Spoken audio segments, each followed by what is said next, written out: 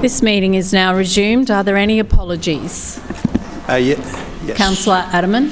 Yes, Chair, I wish to advise that Councillor Marks will be absent today, and I move that she be granted a leave of absence from this meeting.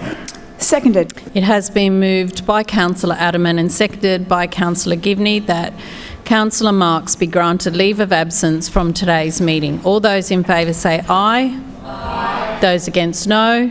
The ayes have it. Are there any further apologies? Lord Mayor. Madam Chair, I move that the resolution of rates and charges, including all provisions and appendices as set out on pages 95 to 220, and also the budgeted financial statements as set out on pages 9 to 14, comprising of the statement of income and expenditure, statement of financial position, statement of changes in equity, statement of cash flows, long-term financial forecast, measures of financial sustainability, and also the revenue statement and revenue policy as set out on pages 23 to 62, and the schedule of fees and charges as set out on pages 221 to 302, including all provisions and appendices and associated delegations to the Chief Executive Officer, be noted for later debate and adoption. Seconded. It has been moved by the Lord Mayor and seconded by the Deputy Mayor that the resolution of rates and charges, including all provisions and appendices, is as set out on pages 95 to 220, to budgeted financial statements as set out on pages 9 to 14, comprising of statement of income and expenditure, statement of financial position, statement of changes in equity, statement of cash flows, long-term financial forecast, measures of financial sustainability, and 3, revenue statement and revenue policy is set out on pages 23 to 62, and 4, schedule of fees and charges as set out on pages 221 to 302, including all provisions and appendices and associated delegations to the Chief Executive Officer, be noted for later debate and adoption. All those in favour say aye. Aye. Those against no. The ayes have it. Councillors, the presentation of the various programs and businesses will be in accordance with Section 74 of the Meetings Local Law 2001. I would also like to point out that I have approved the Chief Executive Officer's request for group executives and other relevant officers to be in the chamber whilst the program or business for which their particular unit of administration is responsible is debated.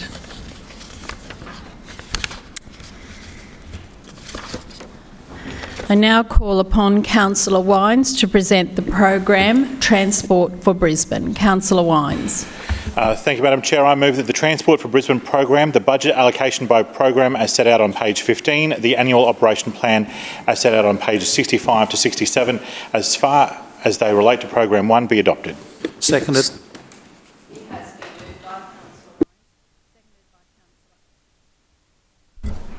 It has been moved by Councillor Wines, seconded by Councillor Aderman, that for the Transport for Brisbane program, the budget allocation by program is set out on page 15, the annual operational plan is set out on pages 65 to 67, so far as they relate to program 1, be adopted. Is there any debate? Thank you, Madam Chair. There are a number of questions on notice from the information sessions. The answers are here. I will table those now. It is my honour to be able to present the Program 1 budget allocations for the coming financial year, and this is really one of the key ways that we keep Brisbane moving. This program reflects the Schrinner Council's clear focus on doing more for residents while maintaining strong financial discipline in the face of increasing cost pressure. Public transport is fundamental to keeping Brisbane moving. It links residents to jobs and education and essential services. It helps ease congestion on our roads and supports economic productivity across our city. But, Madam Chair, delivering these services is not without their challenges, and Council, like the community it serves, continues to face sustained financial pressure from global inflation, rising construction costs, and in particular the increased fuel prices have all contributed to growing costs of operating and maintaining our network. Fuel in particular remains a significant operational expense with large volumes required every day to keep our services running, and these costs are influenced by global market conditions well beyond Council's control. At the same time, the cost of delivering infrastructure and maintaining our assets continues to increase, placing additional strain on the delivery of essential services. Despite all of this, the Schrinner Council continues to deliver for residents. The budget shows that through disciplined financial management, it is possible to continue to invest in services that people rely on, while protecting ratepayer value. This is one of the strengths of this budget and of Program 1. We deliver a modern, reliable and customer-focused public transport network while ensuring that costs are managed responsibly. This year includes a record investment in public transport, with Council's contribution reaching $213 million. It's also worth noting that Brisbane City Council is the only council in this country that directly funds and operates public transport services. This reflects the priority given to public transport by this council and the recognition we have that it keeps our city moving. But more importantly, we see results from our investment. For example, patronage across our network has grown by just short of 30% over the last 2 years. 11 million people have taken advantage of our turn up and go high frequency metro system. And this is not just a return to previous patterns, but an increase on pre-COVID numbers, and reflects a growing confidence in our network that services are frequent, reliable and easy to use. High-frequency turn-up-and-go routes are making it easier for residents to leave the car at home and choose public transport to get them home sooner and safer. At the centre of this network remains our bus system, and the bus network is the backbone of public transport in Brisbane, carrying 2/3 of all journeys taken on public transport in South East Queensland. So this program outlines our performance, our priorities, and how we continue to deliver the safe, reliable and integrated public network system for our city. Transport for Brisbane is delivered across two major streams: transport operations, which includes bus and metro services, external services partnerships, and public transport, which covers ferry services, infrastructure and the Brisbane Metro. Together, these form a fully integrated multimodal network delivering services across the city. For over 100 years, Brisbane City Council has been operating bus services, growing into Queensland's largest public transport operator. And this budget continues that legacy with a strong focus on increasing patronage, improving reliability and delivering an efficient and functional network for our whole growing city. In December of last year, public transport services reached the remarkable milestone of 100 years since Brisbane City Council began its first bus service. From that humble beginning, servicing Grange to the city, we have grown into a world-class multimodal transport operator. This milestone not only recognises the scale of what we deliver today, but also the long-standing contribution of our workforce and the role that they have played in shaping Brisbane. From just 11 buses in those early days to a fleet of more than 1,200 buses, 58 metros, 28 city cats, 5 kitty cats and a growing e-mobility fleet, this is a system that has grown with our city. It is a system that continues to evolve and grow to meet the needs of all Brisbane residents. Why are we so passionate about public transport at Brisbane City Council? Well, firstly, it plays a key role in reducing congestion across the network. It shifts demand away from private vehicles and onto public transport, improving the capacity of our road network and improving travel times. It clearly delivers that environmental benefit, moving large number of passengers in a single vehicle, reduces emissions compared to private cars, and supports Council's broader sustainability objectives. Public transport also provides safe, reliable and affordable travel options for all citizens, and this is particularly important for those who depend upon public transport as their primary means of access to jobs, education, health services and the wider community. And finally, strong public transport means that long-term growth of the city can be facilitated. It enables economic activity, supports higher density and aligns directly with Council's strategic planning objectives. Put simply, public transport is not just a service, but an essential enabler to a connected and livable city. So what do we do? Well, public transport plays a vital role in connecting us each and every day.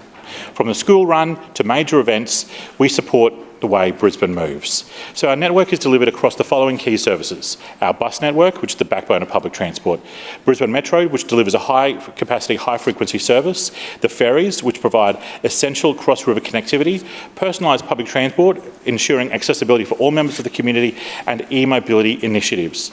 Together, these services are supported by broader operational and enabling functions. And Public Transport Services manages an integrated portfolio that extends beyond core services and includes things such as bus stop infrastructure, street furniture advertising, and special event operations. We also bring together critical capabilities in network operations, service integration, and asset management, ensuring the work is as one connected network. Collectively, this enables us to improve mobility, enhance accessibility, support major events, maintain vital infrastructure, and deliver strong commercial outcomes, strengthening the value of Brisbane's public transport network. Looking to the future, the Metro expansion represents a significant opportunity. With the first two stages of Brisbane Metro having now carried more than 11 million passengers, these services are forming a core service corridor, helping to move more people more efficiently and delivering a genuine turn-up-and-go experience for public transport users. Importantly, the budget also calls out the progression of the Brisbane Metro expansion. And the Brisbane Metro expansion business case will identify options that can be delivered in the lead up to the Games and into the future. And the federal government's commitment of $50 million will support the development of this business case. This includes progressing a detailed business case to support future expansion for the long-term growth of the city. The investment will also help finalise the preferred approach to delivering our commitment to a new Northern Metro depot. The request for proposal, or the RFP, closed last Friday, and we continue to move ahead into the next phase of delivering these expansions. Ultimately, the Metro expansion is a key part of this council's long-term transport strategy, and it's designed to significantly increase network capacity, improve reliability, and reduce congestion across the city. So, network reviews. So, BNBN made changes across the city to modify and improve our network and make bus routes more legible. And this budget continues to prioritise improvements to the network. We're undertaking targeted reviews in key areas such as Toombul, Brisbane's Bayside and the North West to ensure that services meet changing community needs. We're also progressing future high-frequency routes like the Gold City Glider, which will strengthen connections across inner-city precincts and support continued growth. Importantly, these reviews are about improving community services. They're about making the network work better, simplifying routes, improving legibility, predictability, and making the services easier to understand and use. Alongside these improvements, the Shrinner Council continues to invest heavily in maintaining the network. Ongoing maintenance is critical to ensuring reliability. Every month, extensive servicing is carried out across buses, metro vehicles and ferries to ensure services remain safe, clean and ready for passengers. Madam Chair, a reliable network is not just about planning, it's about making sure that assets delivering those services are in the best possible condition. And that's why we're continuing to invest in our public transport infrastructure, which includes upgrades to bus stops, depots and ferry terminals with a focus on accessibility, safety and the customer experience.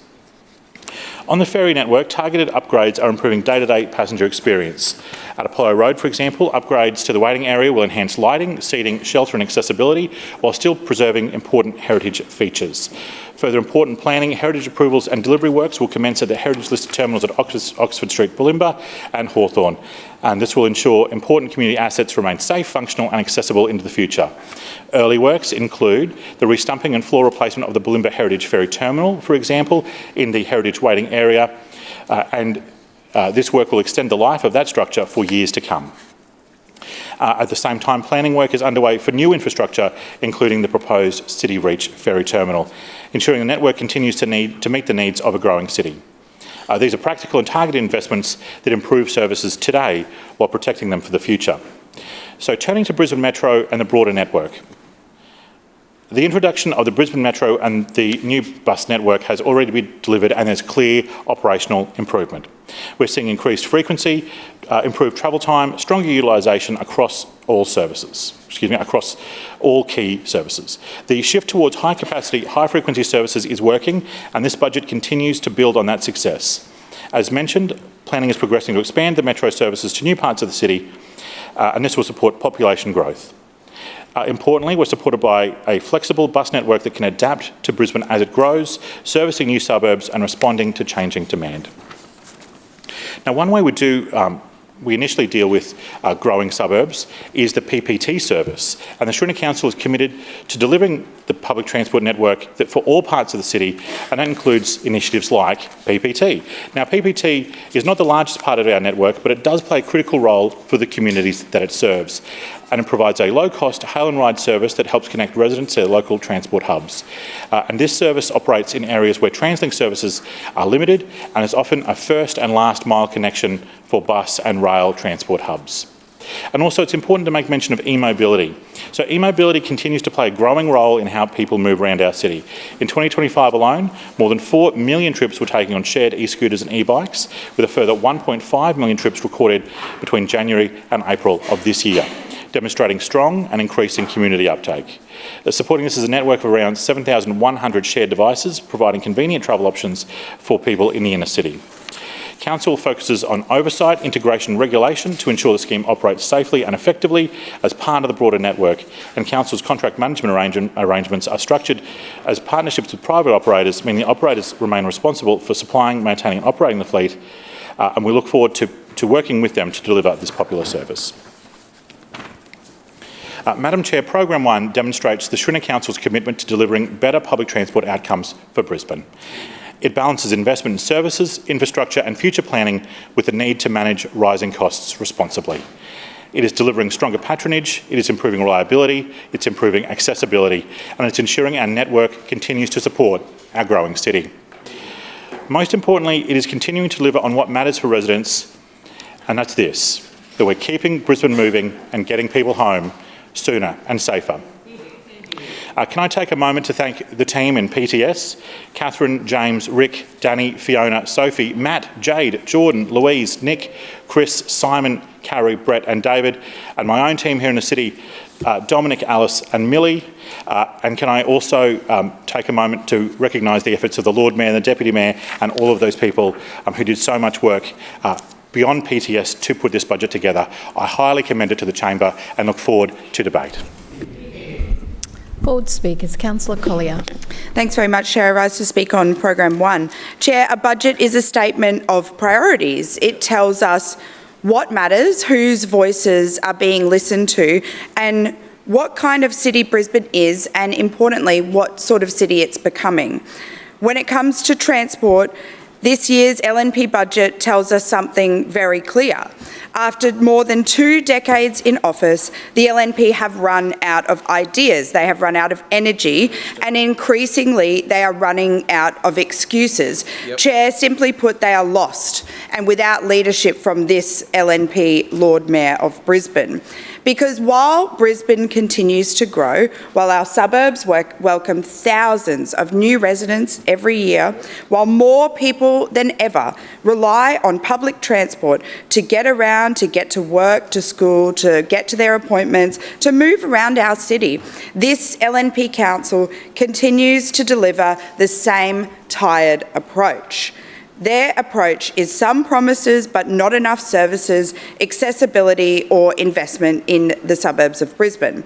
The Lord Mayor likes to describe Brisbane as Australia's lifestyle capital, but a city is only as connected as its transport network. Yep.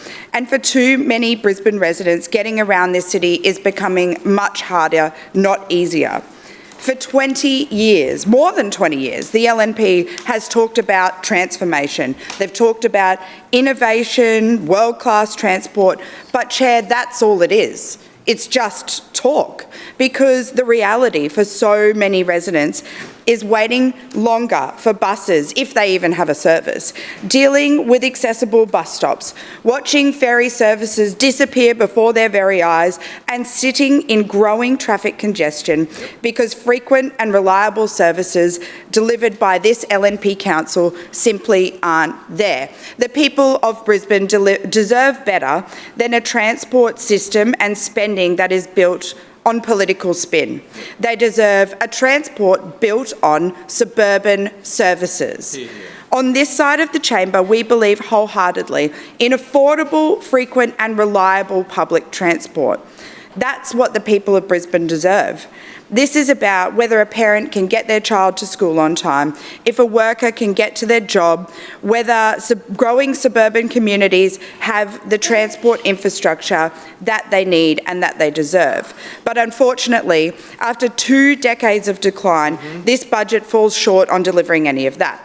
One of the most glaring examples is, of course, accessibility. Now, the LNP will tell you every year that around 90% of trips taken are from bus stops that are now DDA compliant.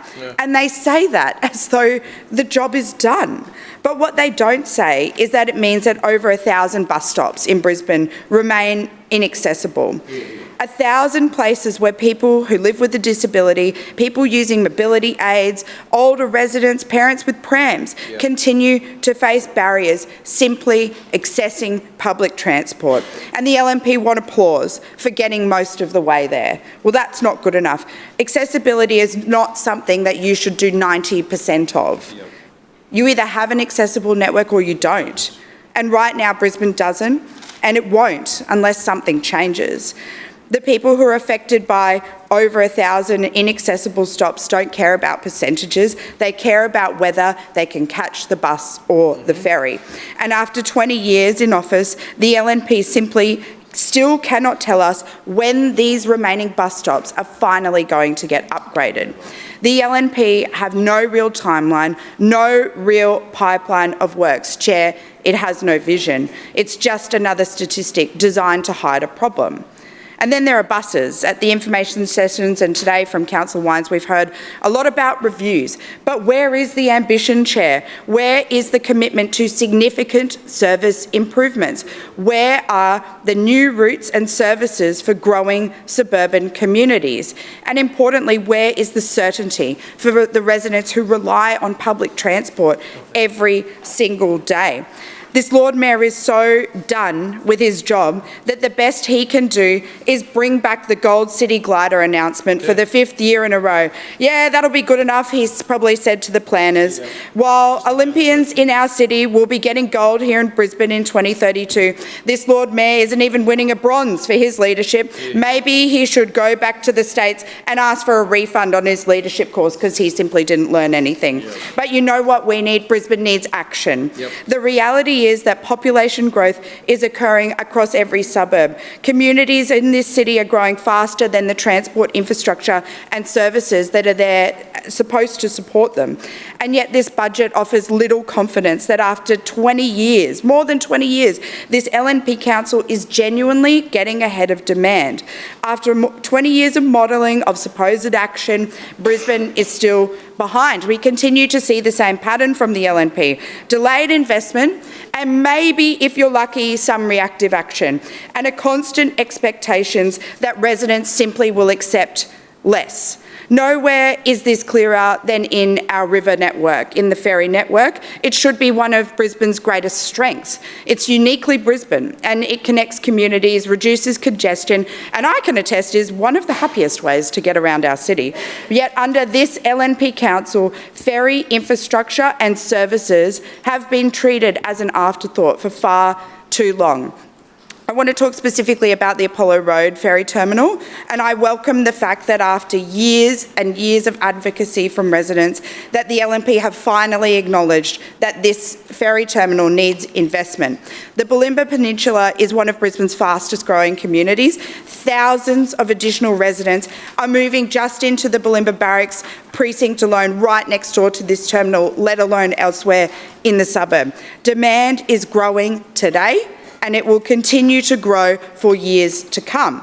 The reality is that terminal is ageing and no longer fit for the level of demand we are going to see. The upgrades are long overdue. So yes, of course, I welcome this funding. I think it's a great win for my community and it's what they deserve. But let's be clear about the other part of this, what local residents have been asking for to go along with this upgrade. They have, of course, been asking for services, because what is the point? What is the point of upgrading a ferry terminal if the city cats that people rely on no longer stop there? That's the question this LNP council refused to answer. More than 1,000 residents signed a petition calling for the reinstatement of the Apollo Road and Milton ferry services after this LNP council cut them. And I'll also, of course, remind the chamber that this is after the LNP cut the Norman Park ferry terminal and the services. How is that for upgrading services and addressing growth in the suburbs? No plan. Despite years of community advocacy, the growth occurring on the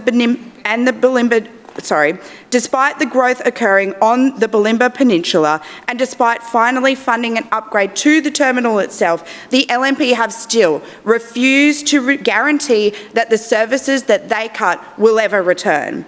Transport infrastructure and services have to go hand in hand. You can't claim to support public transport while cutting it at the same time. And you can't call yourself a transport city when growing suburban communities are still fighting to get back services that they once had. The people of Bulimba deserve better than that, and the people of Brisbane deserve better than this. They deserve a council that invests in infrastructure and services, not one or the other. Chair, this council loves to boast that patronage is up and that services are up. They love to take credit for fares, 50-cent fares, a great Labor initiative. Thank you, former Premier Stephen Miles. Now, there is a man with a vision, unlike this Lord Mayor of Brisbane. Their LNP mates over at 1 William Street have been backed into a corner supporting 50-cent fares because the people of Brisbane and the people of Queensland love it. And they know that it works for them. This LNP council said it couldn't be done, but Labor showed the way once again. Only Labor has what it takes to be bold enough to take action on the issues of the day and make real and meaningful change. Please remain quiet while Councillor Collier is on her feet speaking.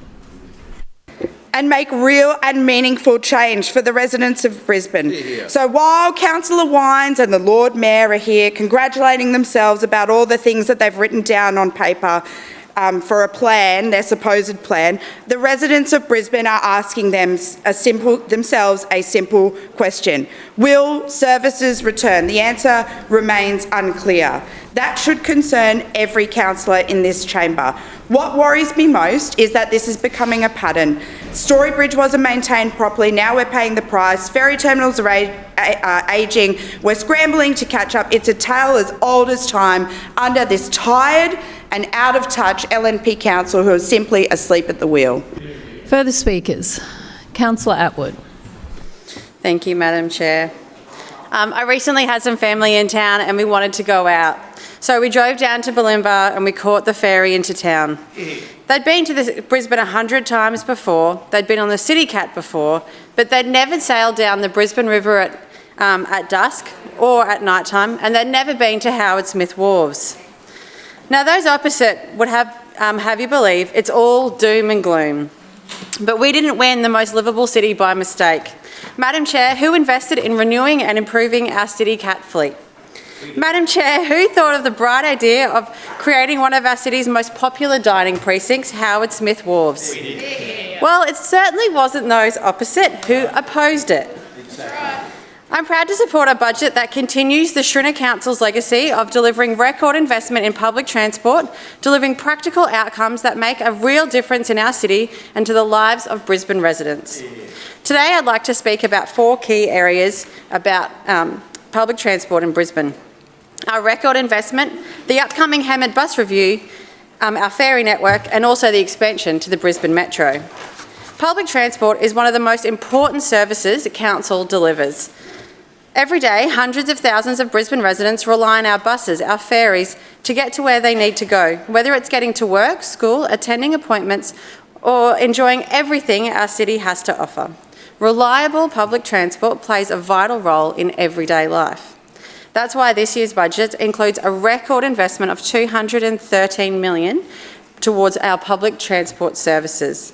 This is the largest contribution Brisbane City Council has ever made into our buses, ferries and metro services, and it reflects our commitment to ensuring residents continue to have access to affordable and reliable public transport options. And we're already seeing the results. Thank you, Councillor. The Brisbane Metro has now carried more than 10 million passengers and the highest number in public transport patronage we've ever seen. Importantly though, it isn't just about the numbers, it's about the people that use it. Residents are choosing public transport because they love our services and our fleet is just getting better and better. The bus, sorry, Councillor Toomey, I'm loving this. The Brisbane new bus network and Brisbane Metro have fundamentally changed how people move around our city. Together, the two services are creating a more connected network, reducing congestion in the inner city and making it easier for residents to access the Metro turn up and go services. For many commuters, public transport is no longer something they need to carefully plan. Instead, they can simply turn up and go. Right. That is exactly the type of network a growing city like Brisbane needs. While buses remain the backbone of Brisbane's public transport network system, carrying around 2/3 of all public transport trips, we know we must continue to adapt and improve services as we continue to grow and travel patterns change. Now, this brings me to a very exciting Brisbane Bayside Network Service Review. As part of this budget, Council will undertake a review of bus services across Wynnum, Manly, Loader and most importantly, Hammond and Tingalpa. This review is about ensuring local services adapt and continue to meet the needs of our growing communities. As a councillor for Doughboy, this is a very exciting initiative. Hammond and Tingalpa residents have told me for a very long time that they want services that connect them to the wider transport network. This review provides an opportunity to examine how local services can better support their needs. It will consider key routes across the Bayside network and explore how it can better connect residents to key areas within the Doughboy, Wynnum, Manly, Chandler and our connecting suburbs. And Madam Chair, I just want to thank Councillor Andrew Wines and our council officers for their help. I'm very excited to work closely with them and our residents throughout the review process for practical improvements that deliver real benefits for our community. But the goal is simple: to make public transport easier to use and to ensure that residents are able to access employment, education, shopping centres and recreational facilities with greater ease. For local residents in Hammond and surrounding suburbs, this is an important opportunity to shape future transport outcomes. Another important part of Brisbane's transport network is our ferry system. Our city cats, or our city dogs as my kids like to call them, they are uniquely Brisbane. They are not only an iconic part of our city, but they are also increasingly important transport options. Last year alone, more than 6 million passenger journeys were taken on our ferries, and it is still the #1 tourist attraction in our city, and I think we all know why. As demand continues to grow, so too must our investment. This budget includes significant funding for upgrades and maintenance across our ferry network, ensuring terminals remain safe, accessible and fit for purpose. Locally, residents will soon be seeing important upgrades delivered at Apollo Road Ferry Terminal, the closest terminal for my ward, and I know residents, particularly in Murray and Cannon Hill, will be very excited. These works will improve safety, accessibility and comfort for residents through enhanced lighting, additional seating, improved weather protection and CCTV. These small improvements will make a significant difference to the daily experience of passengers using the terminal. Council is also investing in the restoration of heritage-listed Bulimba and Hawthorn ferry terminals. These are two very, very iconic ferry terminals and are so beautiful. These works will carefully preserve their heritage value while ensuring they remain safe, accessible and operational for future generations. It's about respecting our past while investing in our future. And finally, I wanted to speak about the future of the Brisbane Metro. The Brisbane Metro is already transforming public transport across our city. It's delivering high-capacity, high-frequency services through some of Brisbane's busiest transport corridors and helping reduce congestion while improving reliability with our turn-up-and-go service.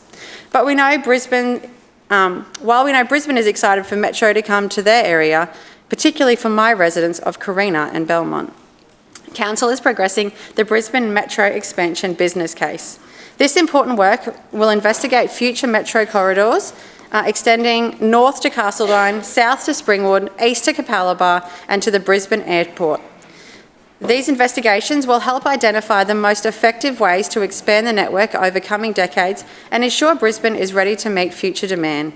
Importantly, this isn't simply about building more infrastructure. It's about creating a fully integrated transport network. That is exactly what the Schrinner Council is doing. We're getting residents home sooner and safer. A network where buses, metro services, ferries and active transport options work seamlessly together. A network that provides genuine alternatives to driving a car.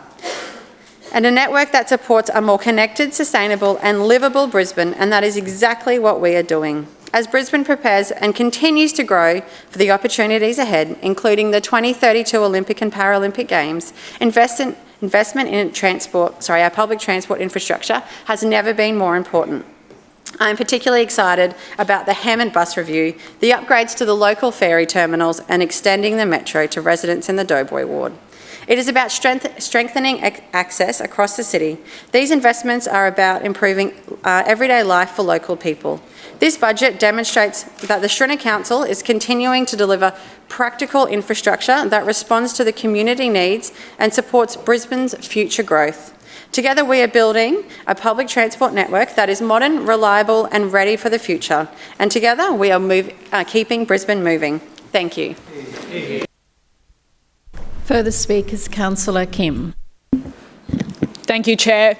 Am I going crazy here, or did anyone just forget about the fact that only a few weeks ago, the LNP Lord Mayor pretended to claim that he applied for a metro expansion plan and funding from the federal government? He said billions of dollars were requested from the federal government, and then it turned out 1 week later, whoops, he was wrong. He never even asked. He never bothered to ask. And I feel like it's a tale of two cities here when I listen to Councillor Atwood getting up, talking about and daydreaming about how wonderful it will be when Metro impacts her area and things get a lot better for the inner city, despite the fact that there is no money to fund the rest of the Metro. In fact, I'd be doubtful that it's even ready for the Olympics. We saw that with the Gympie Tunnel only recently as well. The Lord Mayor isn't even confident that it will be done. And also, good luck for us till after the election and after the Olympics when finally things start moving. It's a shame that this is all the LNP has to offer.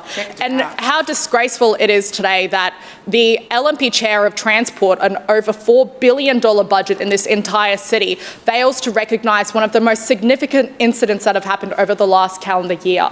And that is the assault on our bus drivers over the past year. Every day there are 2 assaults roughly that are happening to bus drivers, our hard-working employees of Brisbane City Council. And it is not only disgraceful, but it is disgusting that the LNP have not once mentioned what they'll be funding for bus driver safety today. They get up here and they call RTBU members thugs. They don't believe that union members are real working people. In fact, many of which of these residents live in my ward in the suburb of Pollara. The former transport chair is shaking his head, pretending as if he doesn't understand what this means. Despite the fact that he came to Willawong, he pretends to talk to the bus drivers in front of them at the depot, pretending to tell them meaningless platitudes, and then sits in here and shakes his head, not believing that these same members who are union members aren't real people. Councillor Murphy, keep laughing because you stuffed up this portfolio. In fact, Councillor Kim, through the chair, please. Thank you, Chair. Through you, Chair. Through you, since then, there have been every single day 2 assaults on bus drivers. In fact, I've got the statistics right here. In fact, I'm sure he's well aware of this, but he can't be bothered to talk about this now. From 2018 to 2024, 3 to 23 objects are being thrown at bus drivers. 353 to 575 verbal abuse incidents, 91 to 159 incidents of shouting, screaming and punching. We've seen videos floating around online of how these people are attacking our bus drivers. This is the LNP. Didn't they run a propaganda campaign about being tough on crime? This same councillor, Councillor Murphy, couldn't even protect one of his own residents who got mauled by a dog. In fact, he didn't even respond to her. This LNP is soft on crime. He looks at the chair neighbouring him who stuffed up that department, who should have been protecting our residents, should have been going tougher on dangerous dogs, but couldn't even answer that question during her committee when I had asked what the campaign is about dangerous dogs and responsible dog ownership. It is a complete sham, this Big Brother budget book where the LNP are too afraid to talk about the numbers, too afraid to tell us the reality of the situation. And while the Lord Mayor sits here, can I please reiterate this timeline again? On the 30th of April in 2024, in my few first weeks after being elected, I told you about Pollara's growth and Pollara State School. Following that, it was Councillor, stay relevant to this portfolio, please. Absolutely, because, Chair, the council, the LNP Council, love to forget about the financial year's budget of 2024, in which 2 bus stops were promised by this very same LNP chair who's laughing about the bus driver assaults here. This same chair who promised 2 bus stop deliveries in the same budget session 2 years ago, which still hasn't been funded today. Still waiting right now, Chair, which Councillor Wines has failed to mention because he has failed to lead this branch and failed leadership all across the city. He's one of the backseat bandits who sits here with the LNP Lord Mayor with their heads down because they haven't funded anything. In fact, all they did this last term was call me crazy because of the full moon, because they were too afraid to address the residents in our area. Disgusting attack. And after that, in the new financial year, just last year, there was no mention of these same bus stops. Finally, our residents had enough. They had enough of this propaganda, which is why they did not vote for an LNP Lord Mayor in Pollara. Those results were demonstrated at the polling booth, demonstrated, and you can check it up online right now, and we can continue to remind you, Lord Mayor, that we are waiting for these funds to be delivered. Isn't it funny? Isn't it funny that it took so much Councillor campaigning? Kim, you refer to people through the chair, please. Thank you, Chair. Finally, we've seen progress. Over $1 million worth of new bus stop upgrades just down Pollara State School after our residents had been asking the Lord Mayor, both on his social media, because not only was he not present here, he closed the door, they upgraded the office to a Ring doorbell now, so it's really inaccessible. We tried calling, we've tried writing to him, he still hasn't come. Councillor Kim, can you please come back to the Transport for Brisbane portfolio? Well, it makes sense that they don't want to talk about this today. I mean, that's exactly why they've increased our rates. They've increased the rates in Pollara, they've increased the rates in Callambao, which is what's next with this bus presentation. It doesn't make sense that the LNP doesn't even follow the facts. So the places in the Callambao ward where there's increased density should logically have high-frequency bus transportation routes. We hear this all the time. And when you analyse density on a heat map over my entire ward, the places in which there is the most density and where this is concentrated lacks high frequency. That's crazy. Where is the logic in this? And when we ask this LNP Council, when we fill out a petition link, you know what we get back in return? Oh, there's an express route 20 minutes down the road. That is the main one, the 130, 140. Just get on the metro. That doesn't even get out to our ward. And can I please also remind this LNP Finance Chair, number 16 for the top property list on Queensland's hottest up-and-coming people. You know, I wonder why. But could I please remind her that Karawatha, where rates are the steepest right now, 6%... Councillor Kim, again, refer to people through the chair. We're seeing over 6% rate increases in Callambao ward, but in the suburb of Karawatha, there aren't even any bus services at all. There's no public transport serviced in one suburb in my area. That's in Brisbane City Council. So this LNP Finance Chair sits here proud to deliver. In fact, they claimed over 90% for the outer suburbs is the outer suburban budget book.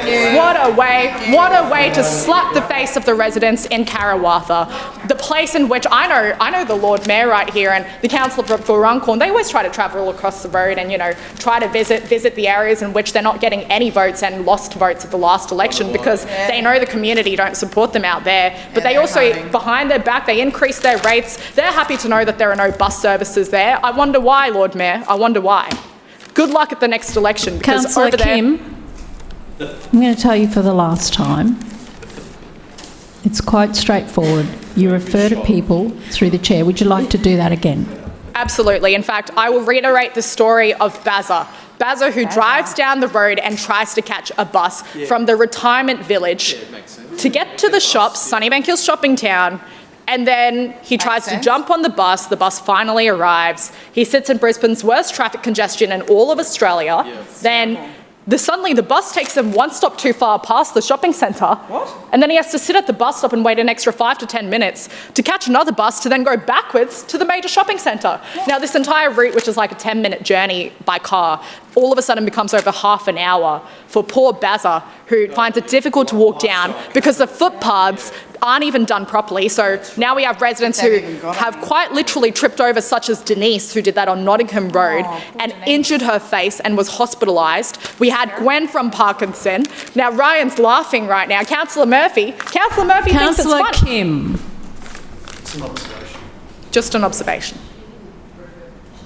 Yeah, she's not talking. Can you come back to the Transport for Brisbane, please? Thank you. If the LNP really cared about Brisbane City, they would start by treating their workers right. Yeah. And it starts at the ground. Yeah, it sure does. It's really interesting that no one here has mentioned a bus driver's well-being for a single time. And we well know that female drivers aren't able to access clean toilets right now, so they have to resort to other means. Yeah. It's terrible. Basic human rights aren't even being considered by this LNP council. Yep. They don't even have the dignity to mention it. It's crazy. And I'm sitting here listening to the LNP laughing because they think they've done a great job with a budget book in which... It's just a joke to them. It's a joke to them. They only last Tuesday, didn't you say, LNP Lord Mayor, didn't this council say, come to the Councillor budget sessions Kim? and we'll answer them? Councillor Kim, All of the info, yeah. can you please correct that? Absolutely. In the last 15 No, seconds councillor. now that these Through the interruptions have chair. clearly been Stop placed doing it to time and out. stop saying that people are doing things they're not. What? Stick to your speech, please. Well, the LNP should stop silencing the voices of our Point of residents. order. Point of order. Are you saying... Oh. I haven't called you yet, Councillor Johnston. And Councillor which Kim, we are your timed time out. has expired. Point of order, Councillor Johnston. So are you now saying in your ruling that you are no longer allowed to refer to statements another councillor or the Lord Mayor makes? Councillor, that's what Councillor what I was Kim was talking doing. about just then was that when you refer to somebody and you're talking to another councillor, you go through the chair. That's what we were talking about. Thank you. point I of don't order- uphold your point of order. Yeah, but point of order, that's Further not speakers. what Councillor Kim Further was speakers, doing, Councillor Madam Chair. Toomey. Councillor Kim was referencing Madam something Chairman. the Lord Mayor said. I am proud to rise today to speak about Program 1, Just turn me off. Transport for Brisbane, a program that sits at the very heart of our city's livability, accessibility and future growth. This program is far more than a transport initiative. It is a commitment to ensure Brisbane remains connected, sustainable and truly a world-class city for residents, commuters and visitors alike. Every single day, Brisbane residents are voting with their feet, choosing public transport in record numbers. And that is no accident. It is the direct result of sustained investment, careful planning, and a relentless focus on delivering a modern, efficient, and reliable network. A key driver for this success has been the introduction of the Brisbane New Bus Network and the Brisbane Metro. Already the Metro has made over 10 million trips, and we have seen a significant uplift in bus patronage since the BNBN was introduced. This uplift is not just about more people catching buses. It reflects a growing confidence in the reliability, frequency and simplicity of our services. This year, Council is delivering a record $213 million in investment in transport in Brisbane. This is the largest contribution of any council in Australia towards public transport, and it ensures we continue to deliver a safe, reliable, customer-focused service across a truly multimodal network. Our extensive bus fleet, our iconic ferries and CityCat services and our Turn Up and Go Brisbane Metro. We have strong support from the Crisafulli government with the introduction of permanent 50-cent fares, ensuring cost is not a barrier for residents who rely on public transport every day. This complements Council's investment and strengthens affordability across the network for residents. Transport for Brisbane operates one of Australia's largest bus fleets, travelling around a whopping 70 million kilometres every year. This enormous effort supports high-frequency buses, bus routes, city gliders, school services, charter operations and major event transports, all essential in keeping our city moving. And in my own community of the Gap, we're about to make the network just that little bit bigger. The Shrinner Council is delivering practical improvements to the public transport network in Capera, Ferny Grove and Upper Kedron. This year we will undertake a targeted review of bus services in Brisbane's growing northwest corner, because as the city changes, new infrastructure is delivered. It's necessary to ensure our services evolve with it. The realignment of Mini Street in Upper Kedron is the catalyst for this review. Mini Street opens up a new part of the suburb to future bus services, and I will speak more about that project in Program 2. The Northwest Bus Review will focus on local routes including the 361, the 362, the 367 and the 392, examining how they operate together as part of a broader network rather than each service in isolation. This includes how they connect to key destinations such as the Ferny Grove Station, Great Western, Brookside and of course the Gap Village. This review is all about ensuring we have a reliable suburban connections both for local trips and for seamless transfers to high-frequency routes for longer journeys across our city. I want to personally thank Minister Mickelberg and the Crisafulli government for their ongoing collaboration and commitment to regular reviews that ensures services continue to meet customer demand and changing travel behaviour. Madam Chair, our commitment to public transport extends beyond the daily commuter. The Shrinner Council is proud to support thousands of students across Brisbane through our 237 dedicated school district routes. These services are carefully timed to match school bell times, and many operate in areas without regular urban services, providing a vital connection for families. Student travel accounts for around 10% of all tap-on journeys, and these services relieve pressure on the broader network by reducing school traffic while ensuring students can travel safely and reliably. Planning these services is sophisticated and is an ongoing process. Council works closely with the schools, families and the state government to align the services with changing bell times, match capacity with student demand, and integrate routes with the wider bus network and rail network. We respond to our school services requests, adjusting routes and timetables to better meet student needs. We operate under a strict No Child Left Behind policy. While disruptions occur, school services are prioritised, additional buses are deployed, and the operators remain on site until every student is safely transported. This is a successful targeted program, and it is another example of how the Shrinner Council is delivering practical outcomes for families across Brisbane. Madam Chair, planning routes and running buses is only part of our story. At the heart of our entire network sits the Network Coordination Centre, the NCC, the nerve centre of Brisbane's public transport system. Located within the Brisbane Metropolitan Traffic Management Centre, the NCC provides real-time incident management and operational support across the entire bus network. Every one of Council's 1,260 plus buses is connected to the NCC via radio, allowing immediate reporting and rapid response. The NCC is staffed 24/7 by operational managers, console controllers, data specialists and mobile response units. They respond to vehicle faults, traffic disruptions, weather events, major incidents, ensuring services remain reliable and disruptions are minimised. Because the NCC operates within a shared citywide control centre, it also supports coordination across state-managed transport infrastructure, also traffic management systems and major event operations. This integration ensures Brisbane operates as a connected, coordinated transport system, not a series of isolated services.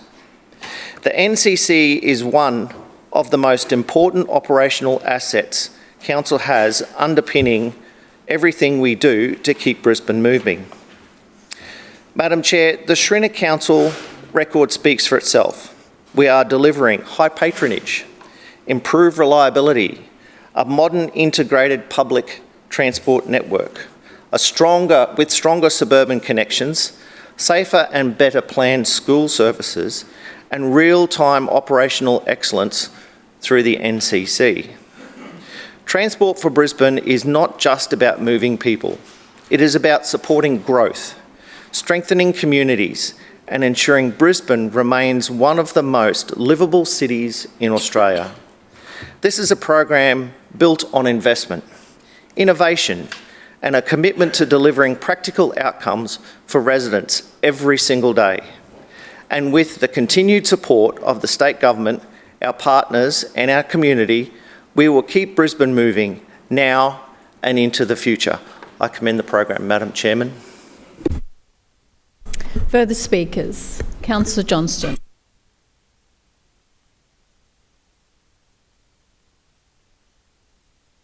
Yes, thank you, Madam Chair. I rise to speak on the Transport for Brisbane budget program. And I want to start with a few questions. And let me say, they're rhetorical, just so you think I'm trying to talk to someone directly. And I may also refer to some councillors in the chamber too, but I'm not asking them any questions, Madam Chair, just so we're clear on this. Firstly, I think everybody in Brisbane would like to know what the final cost of the Brisbane Metro is. Is it even going to be in 2026? I mean, I think it's probably about 1.8 billion. I always said it was going to get to 2, and I reckon I'll be pretty close. I think that given how proud the LNP are of their botched metro bus service, that really a simple question would be, how much does it cost? How much? I don't think that's an unreasonable question. But will we hear that from the LNP today? No, we won't. Instead, we hear tall tales of new metros that lie ahead. We don't know if they're coming from the east, or they're coming from the north, or they're coming from the south. We're going to get all those Logan residents into town a lot quicker, apparently, using Brisbane City ratepayers' staffing and materials and expertise. But that's great. I'm so pleased Brisbane City Council is spending its money investigating services for other councils. That's a really good investment, I think, about our council's funding. So there's no question that the metros have been a completely botched program by this LNP administration. They started as a Paris underground light rail system, and they've ended up being big bendy buses. Now, if you live near one of the two routes, you might every 15 minutes have the opportunity to hop on one of these big bendy buses. But they're not turning up every 2 to 3 minutes, as promised by this LNP administration. And when they do turn up every 15 minutes, they're pretty chockers, I'm told. If you live nowhere near the existing bus routes in the busways, these metros have zero benefit for you whatsoever. In fact, they make your trip into town harder because your bus has been truncated at the cultural centre and you have to change buses to get into town. And then you may have to change buses in town if it's a big walk to where you're going as well. So this, far from improving the life of Brisbane bus users, it has made it much, much harder, particularly for the elderly in our community. It's obscene. It is an obscene thing that council has spent $2 billion of public money, some of that from the federal government, on a bus network that has not improved bus services for everybody in Brisbane. It is wrong. It is wrong. We know that the new Brisbane, it was called the Brisbane Bus Network Review. The Brisbane Bus Network review that was undertaken, shoved down our throats, despite our feedback, desperately asking for changes to preserve local bus routes, to make sure communities in the southern and southwestern suburbs in Tennyson Ward could still get on a local bus. We asked what changes did council make out of the consultation for us? None. Not one. Not one. And what happened? The new bus network came into effect and there was chaos. There were children left behind. There were chockers buses not stopping to pick people up. Residents have to walk a kilometre to get to their closest bus. There's no footpaths. It's been disastrous, and it's not like the problems are abating.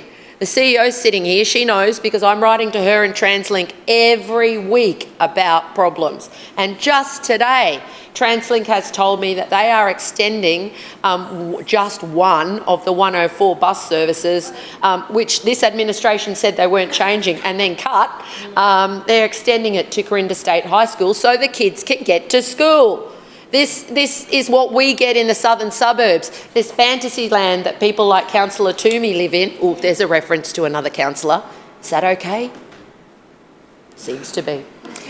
This fantasy land that Councillor Toomey lives in, there'll be this lovely North-West bus review and all our children will be on buses and you'll hop off a local bus and onto a high network bus. We'd just like a local bus service out in Tennyson Ward.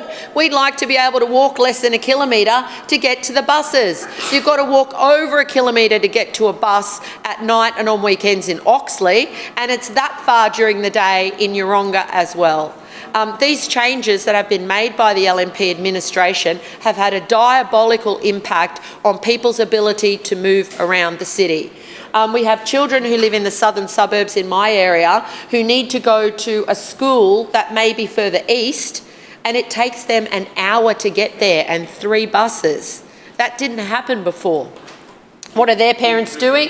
Yeah, keeping Brisbane moving. What are their parents doing? They're driving them to school. They're not putting their 15 or 16-year-old child on 3 different buses that takes an hour to get to school with their band equipment or their sport equipment.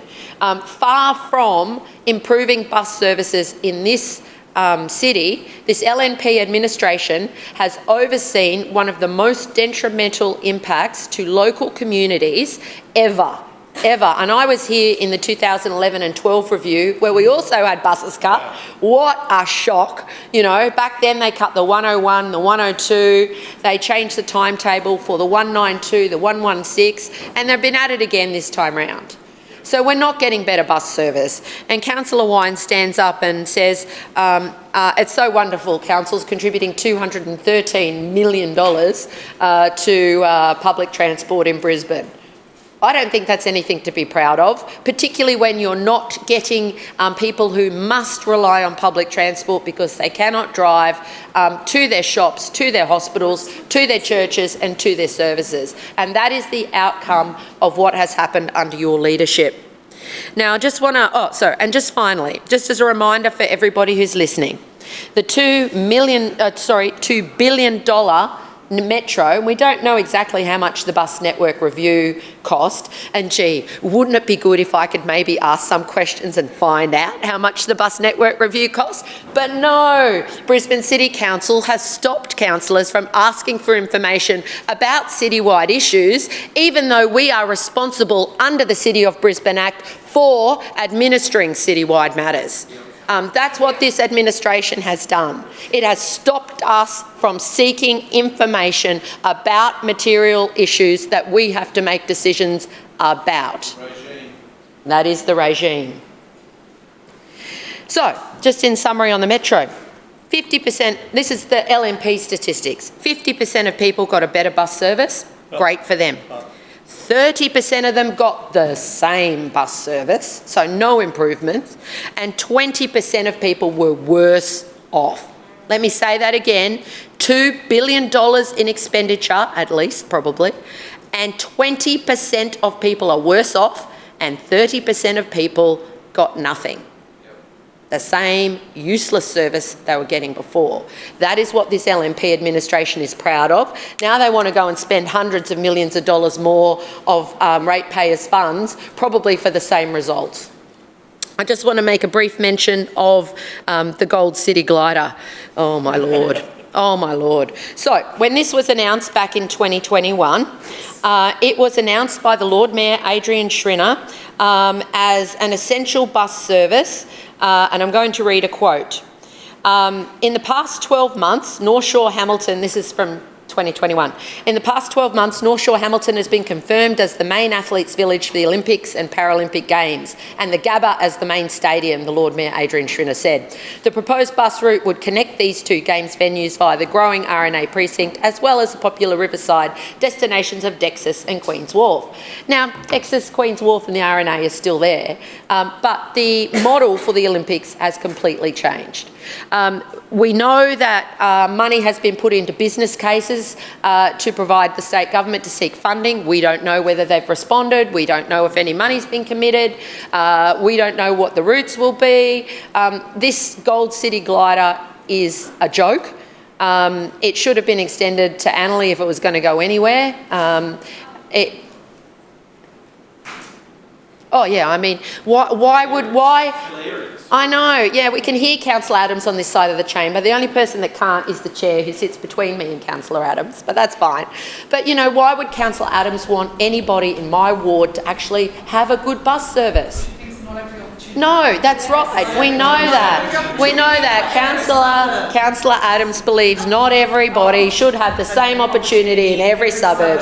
And there she is, quirping about it again over there. So Councillor this is Johnston, not a good your program for time Brisbane. has expired. Further speakers, Councillor Dixon. Thank you, Chair. Chair, I wish to rise to make a contribution on Program 1, Transport for Brisbane. This year's budget delivers for Brisbane in terms of record investment towards building a transformational public transport system that caters for Brisbane now and the Brisbane of tomorrow. Chair, I just want to touch on a few things that relate to public transport in the north. And the first thing I want to talk about is, while Toombul is slightly out of the Hamilton ward, it was, prior to the 2022 floods, an important shopping hub and transport hub, which it still is. And I understand that as the North Brisbane will continue to grow, the Schrinner Council is planning for a future around the Toombul interchange, which is experiencing some growth. So the Toombul interchange will play an important role in the public transport network.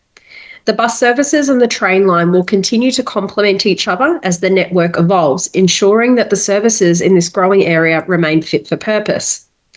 As the Toombul redevelopment continues to progress, the Schrinner Council will continue to plan services for both the redevelopment of the anticipated precinct, as well as the growth expected in surrounding suburbs of Northgate, Nudgee, Nunda and Banyo. With the state government unlocking the former Energex site, which will bring an approximate 500 homes online, it's imperative that we strengthen public transport connections. It's important to not only meet the demand now, but the demands in the future. A future-focused approach does not happen overnight, but focusing on the Toombul interchange role as a hub for public transport, we can adequately plan for the residents that are here now and those in the future. Chair, Hamilton Ward has the buses and the ferries. We are continuing to look towards the future, especially as we get closer to the 2032 Olympic and Paralympic Games. Knowing that while the current bus network is servicing the Brisbane of today, the Schrinner Council is always planning for what's next. And a key part of this future bus network is the delivery of the Gold City Glider. The Gold City Glider is anticipated to be a high-frequency service similar to our other popular glider services across Brisbane. I'm excited to be working with my state government colleague and TransLink and Councillor Wines, who is a fantastic public transport chair, to progress planning for this service that will connect Hamilton to Woolloongabba. Hamilton, in particular, the North Shore and Portside areas are experiencing rapid growth, and it's continuing to be a very popular area for people to live in. And with the continued development of that area, a high-frequency service will be needed to ensure connectivity across the city. With the feature of the Gold City Glider being high frequency, it will be turn up and go convenience. Now, we've upgraded Kingsford Smith Drive, which is another great infrastructure upgrade that this council has delivered. And it will ensure that once the wheels are hitting the road, residents will be able to leave the car at home, whether it is for work, study or play. We are keeping Brisbane moving because, after all, Brisbane is the lifestyle capital of Australia. Chair, as you and many others in the chamber would be aware, Council delivers bus services on behalf of the state government. So I understand negotiations will commence shortly on the next core services bus contract with TransLink. So this will be an important opportunity to evolve our network. This budget ensures that we are able to continue planning work for the Gold City Glider, which includes looking at bus stops along the route. The Gold City Glider represents the next stage in delivering a connected and modern transport network for Brisbane and beyond. So I look forward to keeping the Hamilton Ward community updated on the progress of this exciting new bus route. This year's budget reaffirms our commitment to delivering reliable and accessible public transportation for all residents. And I'm pleased to see that the budget has again committed to delivering free off-peak travel for our seniors, which was first introduced in 2019. This is another great initiative from the Brisbane Council to support our seniors and ensure they can remain connected to their social networks, friends and family. It also helps support the cost of living pressures, and I bet there are a few seniors that use the free off-peak travel to attend the free concerts at City Hall that are very popular, and also the Lord Mayor's Christmas concerts. It's very easy for our seniors to use this free off-peak travel. They just need a seniors go-kart and they can catch a ferry, bus or metro around the city. So for those who might only occasionally use the free off-peak travel, they could save, about $50 per year, and the savings would be greater for those frequent users on our public transport network. It's a great way to give back to our seniors, Chair, because it's not just about providing free travel for leisure. It ensures that our much treasured seniors are able to get to their medical appointments and do other errands around the city as they need for free as well. It helps keep the pressure off for many seniors who have a fixed budget. Chair, I know that in the Hamilton Ward, it is very popular with many of my seniors, especially the Progress Cubs, who I often see at Riva Cafe to head off on an adventure at the City Cats at the Hamilton North Shore Ferry Terminal. Even though we operate the public transport on behalf of the state government, the ferries and the buses, Council fully funds this initiative for our seniors. So it means that seniors are able to travel for free off-peak on weekdays, as well as free on weekends and public holidays on the bus. On our City Cat services, they're able to travel along our magnificent river for free on weekdays during the off-peak period. And it is definitely popular, and you don't just need to take my word for it. We've had about 4 million trips in the last year alone, I believe. It's very popular. So it makes it easy for them to stay connected, attend appointments, visit their family. This is a small way Council can support active independent lifestyles, as well as reducing social isolation. Together with the brilliant 50-cent fares, it is no wonder our public transport system is getting more and more patronage. Chair, I could not contribute to Program 1 Transport for Brisbane without mentioning the Brisbane Metro, which has been incredibly popular since it came online last year. It's a highlight in this job to get up super early, to get on the first Metro with our Public Transport Chair, Councillor Wines, to get on board the inaugural M1 service to King George Square. So it was definitely worth the 3 a.m. wake up. This budget is continuing to deliver record investment in our public transport system. Chair, when we get to 2032, I think the Brisbane Metro will be something that people remember from these games. The $213 million that's been committed in this financial year is significant, and I always marvel at what our council achieves. Yes, we do rates, roads and rubbish, but we are leaders in public transport and other infrastructure. I am very pro-Metro. I can't wait for it to get to the north side. And Chair, I will conclude my remarks there and commend Program 1 to the Chamber. Further speakers. Councillor Cassidy. Thanks very much, Chair. I rise to speak on this program, and something that Councillor Collier said I want to pick up on, and it is an important theme that we hear from the LNP, but it's important to actually deal in facts rather than just some sort of AI narrative that the Lord Mayor has these days. And that's about the transformation of Brisbane.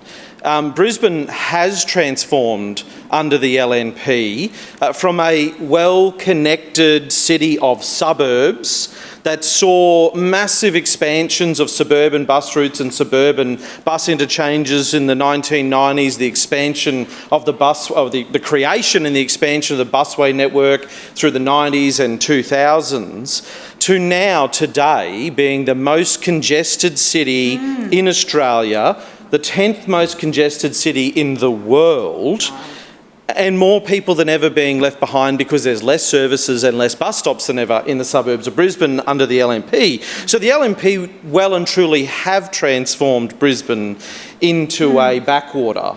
And I understand why the Lord Mayor's putting more, content creation staff on in his office than ever to try and paying more influencers than ever out of council funds to try and paper over these cracks. Because if we look before us today and just have a look at what the centrepiece of this LNP budget is when it comes to public transport, it is this, and this is according to them.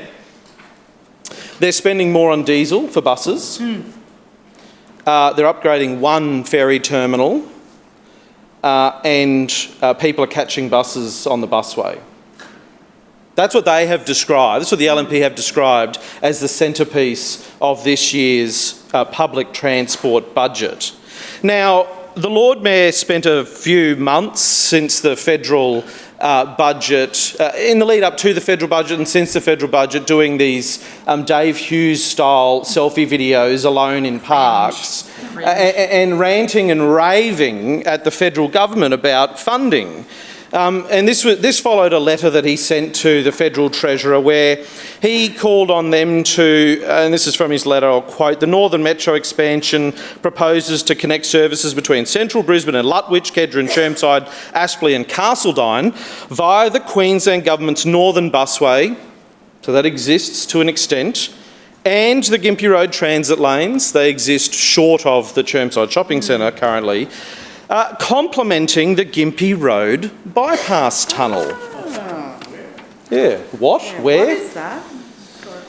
He then goes on to say, "While the business case is ongoing, I believe there are opportunities for early investment to extend Brisbane Metro south to Springwood and north to Lutwyche and to the airport." Now, I sort of thought to myself, okay, that's a claim that he's put there to the federal government requesting operational funding of bus services. Not something I have ever seen a federal Commonwealth government do, ever, pay for the operationalisation, the ongoing costs, staff costs, diesel costs, costs for running buses and things like that. Is that desperate? Who does that in agreement with council? You sort of scratch your head and think, who covers the operational costs of our public transport? That's right, it's the state government. So, sure, this is a letter that the Lord Mayor fired off and he did a few selfie videos. Where is his letter to the state government? Has anyone seen it? Ahead of the state budget? Table it. So he released this letter to the federal government publicly. He did a whole lot of these selfie videos. I went and checked this morning to see if he did one of those selfie videos in the park this morning about the state budget. But I couldn't find one. I couldn't find one. I was really looking forward to that one. So we assume, it's obviously done secretly because he hasn't put this in the public domain. We assume the Lord Mayor did some advocacy to the state government on important things for funding, like the metro expansion, even to Lutwyche, because it's an operational expansion, not even an infrastructure expansion, and to Springwood, what he said he wanted. So we assume he asked for that. We assume he advocated for the Gympie Road bypass tunnel, the Gold City glider funding to operationalise it this year, extra suburban bus services, upgrade to the Hurston busway station, the Northside bus review. So what did the state government announce in their budget yesterday for Brisbane City Council? On the metro, nothing. Nothing. We know their plan now is for witches' hats down Gympie Road. That's what the LNP's plan is for the metro expansion. Yeah, that's right. The same. They're friends. They're friends. I mean, if you've got friends like that, what enemies do you need? On the Gympie Road bypass tunnel, now he knew this well before the state government handed down their budget, because his little slip of the tongue in his budget speech, he confirmed that the Gympie Road bypass tunnel had been cut, and that was confirmed in yesterday's state budget. And according to the Lord Mayor himself, the expansion of the Brisbane Metro North was contingent on the Gympie Road bypass tunnel also becoming operational, and those two things would work together. The Gold City glider, and we just heard from Councillor Dixon just now that that had been delayed again this year because Councillor Dixon said they can start planning now for the Gold City glider. They started planning for the Gold City glider 20 years ago. So I guess the new version of the Gold City glider is going to be planned this year. Extra suburban bus services for Brisbane in the absence of a metro expansion from the state government? No funding for growth services here in Brisbane, and that's obviously why we're not seeing a Northside bus review. A Northside bus review that was promised by the Lord Mayor and by Councillor Wines to occur, that's been shelved as well. No announcements even between now and the Olympics to upgrade the Hurston busway station.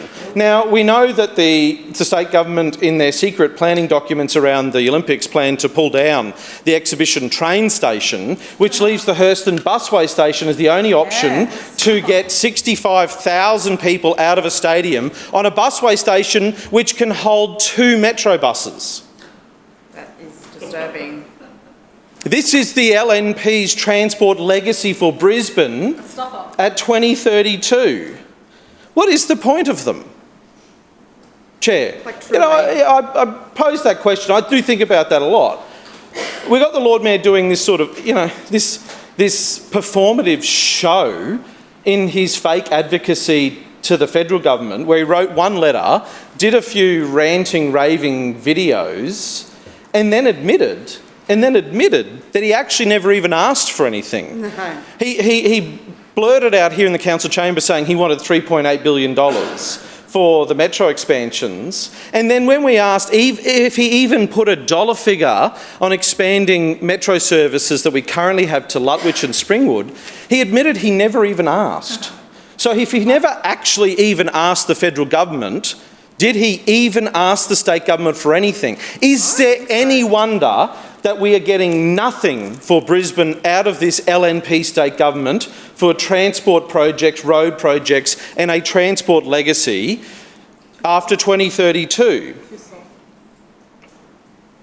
Now, we heard from, and a critical part of all the metro expansions, of course, is the Northside bus depot. Now, we all remember the Lord Mayor said he didn't need a business case for the Northside bus depot because, Chair, you were getting this in your ward.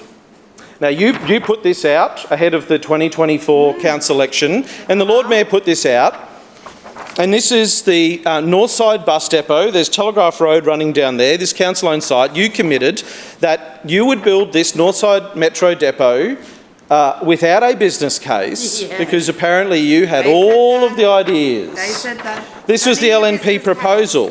They didn't need a business case, they said. Who said that? He said they would just do a carbon copy of the Metro depot down at 8 Mile Plains, and they would just build it on the north side, and then that would fast-track the metro. They went to the federal government and said, can we have $50 million because we're going to build this depot on the north side, and we just need that fast-track business case money to prove how we can get those metro buses all the way down to Castledine.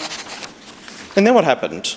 The Lord Mayor took the $50 million, sat on it for 12 months, and then announced a business case would be delayed for 2 years, plus some extra time as well. And we find out today that this Northside bus depot doesn't exist and never will. Wow. Never will.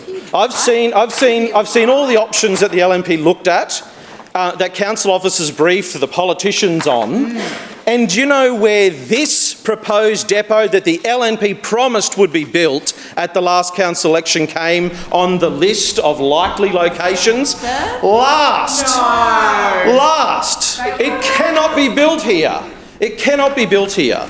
This is the LNP's legacy for public transport in Brisbane. A failure, the most congested city in Australia, and there's Councillor no way Cassidy, out with this your LNP. time has expired. Further speakers? Councillor Wolfe.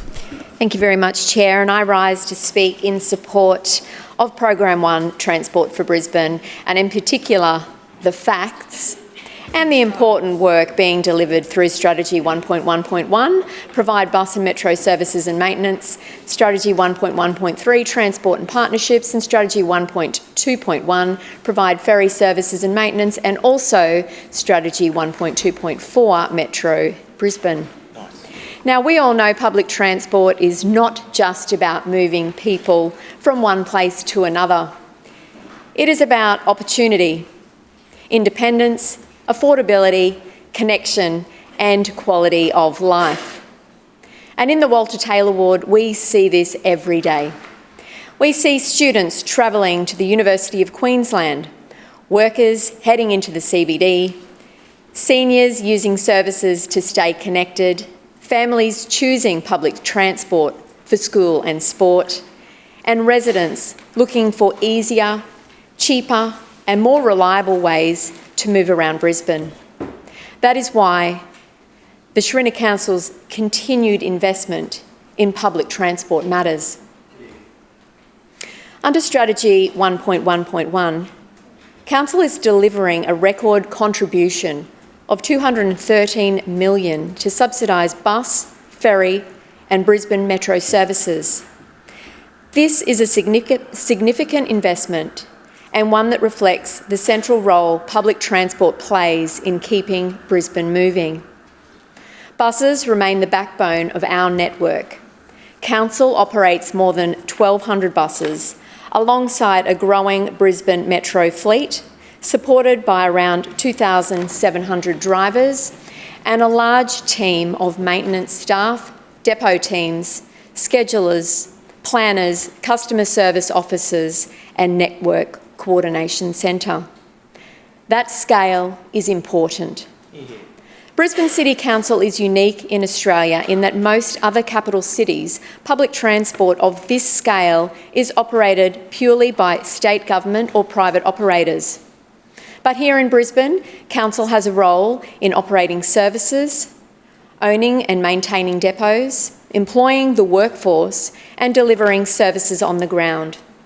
This gives us practical, real knowledge of the network, and it means we can understand the pressure points, respond to changing travel patterns and support major reforms such as Brisbane's new bus network and the Brisbane Metro. In the Walter Taylor Ward, public transport is especially important because we are home to major education centres, employment, health and lifestyle destinations. The UQ Lakes precinct is a perfect example. Everyday students, staff, researchers and visitors rely on frequent services to connect to the university, to Indooroopilly, Toowong, the CBD and beyond. For a student living at St Lucia or arriving from the western suburbs, reliable public transport can make the difference between needing a car and being able to move freely, affordably and sustainably. For parents with teenagers travelling independently, it provides confidence. For other residents, it supports mobility and social connection. This is where the Brisbane Metro is so important. Brisbane Metro is already transforming how people move through our city, providing high-capacity, fully electric services on key corridors and supporting a more reliable turn-up-and-go network. With more than 10 million passenger trips already taken on Brisbane Metro, these services, it's clear that residents are responding positively. Metro is also an important part of the future of UQ Lakes precinct. UQ is one of Brisbane's biggest public transport destinations, and improving high-capacity connections to places like UQ Lakes will help reduce congestion, support students and staff, and make public transport a more attractive alternative to a private car. Chair, public transport is strongest when it is connected. That is why Strategy 1.1.3, Transport Partnerships, is also so very important.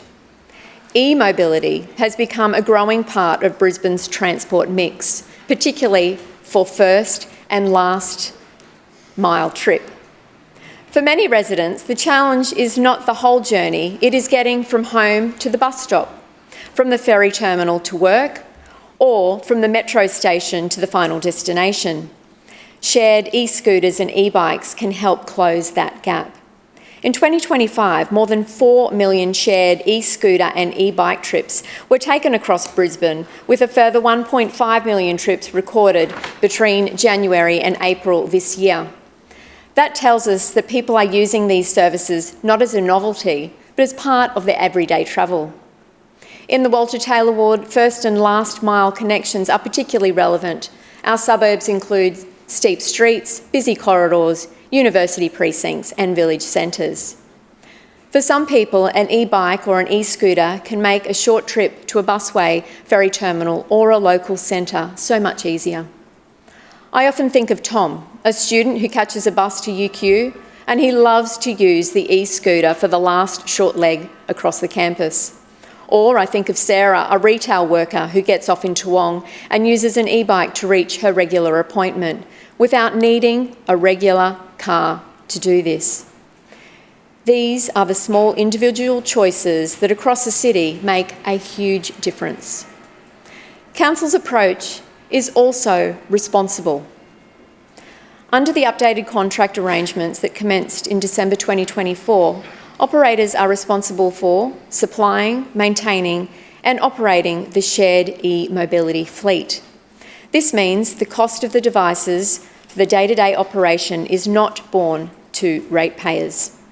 Council's role is to oversee, regulate and integrate the system safely in the broader transport network, and that includes improved GPS geofencing, speed controls, no ride shares and designated parking areas.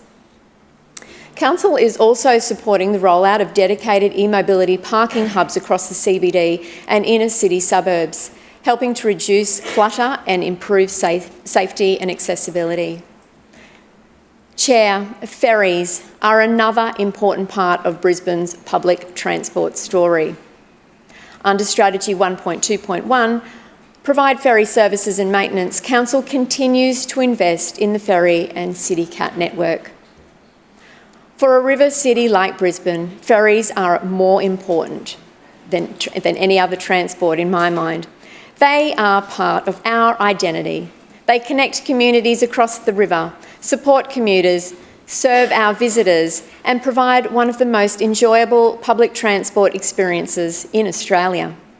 And in the Walter Taylor ward, we are grateful to have 3 ferry terminals serving our regular community: the Regatta Terminal, the Guyot Park Terminal and UQ. These terminals provide important connections for residents, students and workers, visitors, linking our community to the broader public transport network and help people move around Brisbane without always relying on congested road corridors. My family and I are regular ferry users and I genuinely love being able to jump on a CityCat to head to UQ, the CBD or Howard Smith Wharves. It is one of the great pleasures of living in a river city, and it's also a practical, reliable and enjoyable way to travel. In the Walter Taylor ward, our connection to the river is a defining feature.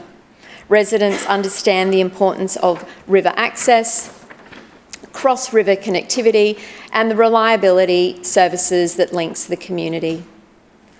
Chair, good public transport also depends on the people who deliver it. That is why driver recruitment and retention is so very important under Strategy 1.1.1. Driver training schools are consistently full and Council is onboarding approximately 45 to 48 new drivers each month. Chair, as Brisbane continues to grow, public transport must continue to grow with it. That is why Strategy 1.2.4 Brisbane Metro is critical. The Brisbane Metro expansion is delivering further upgrades that we look forward to seeing through north to Castledine, south to Springwood and east to Capalaba, and also Brisbane Airport. These investments before us are practical, forward-looking and necessary, and they show that Council is not just talking about better public transport, we are delivering it also. Thank you. Councillor Adamant, could you move an adjournment? Yeah, Chair, point of order. I move that the meeting adjourn for a period of 15 minutes, which commences only when all councillors have vacated the chamber and the doors have been locked. Seconded. It has been moved by Councillor Adamant and seconded by Councillor Givney that the meeting adjourn for a period of 15 minutes, which commences only when all councillors have vacated the chamber and the doors have been locked. All those in favour say aye. Aye. Those against no. The ayes have it.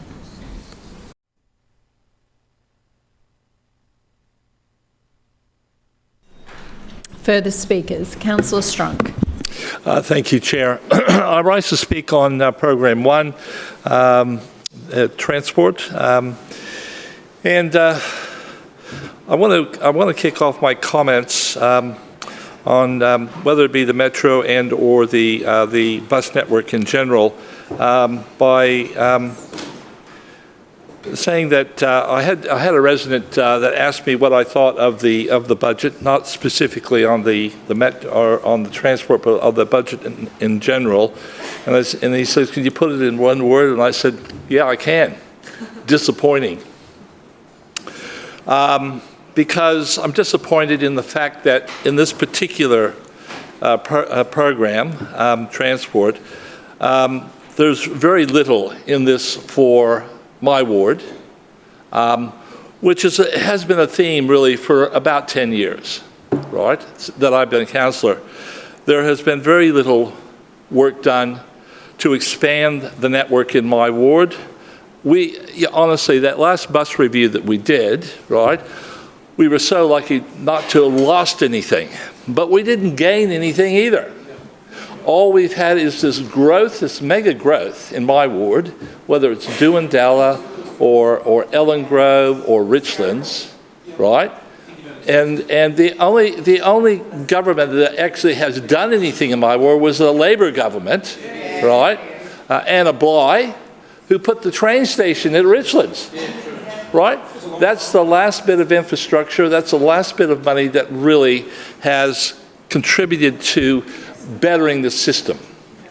The last bus review, as I said, we didn't lose anything, but we almost did. We almost lost, right?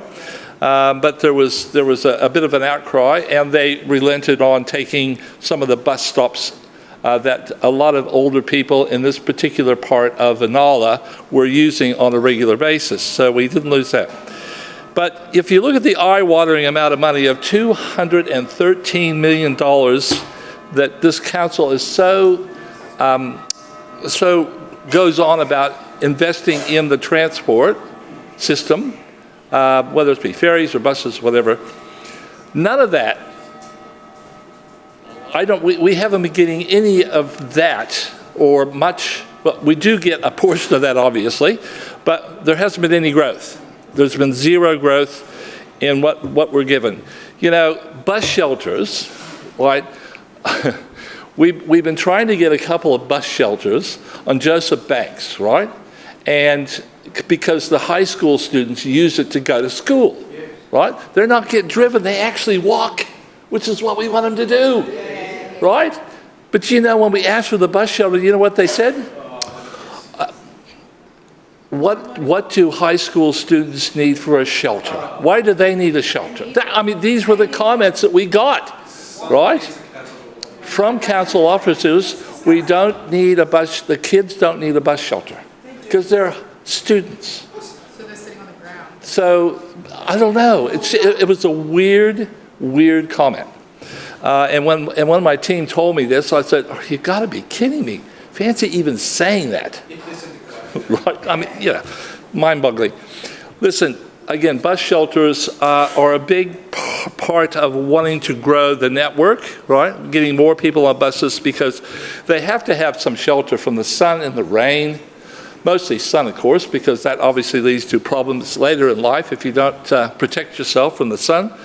But we're just not doing the job. And I had a goal in my head when I first became councillor that at least we'd have a shelter for all inbound buses into the city, right? Outbound, they tend to get off and then they move off to where they live, right? But inbound ones, there should be a shelter at every stop. And we haven't done it. We haven't done it. Bus routes, I know Councillor Griffith has been working with a neighbourhood watch group at Oxley, who's been trying to get a service along Blunder Road, really from Heathwood through to Indooroopilly, right?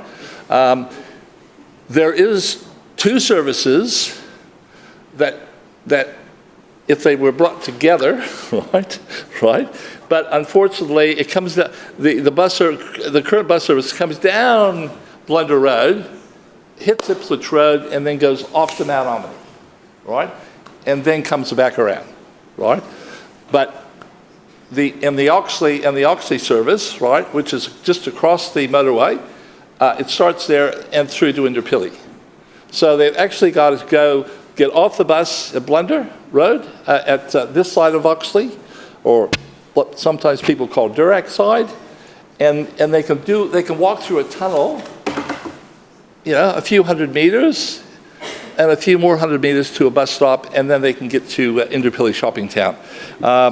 So listen, I mean, we've got to do more bus routes to make it more favourable for people to get to work. I have a lot of industrial area in my ward, right?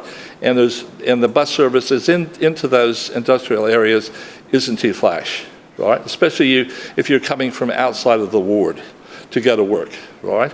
So congestion, and of course, you just have to look at the congestion down Centenary Highway. It took over an hour to get here today, right? But the other day, of course, it took me an hour and a quarter. So, and that's because there's only a few bus routes that actually go down the Centenary Highway from anywhere. And, the Centenary suburbs are probably one of the poorest for service, right? Bus service, that is. And train service, I suppose, as well, because there really isn't there isn't a train service. And as I say, there's probably only really one suburb in my area that really has a pretty good service, right? And that's the Inala Richlands area, right, which has the train, high frequency bus, and pretty good service that takes people to mostly where they want to go.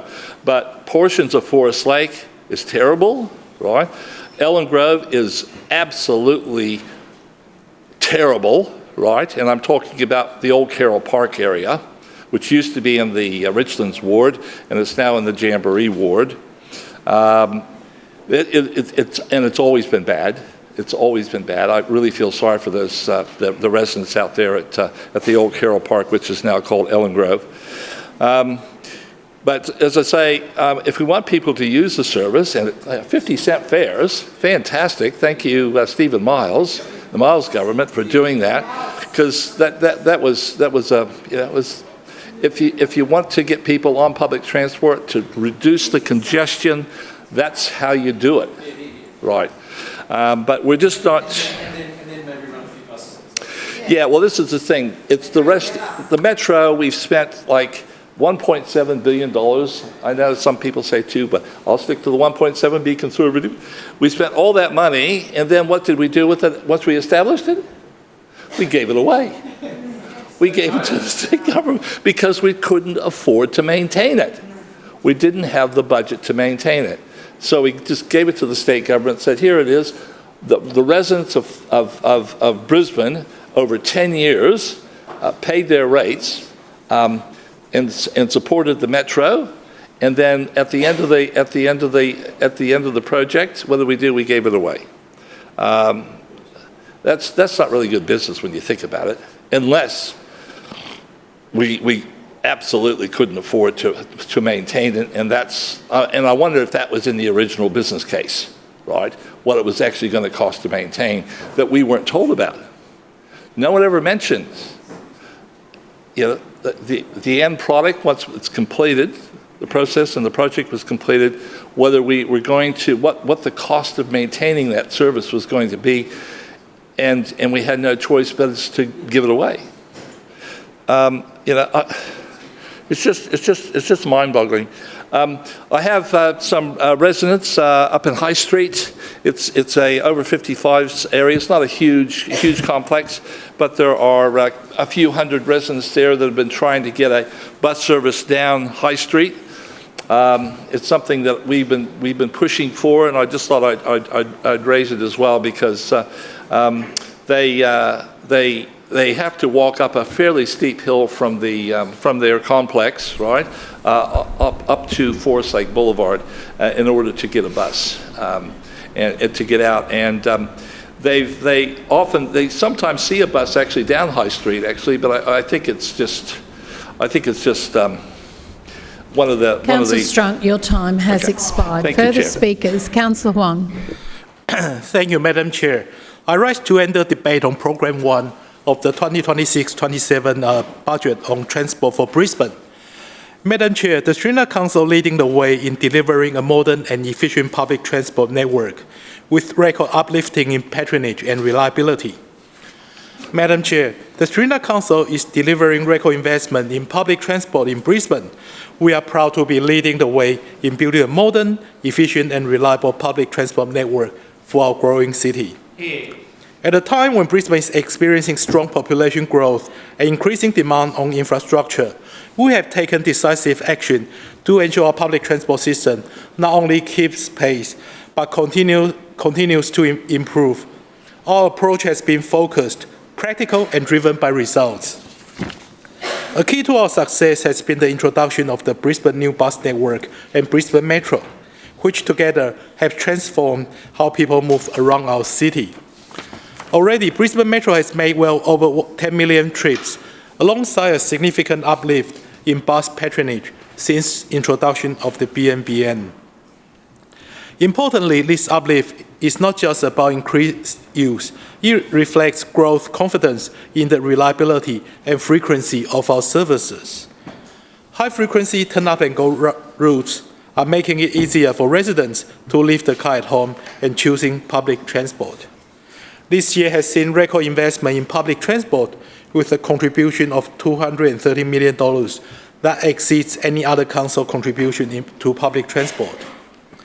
A part of our ongoing investment in public transport, we have seen patronage reach record highs, both compared with pre-BNBN levels and pre-COVID levels. Buses remains the backbone of the network, carrying around 2/3 of all public transport trips. The cultural centre alone handles more than 1,100 services during daily peaks. Brisbane Metro addresses congestion and capacity constraints, relieving key bottlenecks and improving overall network performance. The introduction of Metro was critical to BNBN delivery, ensuring alignment with changing travel patterns and population growth since the last review in 2013. Network redesign outcomes include improved reliability, reduced inner city congestion, easier transfer between modes, and increased service frequency and operating hours. We have also seen strong support from the state government, with the Chris Fleet government make 50-cent fares permanent, further improve affordability and boosting usage across the network. This complements Council's ongoing investment, ensuring cost is not a barrier for Brisbane residents who rely on public transport every day. Madam Chair, these outcomes are not accidental. They are the result of sustained investment and careful planning. In this year's budget, Council is investing a record $230 million to subsidise bus, ferry and Brisbane Metro services, reinforcing our commitment to maintaining affordable and reliable services. Our network is built on 3 core services. First, our bus network, the largest of its kind and the backbone of public transport in Brisbane. It continues to expand and adapt to the needs of the public. The new bus network has improved connectivity, increased service frequency, and supported higher patronage. Second, Brisbane Metro, our fully electric bus rapid transit system, is delivering fast, high-frequency services through key corridors, with planning underway to expand the network further as part of future business case. Third, our ferry and CityCat network, which remains both vital commuter service and a unique part of Brisbane's transport system. We are continuing to invest in upgrades to ferry terminals and planning for expanded capacity, ensuring these services remain safe, accessible, and reliable. Looking ahead, the Sri Lanka Council is committed to building on this strong foundation. We are progressing key reviews and initiatives that will further improve our network, including the Brisbane Metro expansion business case, examining future corridors and connections, continued refinement of the bus network to respond to growth and changing travel patterns.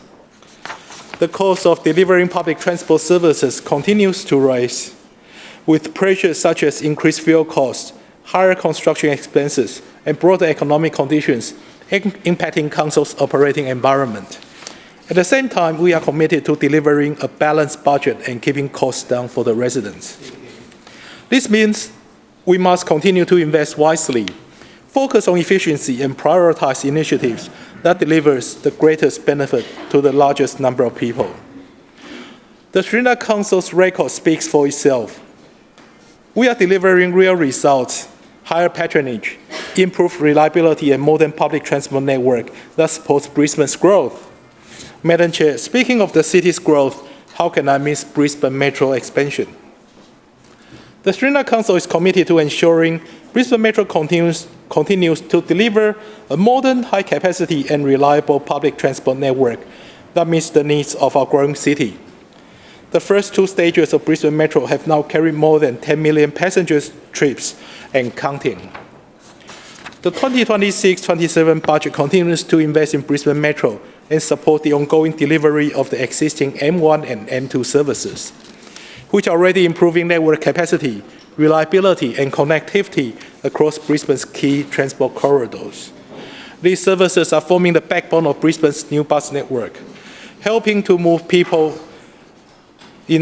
more efficiency, and delivering a genuine turn-up-and-go experience for public transport users. Importantly, the budget also calls out the progression of the Brisbane Metro expansion under Strategy 1.2.4.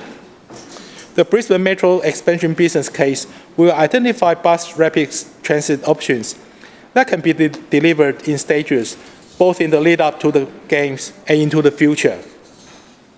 It will investigate the proposed expansion routes north to Castledine, south to Springwood, east to Calabar, and into Brisbane Airport. The federal government's commitment of $50 million will support and develop this business case. This includes progressing a detailed business case to support future expansion, ensuring Council is taking a proactive and responsible approach to planning for long-term growth.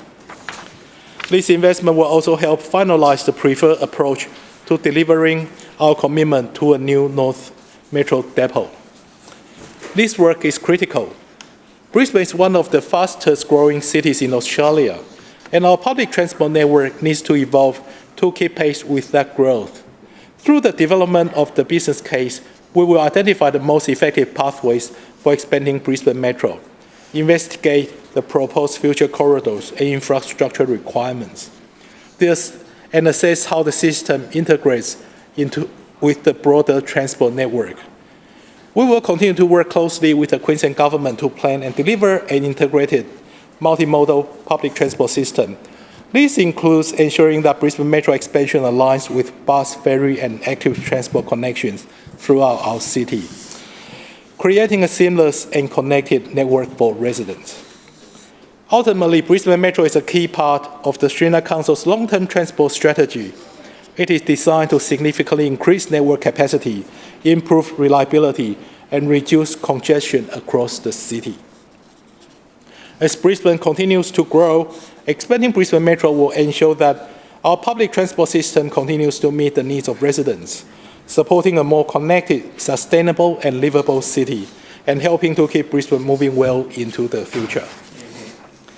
Brisbane Metro is delivering significant citywide benefits together with the rollout of Brisbane's new bus network just 12 months ago. Brisbane Metro has fundamentally changed the way people move around our city. At its core, Brisbane Metro provides a high-capacity, high-frequency, and reliable public transport service, helping to move more people more efficiently along Brisbane's busiest corridors. This has significantly improved connectivity between the suburbs and the CBD, making it easier for residents to access jobs, education, and key services across our city.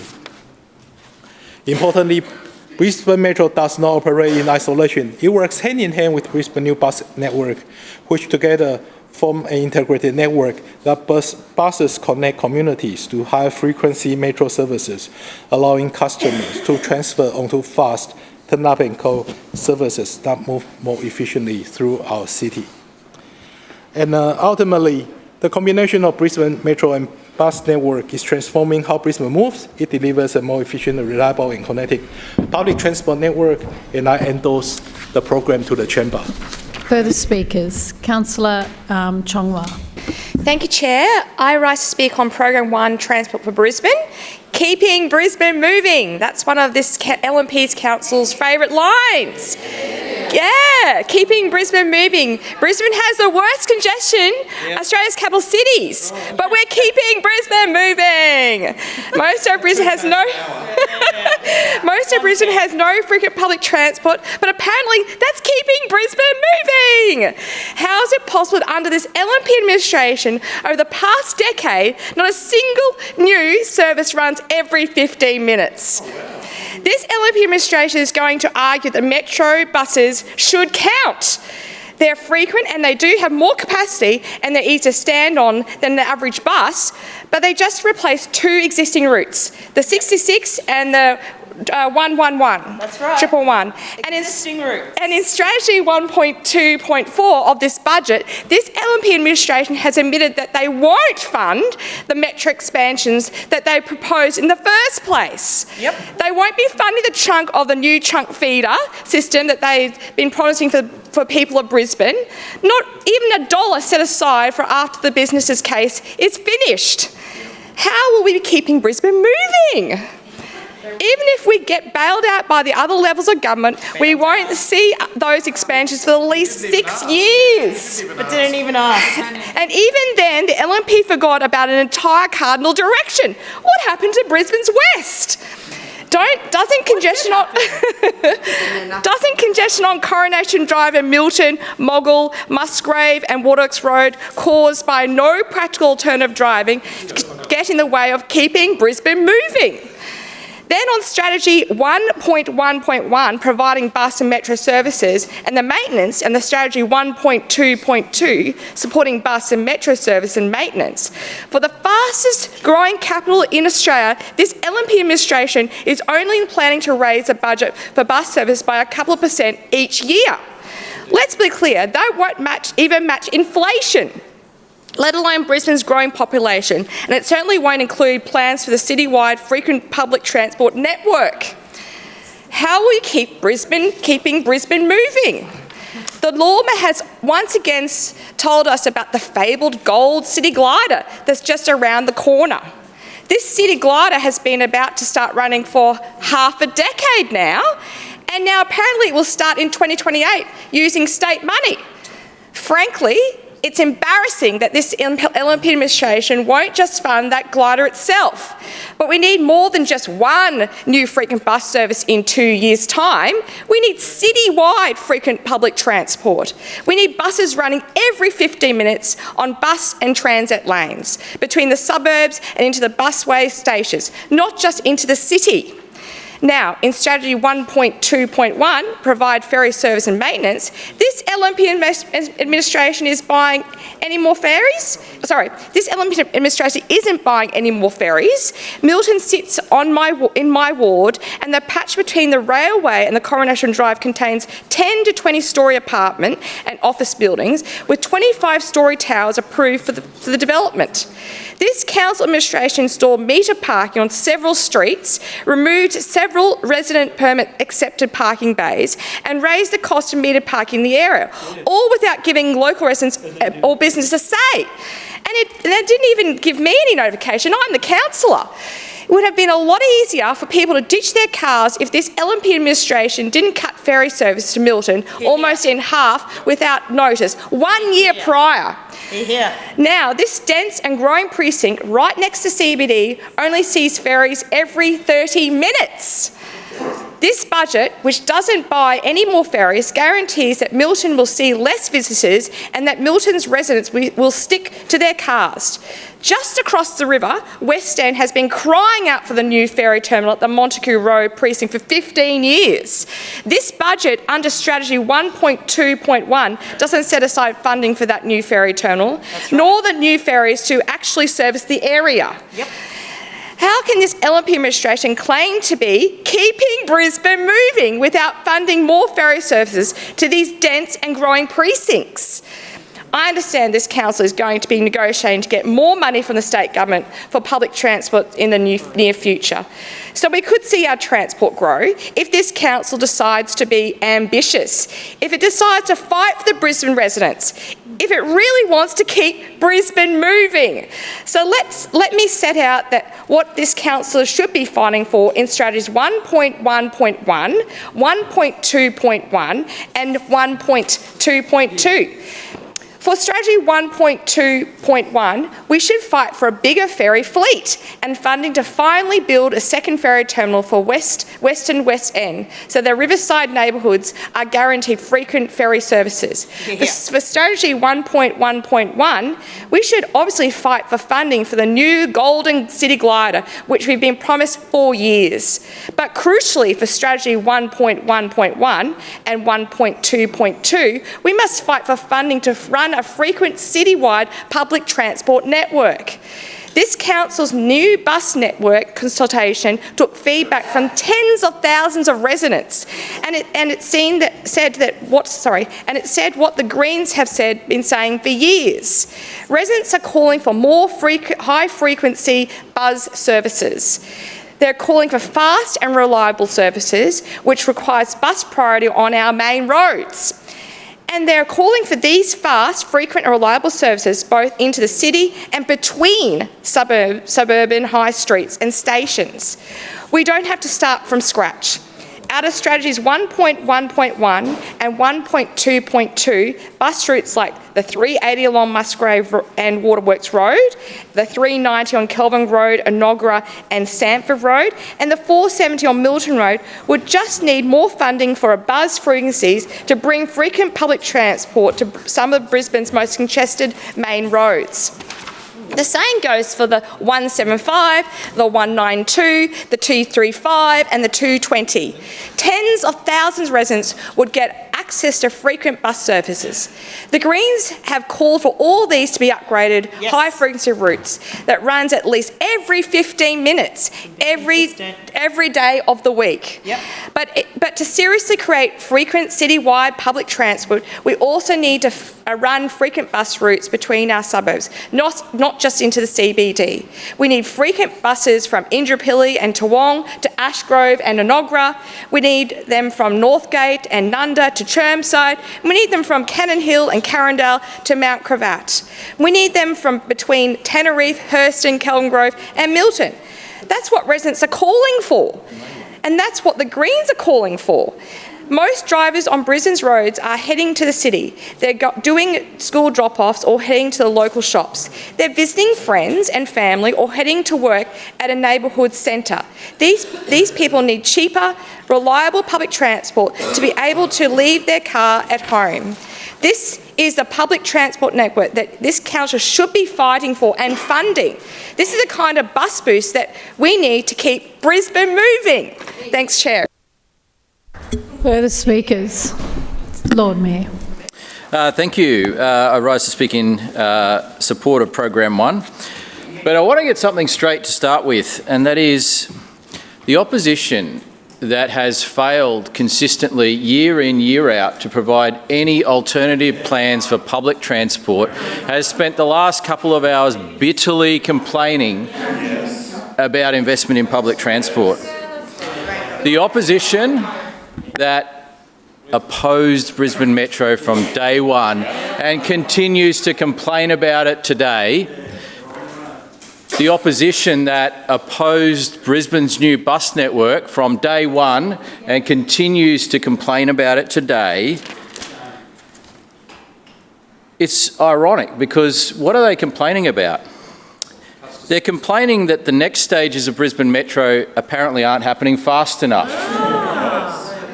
What is it? The project they opposed, the project they continue to oppose, is apparently not happening fast enough.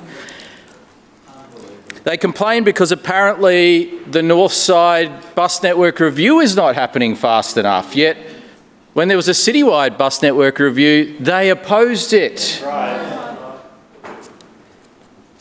They opposed Brisbane's new bus network, yet now a review of the North Side is apparently not happening fast enough.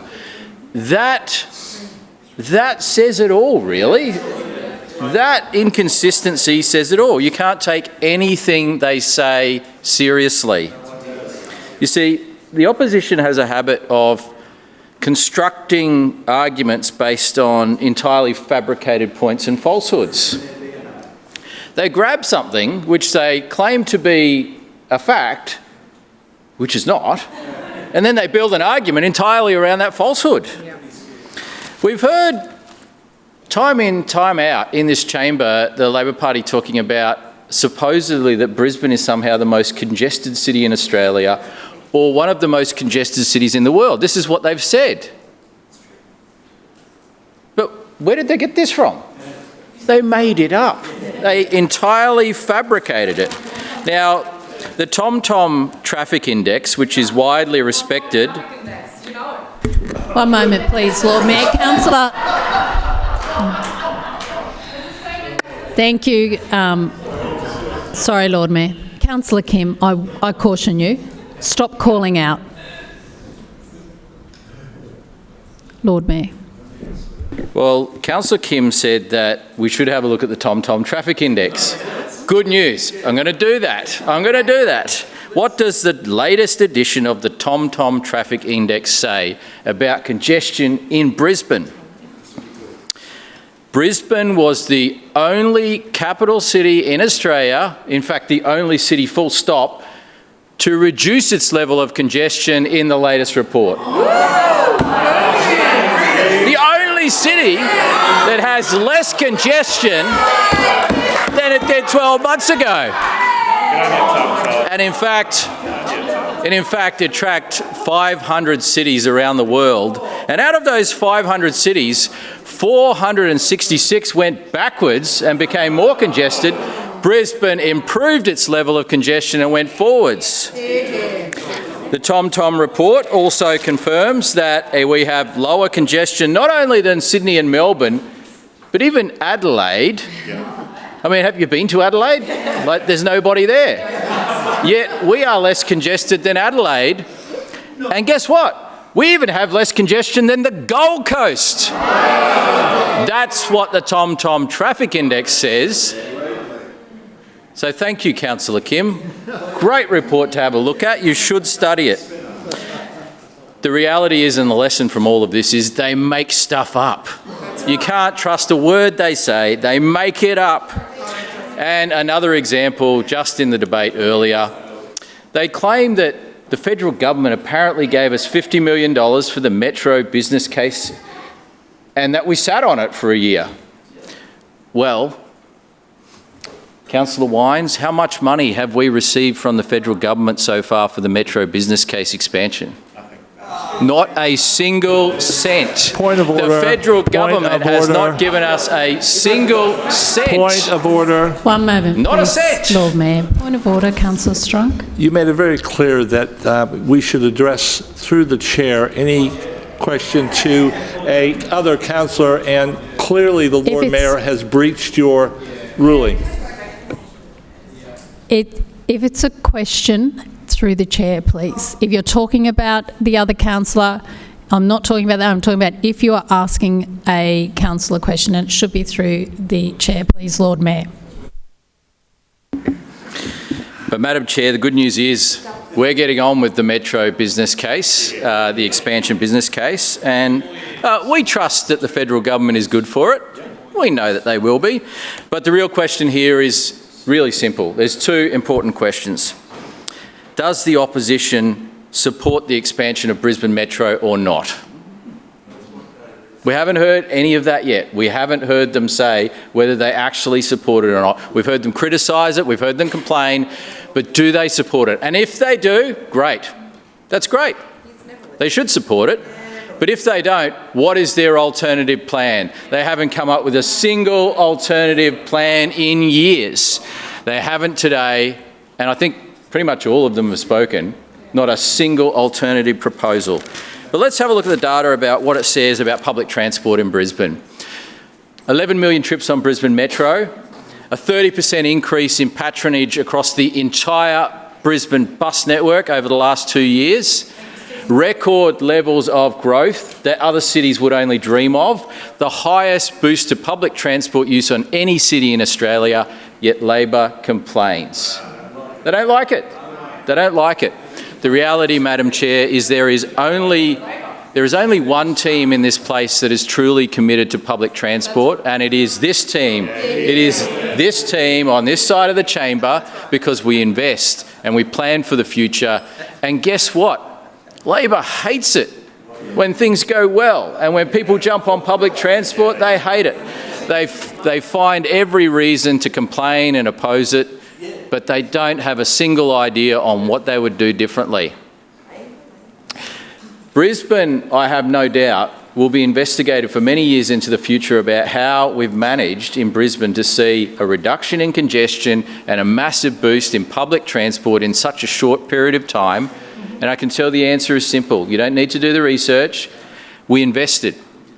We planned a bus rapid transit system. We redesigned the bus network. People jumped on board, and together with the Crisafulli government's 50-cent fares, which they've locked in now permanently, people, when you provide it, they use it.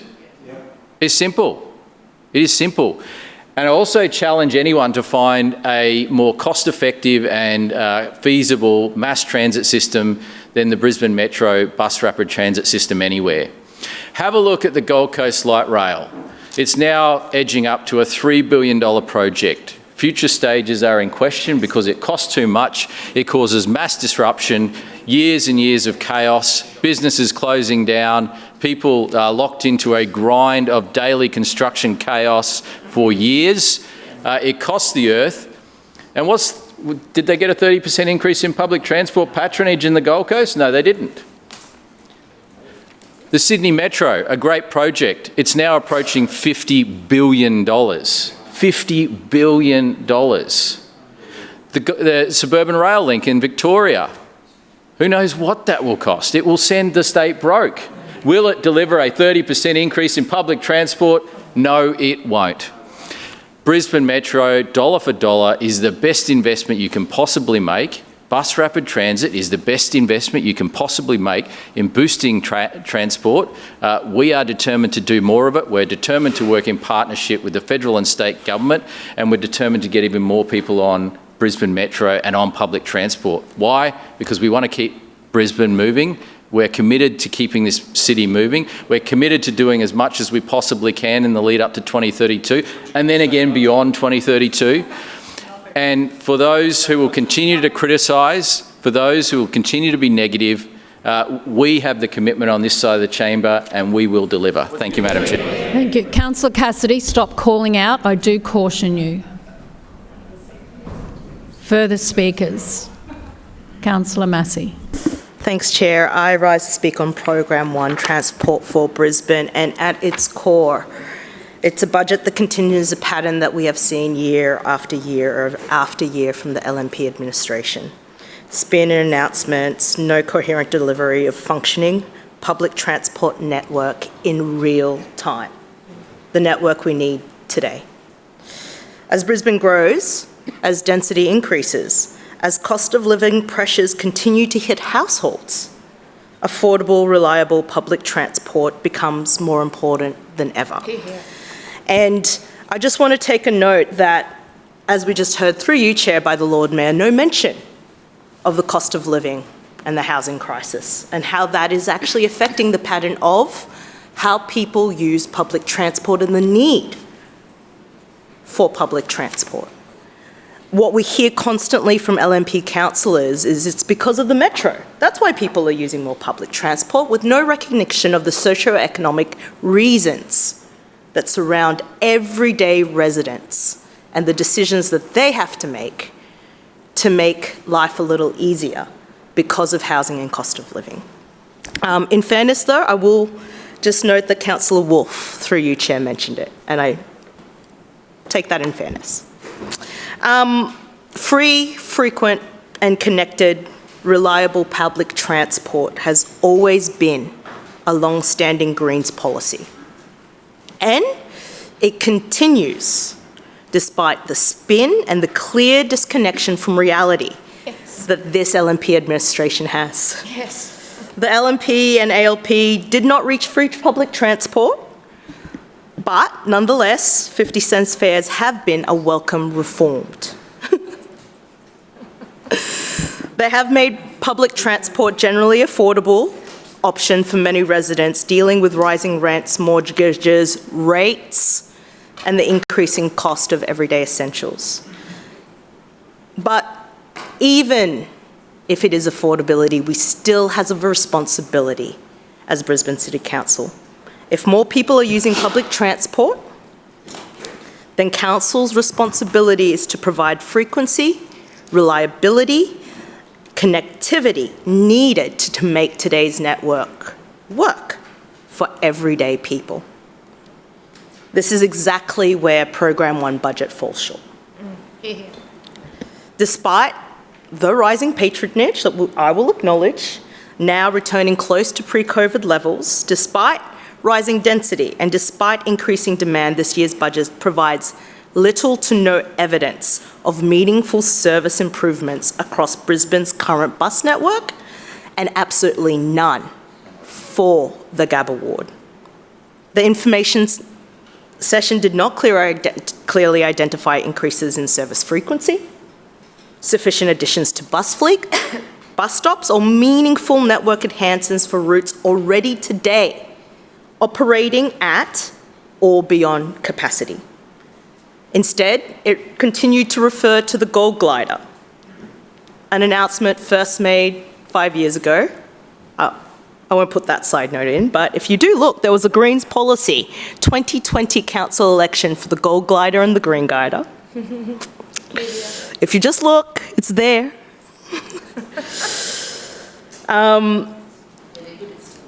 Yeah, they're good at stealing stuff.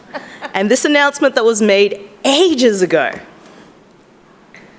is still unfunded, is still without a confirmed route, and it's still without delivery certainty, even though it is purported in the budget for 27-28. Yet again, we have another announcement of a previously announced service. However, there is no confirmation of the service actually running.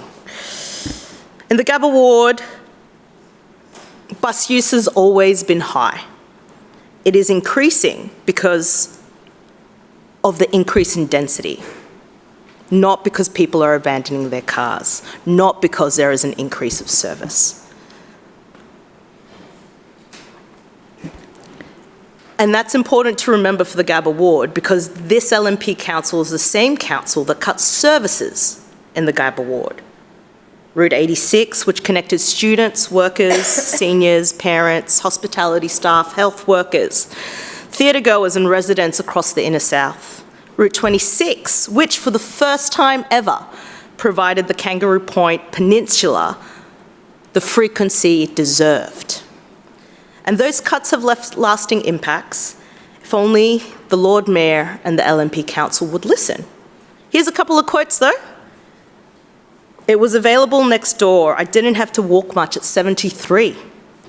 I wrote, pleaded, gave arguments to the Lord Mayor's office not to stop the 86, but no one cared to hear me. Taking multiple buses to get where I needed to be, needing to walk to school, work, South Bank in 35-degree heat, which is unsafe This is what the 86 pool has done. And for the 27, the 234 is always late. And now is packed in the mornings, making me late to work or even doctor's appointments. And then when it's not peak hour, it goes every hour, and I don't know when it's going to arrive. West End remains one of Brisbane's fastest growing and highest density suburb, yet it has no metro service. High frequency routes like the 199 and the 60 are routinely overcrowded and often unreliable and running late. Routes like the 192, the 196 that play critical roles in the network, yet just do not have the frequency that these services need to match the demand we are seeing. Kangaroo Point remains one of Brisbane's most densely populated areas and is increasing in density, and yet is only serviced by the 234 since the 27 was pulled, which means that people are waiting and waiting and waiting, and it means off-peak, one bus per hour if you're lucky. The failures become even clearer with the Metro program, a frequent trunk and feeder system that excludes last parts of the ward entirely and the city. West End, Highgate Hill, Dutton Park, Kangaroo Point, 2/3 of the Gabba ward are not serviced by a metro. It is a system that functions well near key corridors if you have a stop. But for everyone else, it effectively says if you're not on the spine, you are left behind. For future Metro, now what we have is a project that is years behind any sort of expectation and plan. And it leaves major questions to be answered. The LNP administration needs to come clean to residents. And frankly, to be honest, to its own councillors. Because the expansion that was promised or is being pursued to the north, south, east has effectively been pushed into a future dreams and hopes category. There is no credible delivery pathway being presented to this council. The mayor isn't even asking for money when they say they will. There is no clear timeline that does not lead to a continual shift of the metro expansion anywhere. For the West, there is no metro expansion. None. Absolutely none. And this is where we continue to see more problems too. The network for the metro, which is a trunk and feeder, has had no improvements to the branches and the routes that feed into the metro. In relation to ferries, for the second year in a row, this program contains no new commitments to ferry terminals. New, that's important. No new commitment to expanding the ferry fleet, even with the usage, and no plan for the West End ferry terminal that has now been waiting for its promise from this council to be fulfilled for 15 years. What is being renewed is the Riverside Ferry Terminal, which is near of end of life. This is no new ferry terminal, do not be wrong. This pulls into question how much this council can maintain maintenance and structure, because that terminal is near end of life. Story Bridge, anyone? Look, I could go on, as you all know. But what I will say is, to close, the LNP Council has abandoned its responsibility to build the ferry and bus network to service people in Brisbane today. It has failed it. Councillor Massey, your time has expired. Further speakers, Councillor Gibney. Thank you, Madam Chair. I rise today to support Program 1, Transport for Brisbane. Transport is something that is raised by local residents, especially more so recently with the changes to planning in Wynnum CBD.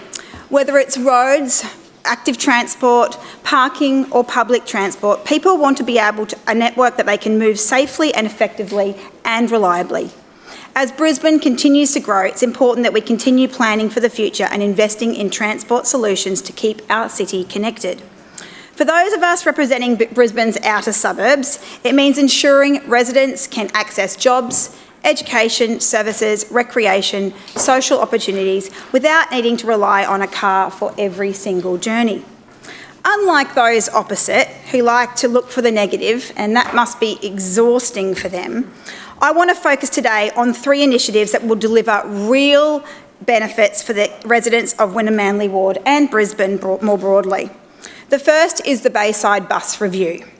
Madam Chair, we understand that with recent planning and zoning changes within Wynnum CBD, particularly around Wynnum Central, some community members have raised the need for more regular and accessible public transport services across the Bayside. As our community grows and evolves, it's important that our transport network grows with it. And that's why I welcome Council's commitment to undertaking a comprehensive review of the bus services across Wynnum, Manly, Lota and Hemmett as part of this year's budget. This review is not simply about changing routes on a map. It's about making a network more reliable and more useful for our residents. It's about creating a public transport system that people can understand and feel confident using too. The review will examine key Bayside routes, including the 220, the 221, the 223, the 224, the 225 and the 227, and importantly, how these services work together as a connected local network rather than a collection of separate routes. These services already play a critical role in linking residents to important destinations such as Wynnum Central, the Manly Boat Harbour, Wynnum Plaza, Carindale and then on to Brisbane CBD and the inner city. However, we know there's room for improvement. Every week, whether I'm attending a school assembly or a community meeting or I'm hanging out at the local sporting clubs, residents chat with me while we're out in community, and some of them are asking me to look at these things, and now we are. So thank you very much, Councillor Wines. I hear from residents who want simpler connections from where they live to where they want to go, and a lot of that is to Wynnum Plaza to go shopping or accessing health services in Wynnum CBD. I know that residents want greater confidence in their connections, and they want their services to reflect how people move today, not necessarily how they travelled 20 years ago. This review will help our bus network remain fit for purpose and be responsive to changing travel patterns and, importantly, future growth for the Bayside. In its essence, this review will help create a clearer service pattern for residents in the suburbs such as Wynnum West and Manly West, while improving connections across a broader network. And I wholeheartedly welcome this review and look forward to working along with Councillor Atwood and Councillor Wines and the council team to ensure that we review these results and we get great outcomes for the Bayside community. Madam Chair, the second initiative that I wish to talk about is the Brisbane Metro and the opportunities it presents to the Bayside. The Brisbane Metro has fundamentally changed the way people move around our city.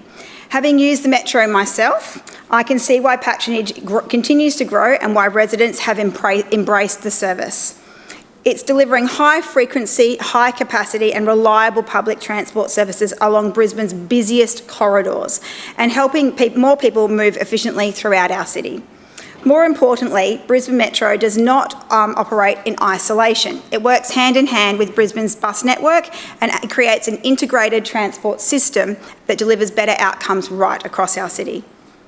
The beauty of this approach is that local bus services can connect communities to high-frequency metro services, allowing residents to transfer onto the fast and reliable turn-up and go services.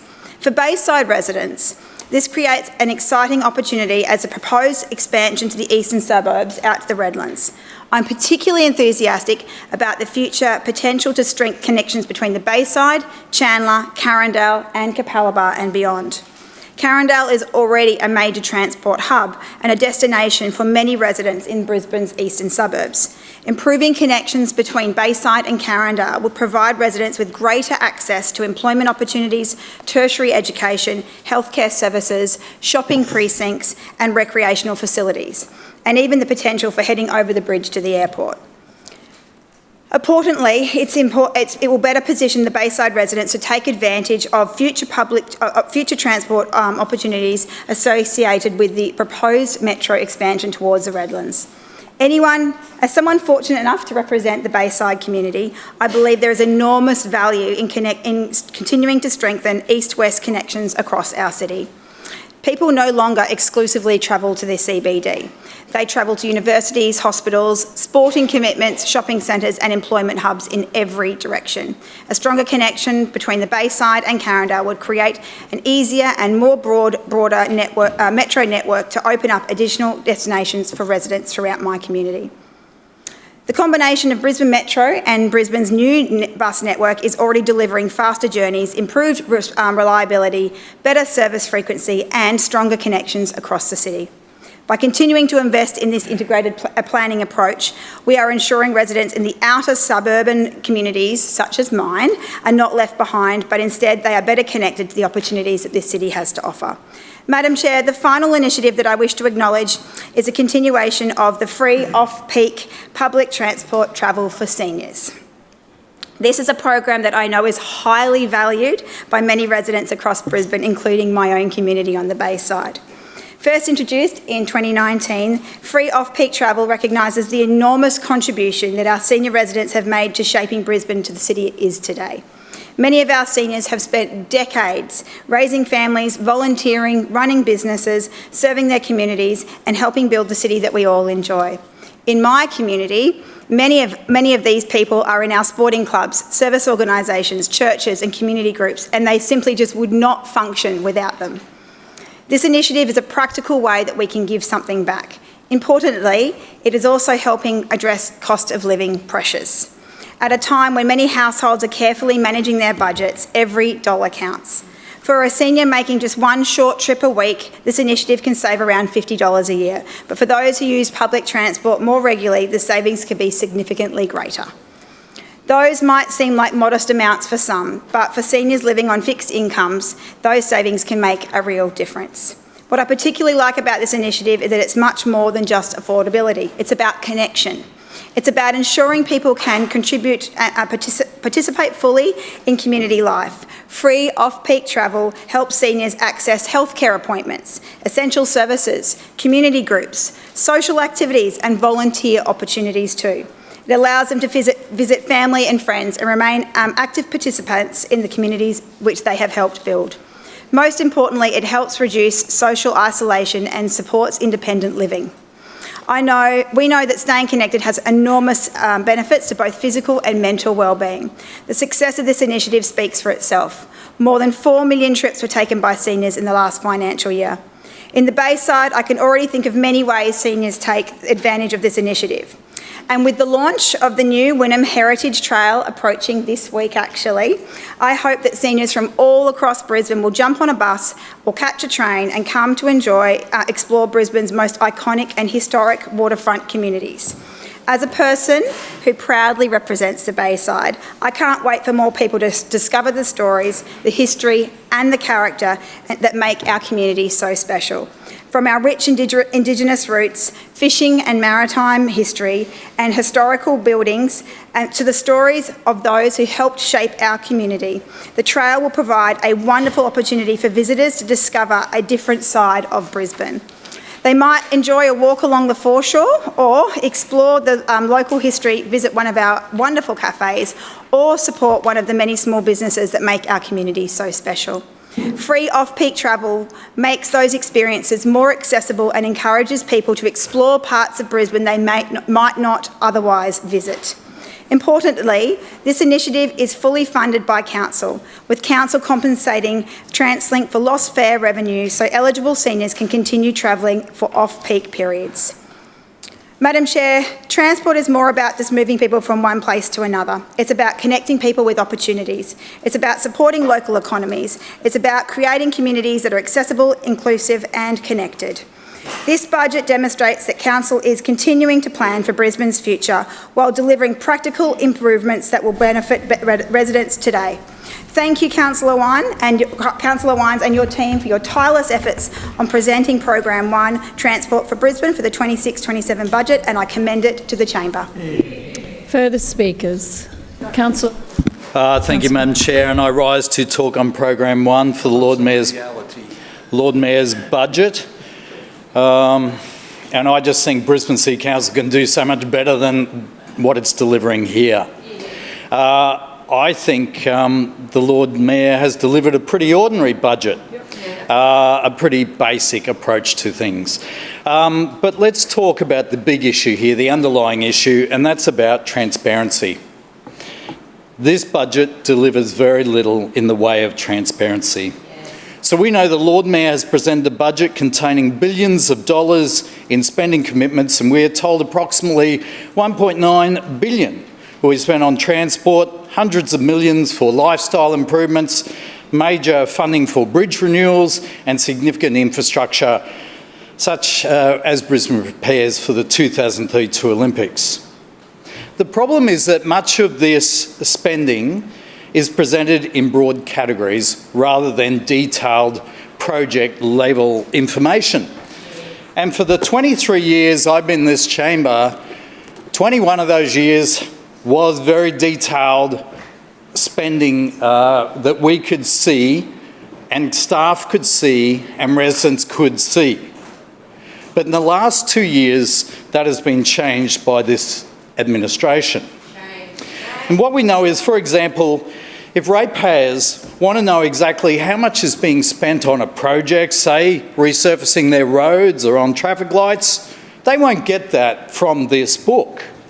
That's all disappeared. Now I know I did the company, the Australian company, say Australian Institute of Company Directors course. In fact, council paid for it. I don't know if the Lord Mayor's done that course, but in that course it talks about, he's talked to everyone that goes overseas, but it talks about transparency being the basis of good governance. And transparency is about showing that what you're doing is not corrupt, not hidden. So from the very people who gave us the Fitzgerald inquiry, we now know that we are getting less information in our council budgets. It is more hidden. It is not available in our budget sessions. So I have to say I have real concerns about this budget process and about what this council is delivering. And when we compare that with other councils, say Sydney or the Gold Coast even, or Sunshine Coast, they deliver much more detailed budget books, with much more detailed schedules. And they believe residents should be able to see how their money is being spent. You know, ratepayers deserve the same standard. This Lord Mayor is delivering standards that are below reasonable. Dictatorship-style standards. And he thinks it's okay. In fact, he gets up here and jokes about how little detail he gives. His chairpersons give even less detail. But I sort of believe that the public and our staff and us as opposition for good governance should all be able to see in writing what is being delivered in the budget. So we should see the actual figure of how much a project's going to cost. We should see how much the Lord Mayor has approved in a budget. We should see how much is being spent to date. We should be able to see the final costs of the project. What about Metro? Have we ever seen the final cost of Metro? Have we ever seen the final cost of any of the major projects this Lord Mayor and this council have delivered over 23 years? No. Oh, we're not even allowed to ask for it. The Lord Mayor even admitted, was it the last meeting? He even admitted he was proud. He was proud of reducing the standards of transparency in this council. That is why you've got to go, Lord Mayor. That's why we need a fresh start in Brisbane. We don't need more of the same. Pay more, get less. You know, people aren't seeing the overruns. They aren't seeing an honest, transparent council. They're seeing a council that's been here for 23 years and is desperately, desperately clinging to power. Desperately, desperately hiding wherever it can, hiding figures, directing staff to hide figures over and over again. And while you might say, well, it's not corrupt, while you're saying it's not corrupt, I believe that corruption line is being hit all the time, Lord Mayor. All the time. Point of order, Mr. Chair. Yeah, Lord Mayor. This is about transport. Oh, is it ever? Is it ever? Do you want to bring This is about Councillor Griffiths transport. back to the actual item? And if you put the figures, and if the Lord Mayor put the figures in the budget, he might actually have something reasonable to talk about. There are no figures in Councillor Griffiths. There's no figures. Councillor Griffiths, please come back to the item. There are no figures in your book, Lord Mayor. This is precisely the argument. And I understand you're very uncomfortable about me raising these issues. I would be very uncomfortable if someone was making these accusations. I would be very, very uncomfortable. So what should we be doing? Well, I looked up what the company directors were saying should be done as good practice. We should publish a comprehensive major projects register. We should publish quarterly performance reports. We should create a public accessible online dashboard so that residents can just look it up easily, not have to go scurrying around to different parts and different places in council when they're refused information. I believe the budget should improve accessibility so project information is available in one place. And finally, Lord Mayor, I believe you and the LNP, your administration, your side of government that brought us the Fitzgerald inquiry, should commit to a transparency standard that exceeds the minimum legal requirement, which is all you're doing at the moment. The question should not be, have we disclosed enough to comply with the legislation? The question should be, have we disclosed enough for residents to understand and access our decisions? That should be what it's about. It should be about clear government for the residents. They want to see how their rates are spent, Lord Mayor. They don't want to hear about your 5 international trips. They want to hear about the fact you've cut 500 staff. And the buses in your... They want to know about bus services that are cut. I had services cut all over the place. My residents had services cut all over the place because you're building the metro. The metro serves a point. The metro makes sense. But if we're cutting services to provide the metro and stopping people using services in the suburbs, we are failing. We aren't even making sure the 1,000 bus stops that aren't accessible are accessible. This is 23 years after the LNP were first elected here. 23 years later, and 1,000 bus stops are still not accessible?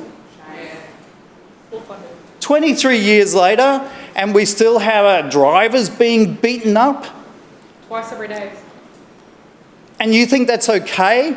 23 years later, and, this is unbelievable, and we can't provide clean toilet facilities for our drivers, and you think that's okay?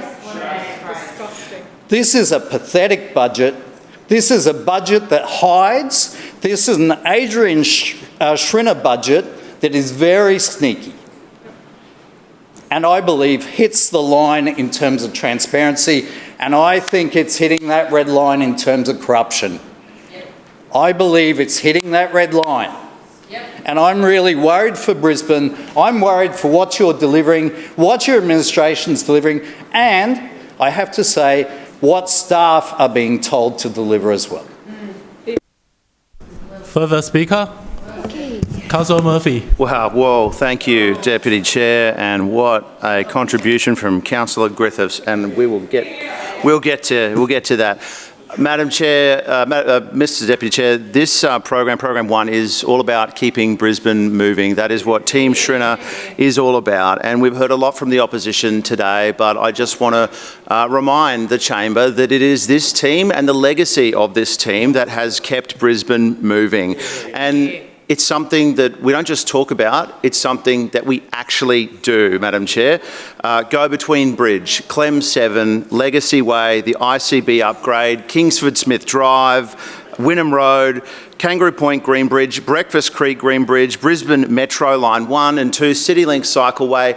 These aren't just thought bubbles or ideas that this side of the chamber has had. These are things that our Lord Mayors have continued to deliver over the years, and this team is no different. Now, in fact, this team has delivered so well on Brisbane Metro that the idea is now being copied, not just by the Sunshine Coast, but as we found out this week, by the Gold Coast, the GC Surfer. Tom Tate wanted his own Brisbane Metro. He's so obsessed with what is happening in Brisbane, he's asked the members down there to deliver their own, and the Crisafulli government will deliver it. It is a great day for us, Madam Chair, because as Councillor Wines says, imitation is the finest form of flattery.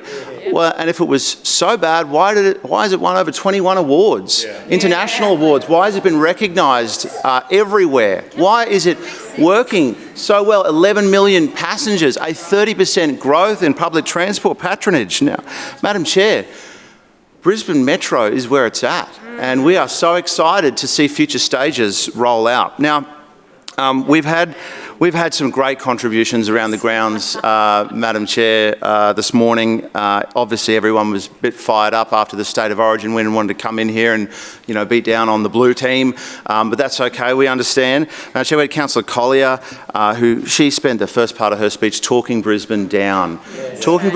But interestingly, when she did ABC Radio a few months ago, she didn't talk Brisbane down. She said Brisbane is a wonderful, modern, progressive city, and so much so, the ABC loves playing that clip over and over again. When I listen to ABC Radio, and it's not too often, Madam Chair, but when I do, Councillor Collier's bright and bubbly voice is on there, and but I only wish, Madam Chair, she brought that enthusiasm for Brisbane into the chamber, because what we got from her was a study of societies, an English lesson in what a budget should be about, and it wasn't quite Councillor Cassidy's "It's a glass, not a mirror" speech, but it was. I thought Councillor Collier's speech was excellent until she got on to the part where she called Stephen Miles visionary. Oh, wasn't it? She couldn't even keep a straight face. She was laughing and gassing up, and now she's being very serious because she doesn't want to get clipped, Madam Chair. That was great. Then she said, 50-cent fares, wasn't it great? But remember, the Labor Party only budgeted for 6 months of 50-cent fares, and the money ran out. Like so many other things that they promised, the money ran out. It was a sugar hit, but luckily David Crisafulli has made it permanent, enshrined it into law, and it will be him who is remembered for making 50-cent fares permanent. Now, Councillor Kim's speech, well, I don't have a lot to say about this speech. It rambled, it was all over the grounds, Madam Chair. There was lots of other portfolios other than Program 1 that were covered off in 2, and I wonder if we'll hear this speech again and again and again. That was fun. It was, Madam Chair, increasingly curious contributions in this chamber, weird and getting weirder. So then there was Councillor Johnston, who spent a lot of time talking about our stats and figures on Brisbane Metro. 50% of trips are fast, 30% are the same, and 20% slightly worse. Those are the figures. That's what happened. And people love it. People love it. They love that, okay? The idea that you wouldn't do something because it does disadvantage some commuters and advantage other commuters is the whole reason why, for a long time, Madam Chair, her best mate, Mark Bailey, didn't do anything, didn't make a single investment in public transport in Brisbane other than the Cross River Rail disaster of a project. Talk about a disaster. That has been a shame. Now, Councillor Cassidy, he talked... Councillors, councillors be quiet while another councillor is on their feet speaking? I did not hear misrepresentation claimed by Councillor Johnston, so I will have to assume that that is still true, Madam Chair. Now, Councillor Cassidy, he spent a lot of time attacking Brisbane Metro, but do you remember a few years ago... Point of order, Madam Chair. A moment, Councillor Murphy. Point of order, Councillor Claim to be Johnston. misrepresented. I note your claim. I accept Councillor Hutton has informed me that Councillor Johnston is not friends with Mark Bailey anymore. That friendship has ended, and the friendship is with Steve Griffiths, Councillor Griffiths. So there we go. I'll update the chamber. That's fine, Madam Chair. Now, he spent a lot of time attacking Brisbane Metro, Councillor Cassidy, but do you remember a few years ago he came in here and he kept asking us, Lord Mayor, when are you going to increase patronage on the network? You know, when are the numbers going to go up? When are the numbers going to get better? Does he talk about patronage anymore? No, he doesn't, because we've seen a 30% increase in patronage on the bus network. 30%. So why would he talk about patronage when it is the best it has ever been in this city? So he doesn't talk about that anymore. But what he did talk about was Victoria Park Station and whether Victoria Park Station would have capacity to cope with the game's traffic. And, you know, he made some, I think, fair enough points there. But he's comparing our vision for Victoria Park and our vision for the Olympics with our vision. He's not comparing our vision to what Stephen Miles's vision was. Does anyone remember what his vision was for the games? It was a QSAC. It was a QSAC. It was to have buses presumably, because nothing else goes to QSAC. There's no rail line to QSAC. Buses going to the dilapidated, run-down, falling apart QE2 stadium, and they were going to maybe deliver a busway station there at we don't know how many, and there was going to be buses, and it was beautifully right next to the cemetery. Wouldn't that have been a great vision? But they don't talk about their QSAC vision anymore. They don't talk about Labor's amazing visionary premier that wanted to deliver the 2032 Brisbane Olympic and Paralympic Games at the QE2 stadium. They don't talk about that, and no wonder they don't talk about that, because it was humiliating, it was embarrassing, it was an awful idea. It was at the time, it remains the case today, and we should never miss an opportunity to remind people of that. Councillor Chong-Wah, she talked about us having the worst public transport in Australia, and the Lord Mayor did an incredible job of disproving that ridiculous claim. What that report showed was that Brisbane public transport, there's another report there that they released that said Brisbane public transport is bad outside the core. But guess what the core is? The Brisbane local government area. So if they want to blame us for public transport in Logan and Ipswich and other Moreton Bay, other local government areas, well, we can't necessarily be held responsible for that, Madam Chair. And again, 10 years of state Labor that we are recovering from now, okay? What that report showed was that inside the local government area, public transport is very, very good. Now, it is indeed some of the criticisms patchy in some areas, correct. But we are working to improve that. And I remind people, under Mark Bailey, for 10 years, we had zero investment in public transport. And so that's going to take some time to recover. Now, Councillor Chong-Wah, again, compared our record to our record, but doesn't compare our record to her record. And what Jonathan Sriranganathan, the Greens Lord Mayoral candidate, took to the last council election, which was $9 billion in unfunded promises. Everyone gets a free 15-minute bus. Some people get a free 5-minute bus. And then we get a light rail line from North Shore Hamilton to, again, QE2. What's the obsession with QE2? I don't know. What's going on there, Madam Chair? But a light rail line that not only... One moment, please, Councillor Murphy. Claim to be misrepresented. I note your claim. Councillor Murphy.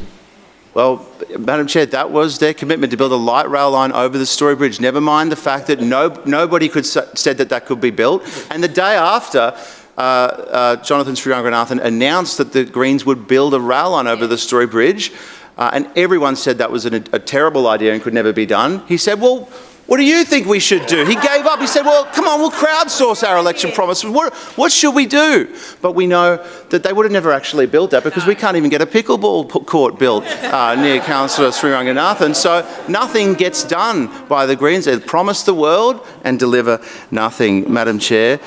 Councillor Massey talked a lot about roots and branches and dreams and hopes. And again, I'd say the dreams and hopes were the Greens election promises, Madam Chair. And Councillor Griffiths, fresh from the AICD course, and and I know why he's not in the room now. He's learnt some things after 23 years in office. He's just completed his company director's course. Congratulations, Councillor Griffiths, to tell us about transparency, to lecture us on transparency. Well, you know what transparency requires? Scrutiny. And you know what happened last year? They didn't even show up to ask us questions about the budget.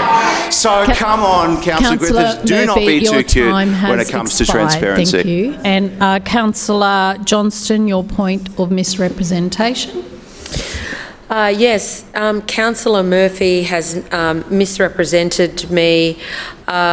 He seems to be very weirdly and creepily fixated on who I'm apparently best mates with. It is a little bit creepy. It's about how he misrepresented your speech, Councillor, not about Councillor Johnston. It's not about you. It's about how he may have misquoted your speech. Did he do that? Yes, of course, Madam Chairman. What was it? Because he claimed that I was best mates with Mark Bailey, but everyone knows Councillor, that's Councillor not a Griffith is my best misrepresentation. mate. I don't uphold your point of order. Councillor Chongwa. Yeah, Councillor Murphy misrepresented me and the Greens on our Greens platform of 15 rapid buses routes and investigation of the light rail across the Story Bridge. Councillor, again, it's your speech, so I don't uphold that point of misrepresentation. Further speakers? No further speakers. Councillor Wines, right of reply. Thanks, Madam Chair. Look, can I thank all councillors for their contributions, and I'd like to say that I count all of you as my friend. You know, it's so strange that people feel the need to judge each other's friends, but I count each and every one of you as a friend. Now, something that friends do is from time to time, they point out the mistakes that their friends make. Now, one of the mistakes, I can't leave some of the things that Councillor Murphy and Councillor Chongma have said alone. The Brisbane's Brizzy's bus boost, which was the Greens platform at the last council elections, which was a $9 billion operational expense. My favourite service, there was two that really stood out to me. It was the Wacol to Springwood service every 15 minutes, which I'm not sure what they're trying to say about the people of Springwood, that they would need to go to Wacol every 15 minutes. It's a harsh judgment on the people of Springwood and Logan by the Green Party. And of course, the much demanded Eaton's Hill to Banyo service. It's something that every 15 minutes that the people of Tufnell Road have to get out to the Eaton's Hill Tavern. Every 15 minutes. It was the people of Northgate Ward are, of course, fans of tribute bands and nostalgia shows. I have no doubt about that, and good on the Greens for recognising that. Further to things that the Green Party has contributed today, Councillor Massey once again makes this argument that the Gabba Ward is some kind of public transport wasteland. Again, now let's go over this one more time. Where the Metro operates inside the Gabba Ward, it is every 2.5 minutes in each direction. It is among the most highly served parts of the city for Metro. You can totally rely upon it. It has the most popular ferry stop in the city. Right, South Bank. That is comfortably the most popular ferry station in the city. It has a range of kitty cat and city cat options throughout it. One service that was called out was the 196. Now, the 196 operates every 15 minutes for most of the day and 10 minutes in peak. It is a popular and in-demand service. So once again, the people who've been misleading... Point of order. One moment, please, Councillor 196. Wines. That's a misrepresentation. Point of order, Councillor Massey. Misrepresentation, specifically on the 196. And it'll be a misrepresentation from your speech. Councillor Wines. I have a clear recollection that Councillor Massey said that it was a poor service that did not properly serve her community, and that is not supported by its frequency or the number of people who use the service. Misrepresentation on that again, and I've got it here. I've got your point of misrep. Thank you. It's on the same thing. Councillor Wines. I think the speed with which Councillor Massey works to challenge me is the evidence required to know that I am right in this point. Somehow one of the wards with the highest level of public transport service, Councillor Massey tries to come in here and tell us that it is poor. It is not. It is exceptionally good in her ward. Another person who made some sort of claim that their public transport is poor was, of course, Councillor Strunk, who referred to some of his services. Now, the 100 takes more than 2 million passengers each and every year. It is one of the great services of the city. It is popular and in demand, and it is a reliable service that many, many people depend on, and our people deliver each and every day.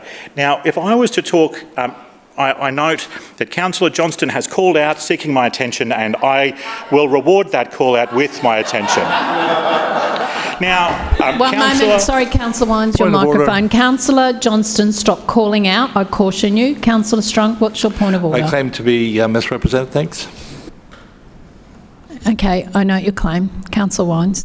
All right, so all of these misrepresentations will basically turn on this one idea, Madam Chair, that when in their speeches, the opposition speeches in here were critical of the public transport operation of this city, but when that is called out and said it is unfair criticism, they rush to reverse their position. That's what we're watching here, that when it's time to be the opposition, they will say that everything is poor, and as soon as it comes under the most mild challenge or scrutiny, they reverse their position. That is what I will predict what these misrepresentations will say. Now, Councillor Johnston made a gratuitous attack on our bus services again. Now, she said that the Metro was useless and unpopular, and then also said whenever anyone tries to catch one, they can't get on them because there's so many people. And I thought to myself, unpopular. How can something be unpopular when it's packed every 5 minutes? Point of order. Point of order, Councillor Johnston. Claim to be misrepresented. I note your claim.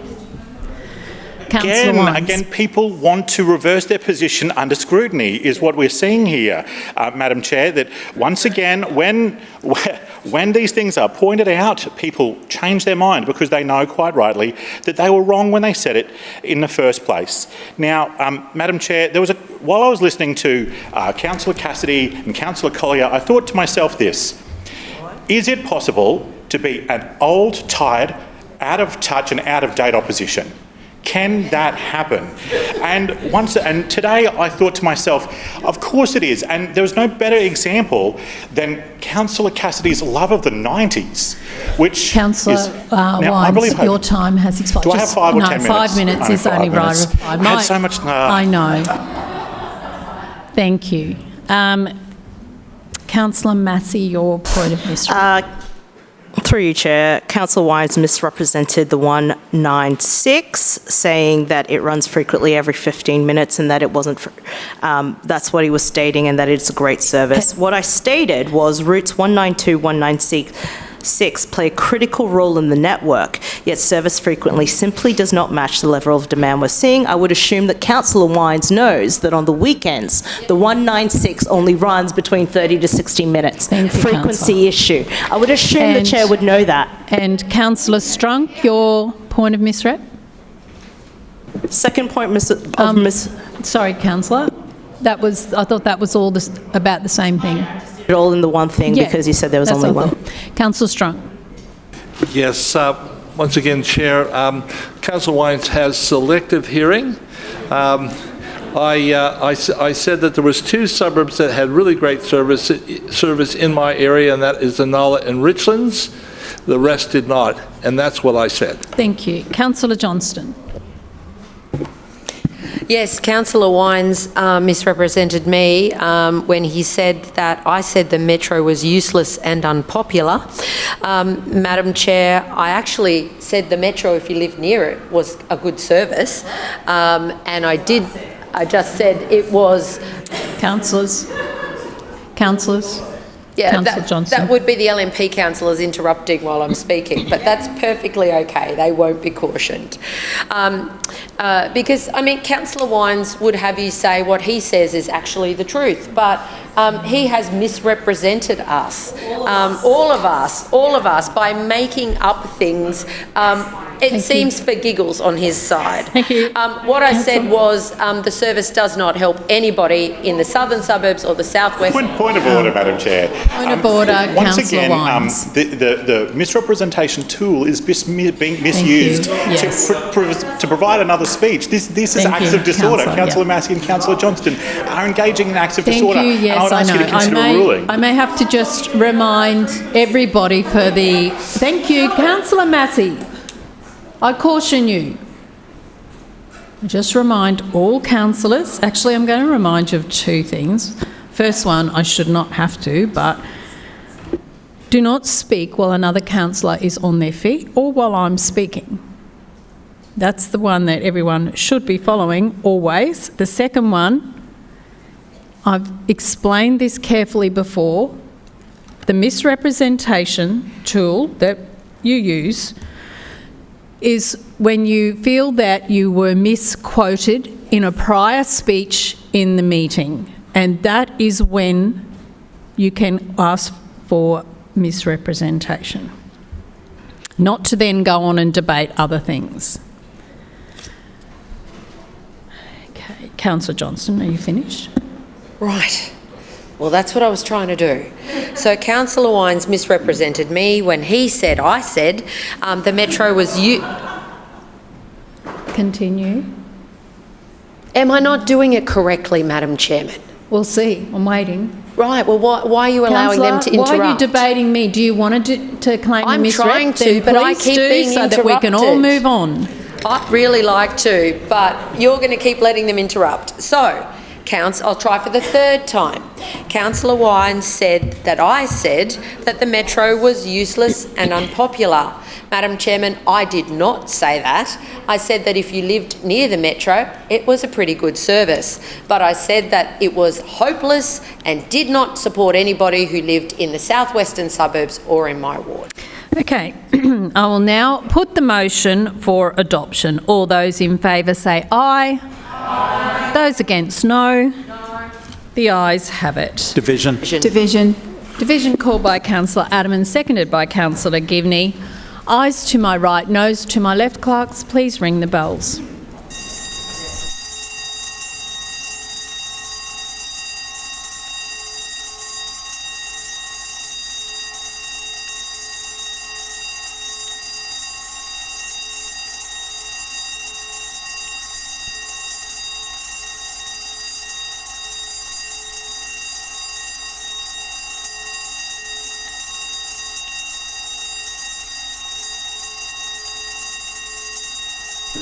Councillor Dixon, are you voting yes? Hand up if you are. Thank you. Thank you.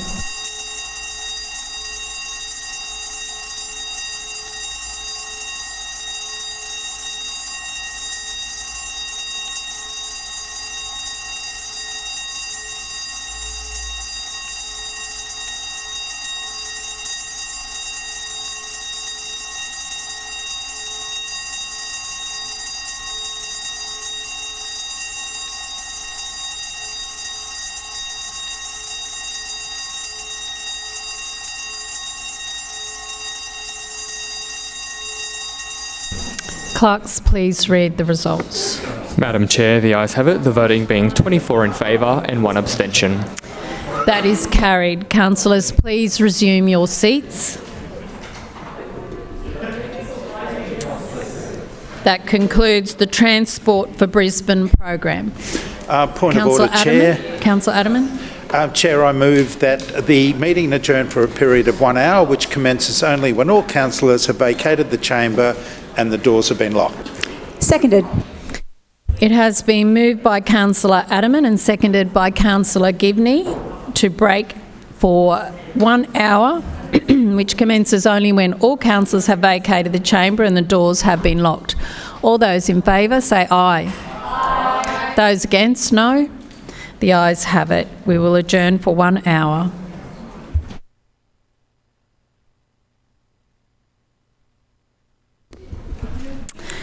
I will now call on Councillor Murphy to present the next program, Infrastructure for Brisbane. Councillor Murphy. Madam Chair, I move that for the Infrastructure for Brisbane program, 1, that the budget allocation by program is set out on page 15, and 2, that the annual operational plan is set out on pages 68 to 70, so far as they relate to program 2, be adopted. Seconded. Has been moved by Councillor Murphy and seconded by Councillor Parry that for the Infrastructure for Brisbane program, 1, the budget allocation by program is set out on page 15, and 2, the annual operational plan is set out on pages 68 to 70, so far as they relate to program 2, be adopted. Is there any debate? Councillor Murphy. Madam Chair, I rise to present the 2026-27 budget for Program 2 Infrastructure for Brisbane. This is the program that looks after the infrastructure that keeps Brisbane moving every single day, from planning all the way through to renewal. But before I discuss the details of our program, I'd like to thank a number of people that without their leadership and hard work, the delivery of this program would not be possible. Firstly, the Lord Mayor, Councillor Adrian Schreiner, the Deputy Mayor, Councillor Fiona Cunningham, the CEO, Dr Kerry Freeman, our Group Executive, Matt Hardy, and General Managers Bridget Lucas, Chris Jamieson, Mitch Barlow, Dean Morse, Rowan Lanieri, Cherie Davis and Tim Gander. Our Program Manager Chris Chadwick and his budget team, including Peter Peterson, as well as Luke Sutherland and Laura Parker, all of whom were instrumental in the preparation of this budget. I want to thank the Chamber. I want to also thank the Chamber and explain to the Chamber, I suppose, the two big macro trends that are driving how we are operating in Program 2 through this coming year. Firstly, Brisbane's growth. We know the city is growing very quickly. Each year, tens of thousands of people are choosing to call Brisbane home. Our population is projected to reach around 1.6 million people by 2046, and that is just within our local government area. That growth reflects confidence in Brisbane, confidence in our economy, in our lifestyle and the direction of this city. But that growth is putting pressure on our infrastructure. That is why we are focused on investing in the critical infrastructure that Brisbane needs. And that's not just new infrastructure, it's renewing our existing infrastructure with population growth in mind. Now, Madam Chair, delivering infrastructure in this environment is not straightforward, and I'll explain why. The second key macro impact that we are dealing with is input costs. The volatility in global oil prices is directly affecting the cost of fuel and bitumen. These are the two most significant inputs into our infrastructure program. We are operating in a very highly competitive construction market at the moment. Across southeast Queensland, there is unprecedented demand for labour, for materials and for contractors. That competition is driving up costs, reducing flexibility and placing pressure on delivery timelines across our program. Against this backdrop, we are attempting to be more strategic with how we manage the infrastructure program. And the way in which we are being more strategic, Madam Chair, is by embracing the asset life cycle. Now, councillors and residents often only see one part of the asset life cycle, which is the building and the renewing part of it. But managing a city's assets runs across 6 stages: strategic planning, design, build, renewal, operations and maintenance. And so let's start where every good asset starts, in the strategic planning space. Madam Chair, this council manages over $44 billion in total assets, a huge asset base. In fact, we manage a pool of assets higher than the entire GDP of Iceland. Would you believe that, Madam Chair? Everything from the Kangaroo Point Bridge to the road pavement to the footpath outside your house. And that asset base grows in scale and complexity each and every year. Managing it means knowing the condition of every asset, and that relies on robust data. Over the next 12 months, we will continue to lift our asset management maturity in line with the international standard ISO 55001. This is what lets us plan our renewals years in advance, which allows us to renew key assets before they need to be retired. And there's no better illustration of that than the Story Bridge. The federal government funded this business case so that we could understand exactly what is required to renew the iconic 86-year-old Story Bridge before it approaches the end of its design life in 14 years' time. We gave some key details last week about the project.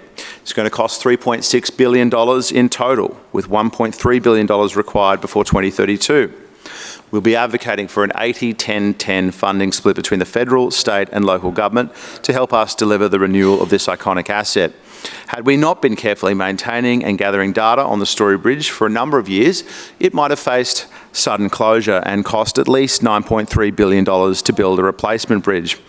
We've seen this before, Madam Chair. Labor's disastrous custodianship of Brisbane City Hall meant we had to close the asset for 3 years to rebuild it from the ground up. There will be no such closure with Story Bridge. By monitoring our assets and renewing them progressively, we will ensure that this icon of Brisbane remains open and serviceable for the next 100 years.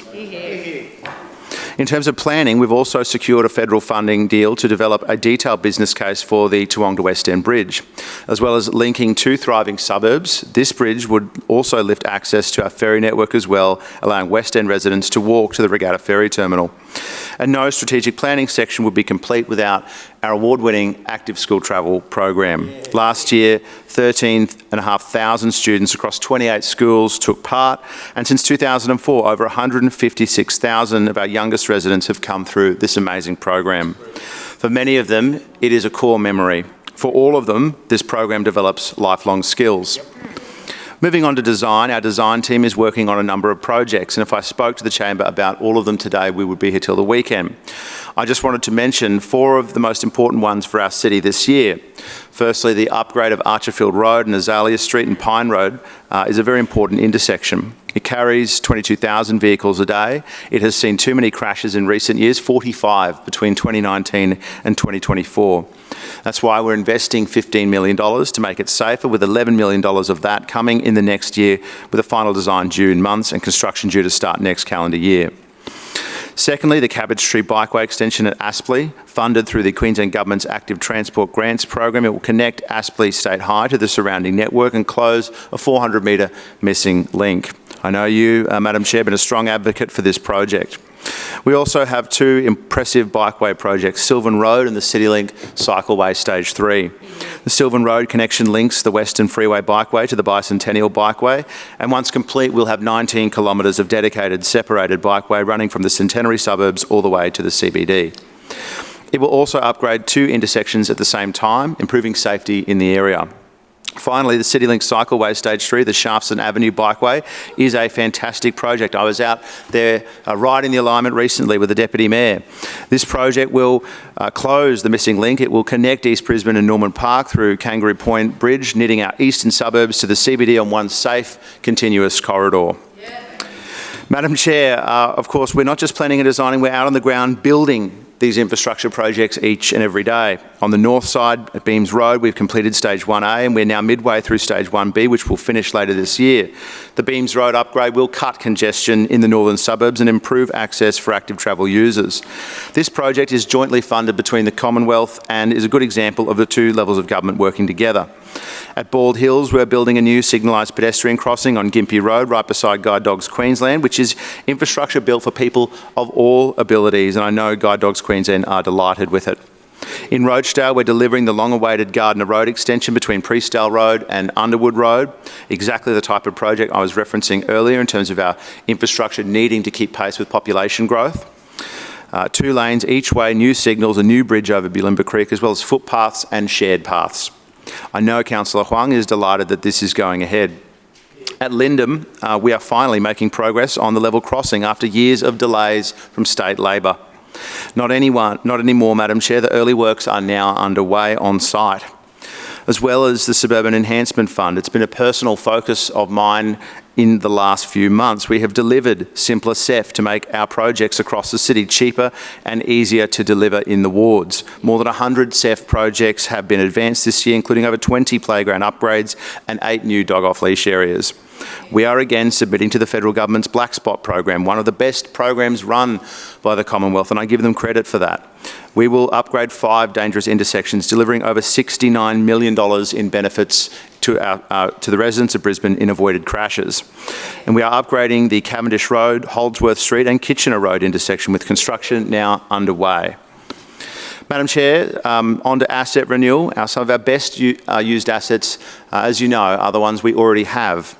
That starts with our cross-river bridges. The Story Bridge, the William Jolly Bridge and the Walter Taylor Bridge come to mind.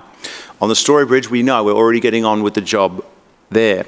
We've committed $15 million to begin procurement on the renewal, and it's on top of our routine maintenance program, like the concrete repairs that we completed on the southern approach in April. At the end of this year, we'll resurface the southern approach and waterproof it at the same time, protecting the structure for years to come. Another important renewal that's happening this year is the Walter Taylor Bridge, which we are restoring for its 90th birthday.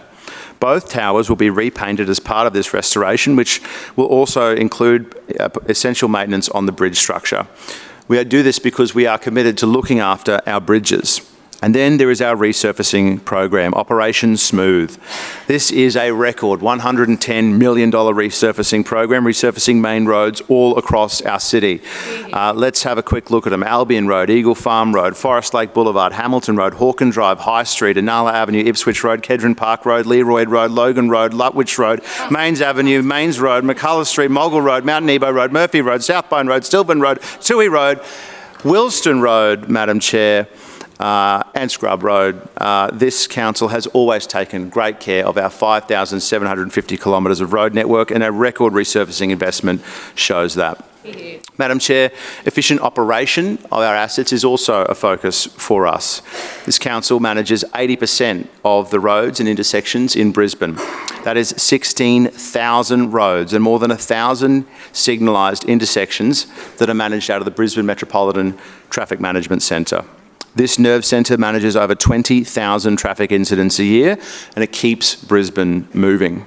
We're also in the final stages of procurement for our Smarter Suburban Corridors project. This project will trial artificial intelligence on part of our road network to improve efficiency and make our roads safer. Now let's move to city maintenance. We've never shied away from properly maintaining our assets across Brisbane. Let's start with potholes. We have a well-resourced team that fills every urgent pothole within 24 hours, which is no mean feat. In fact, we have filled over 55,000 potholes in the last year across 55 million squares of road pavement. And when the heavy rain hit in late May, we launched the Big Fill.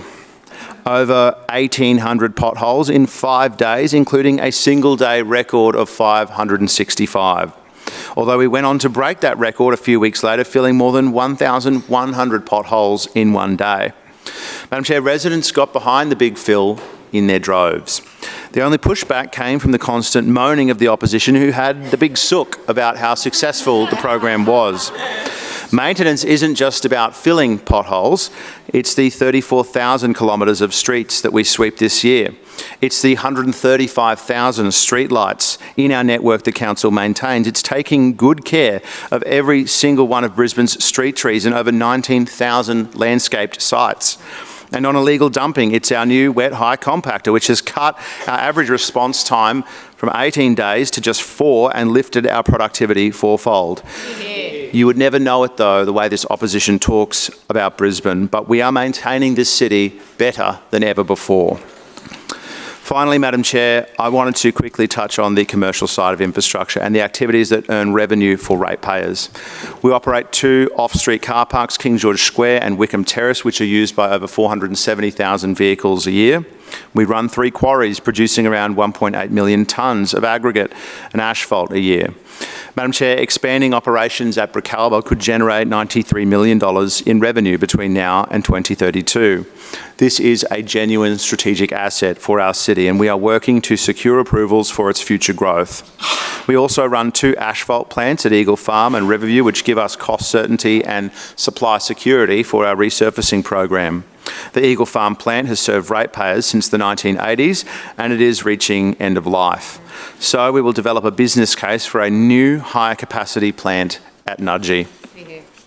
A new plant could service external demand we currently miss, and by using up to 40% recycled material, cut our input costs by 17% while reducing our demand for bitumen and gravel. That, Madam Chair, is what a well-run commercial operation looks like. Madam Chair, Brisbane infrastructure is headed in the right direction. We are renewing the critical assets that have defined our city for generations. We are planning and designing the infrastructure that our city needs as it continues to grow. And we're getting on with the job of building and maintaining infrastructure that keeps Brisbane moving every single day.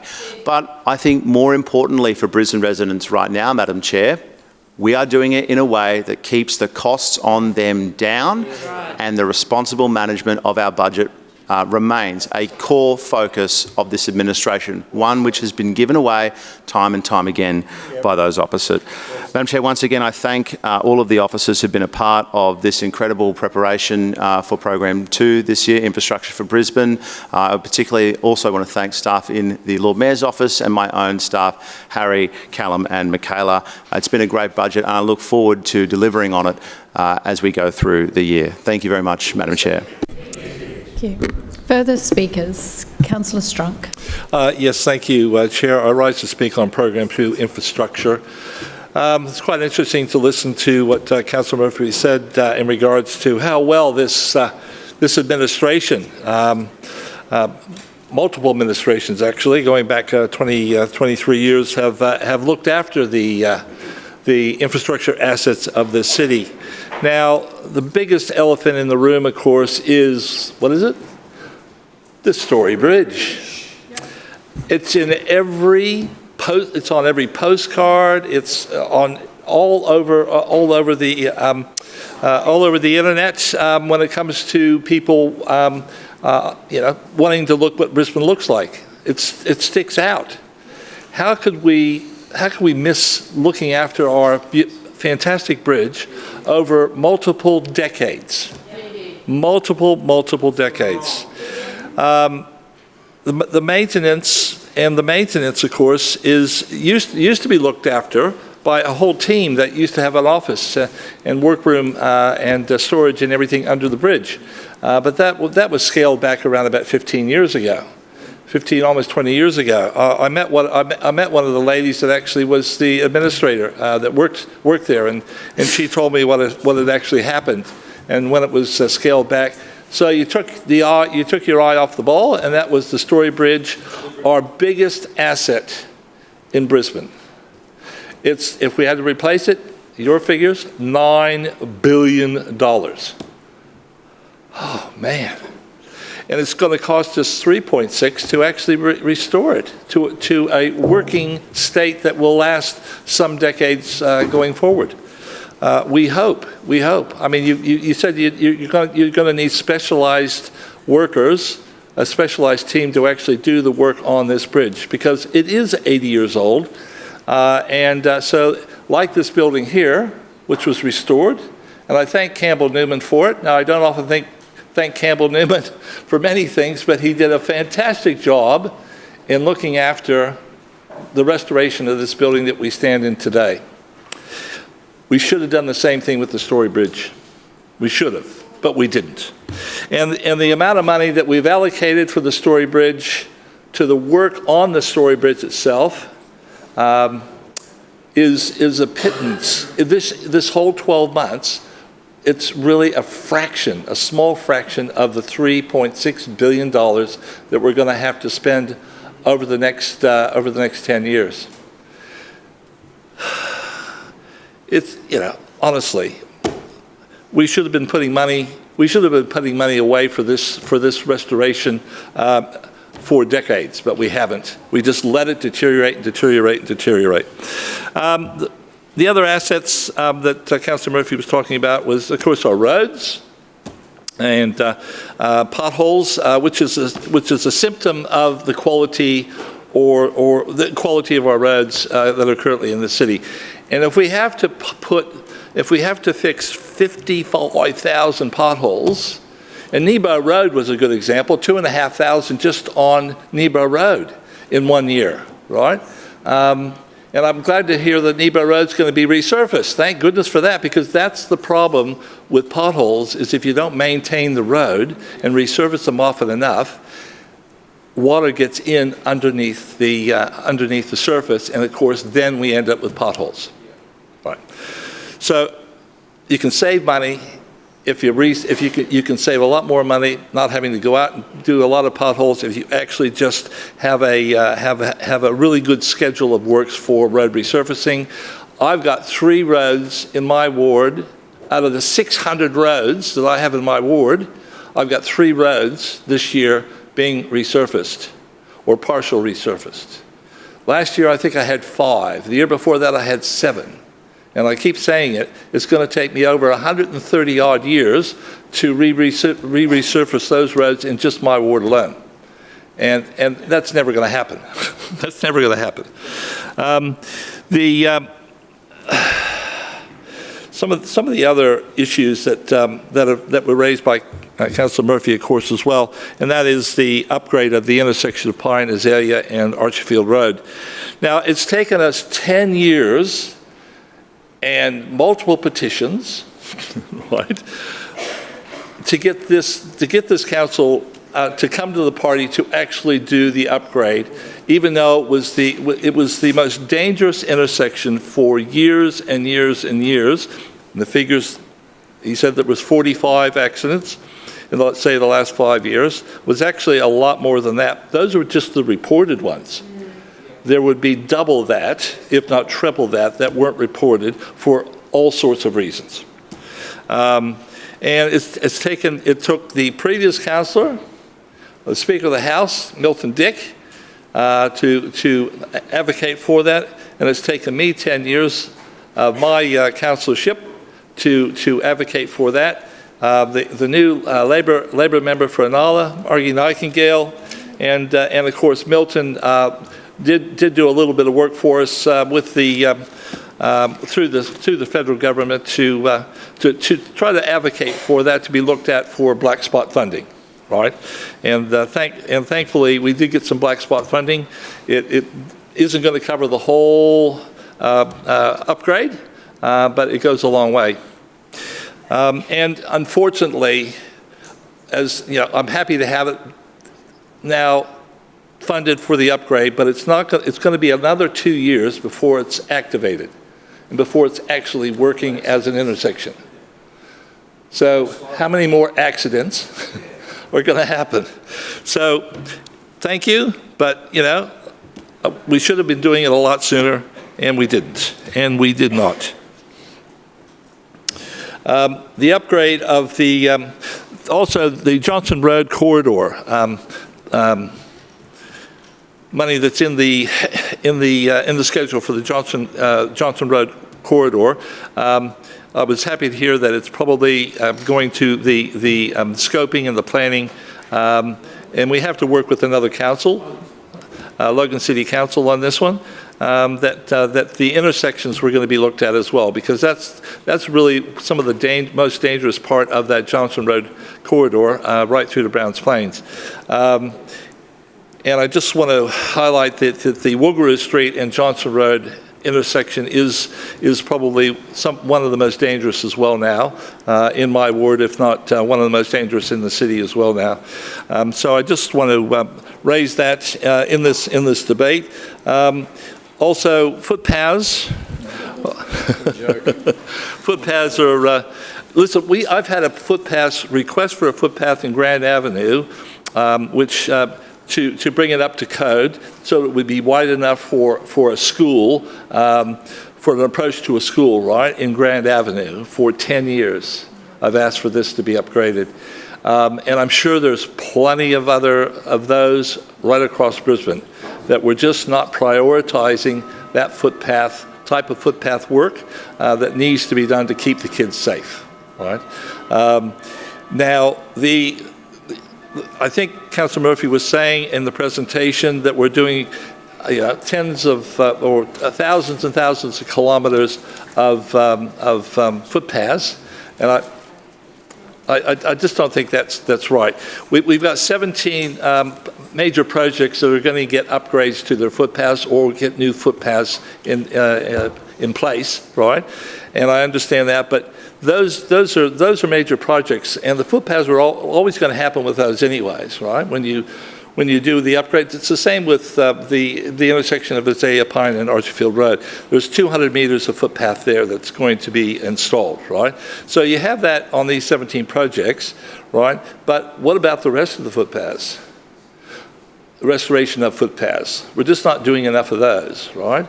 And we're just not doing enough footpaths in areas that don't have any footpaths at all, that the residents want.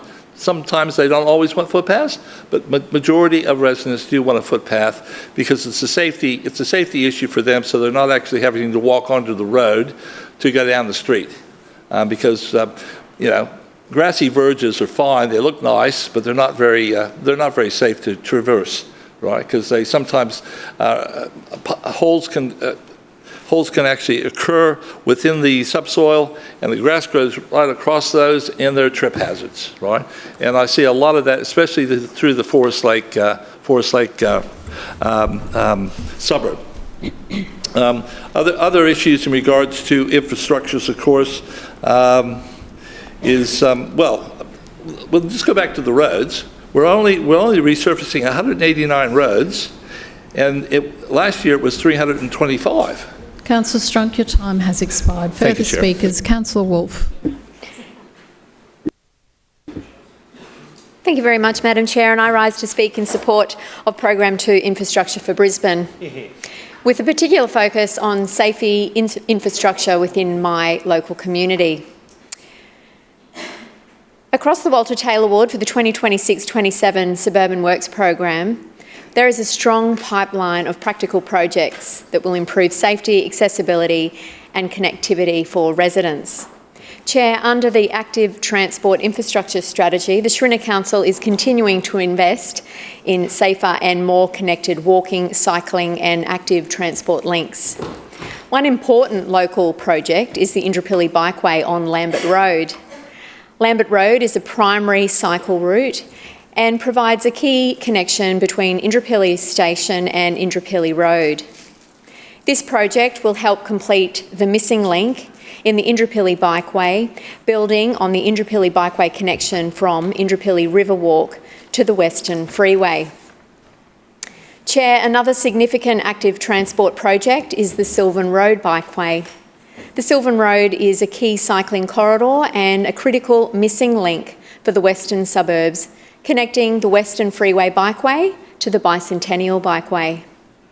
Both the Western Freeway Bikeway and the Bicentennial Bikeway provide a high standard of safety and amenity with protected and off-road facilities for people on bikes. This project represents exactly the kind of safety-focused infrastructure our growing city needs.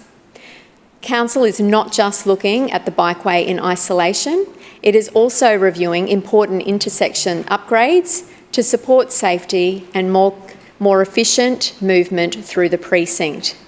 This includes the Milton Road, Croydon Street and Morley Street intersection, the Croydon Street, Sylvan Road and Jefferson Street intersection, Milton Road and Sylvan Road intersection, and Sylvan Road and Land Street. For the 2026-27, the proposed deliverables include completing construction of the Milton Road, Croydon Street and Morley Street intersection upgrade. This includes upgrades to the traffic lights. Under the Major Traffic Improvement Intersection Strategy, the Shrinner Council is also delivering an important safety project at Clarence Road and Westminster Street in Indooroopilly. This is a black spot nomination, and between July 2019 and June 2024, there were 9 casualty crashes at this intersection. That is why this project is so important. The works will involve upgrades to the traffic signals, a fully controlled right turn, installation of a central median from the right turn pocket, and construction will be undertaken in the 2026-27 year. These are practical, targeted safety improvements that respond directly to known crash history. This is what good local infrastructure investment looks like. Identifying a safety concern, designing a practical solution, and delivering safer outcomes for the community. Chair, under the Local Access Network Improvement Strategy, Council is also progressing local access and safety upgrades across the Walter Taylor ward. At Beatrice Street and George Street, Taringa, works will help improve pedestrian safety, with pedestrian crossing being moved further back from Moggle Road. And in addition, at Brisbane Street and Sir Fred Chanel Drive in St Lucia, the Schrinner Council will design and deliver access and safety improvements for all road users at this intersection. These projects are not always the largest projects in the budget, but they are incredibly important. One of the other important parts of community safety infrastructure is school safety. I'm also delighted that the Schrinner Council is progressing the Indooroopilly Safer Schools Precinct.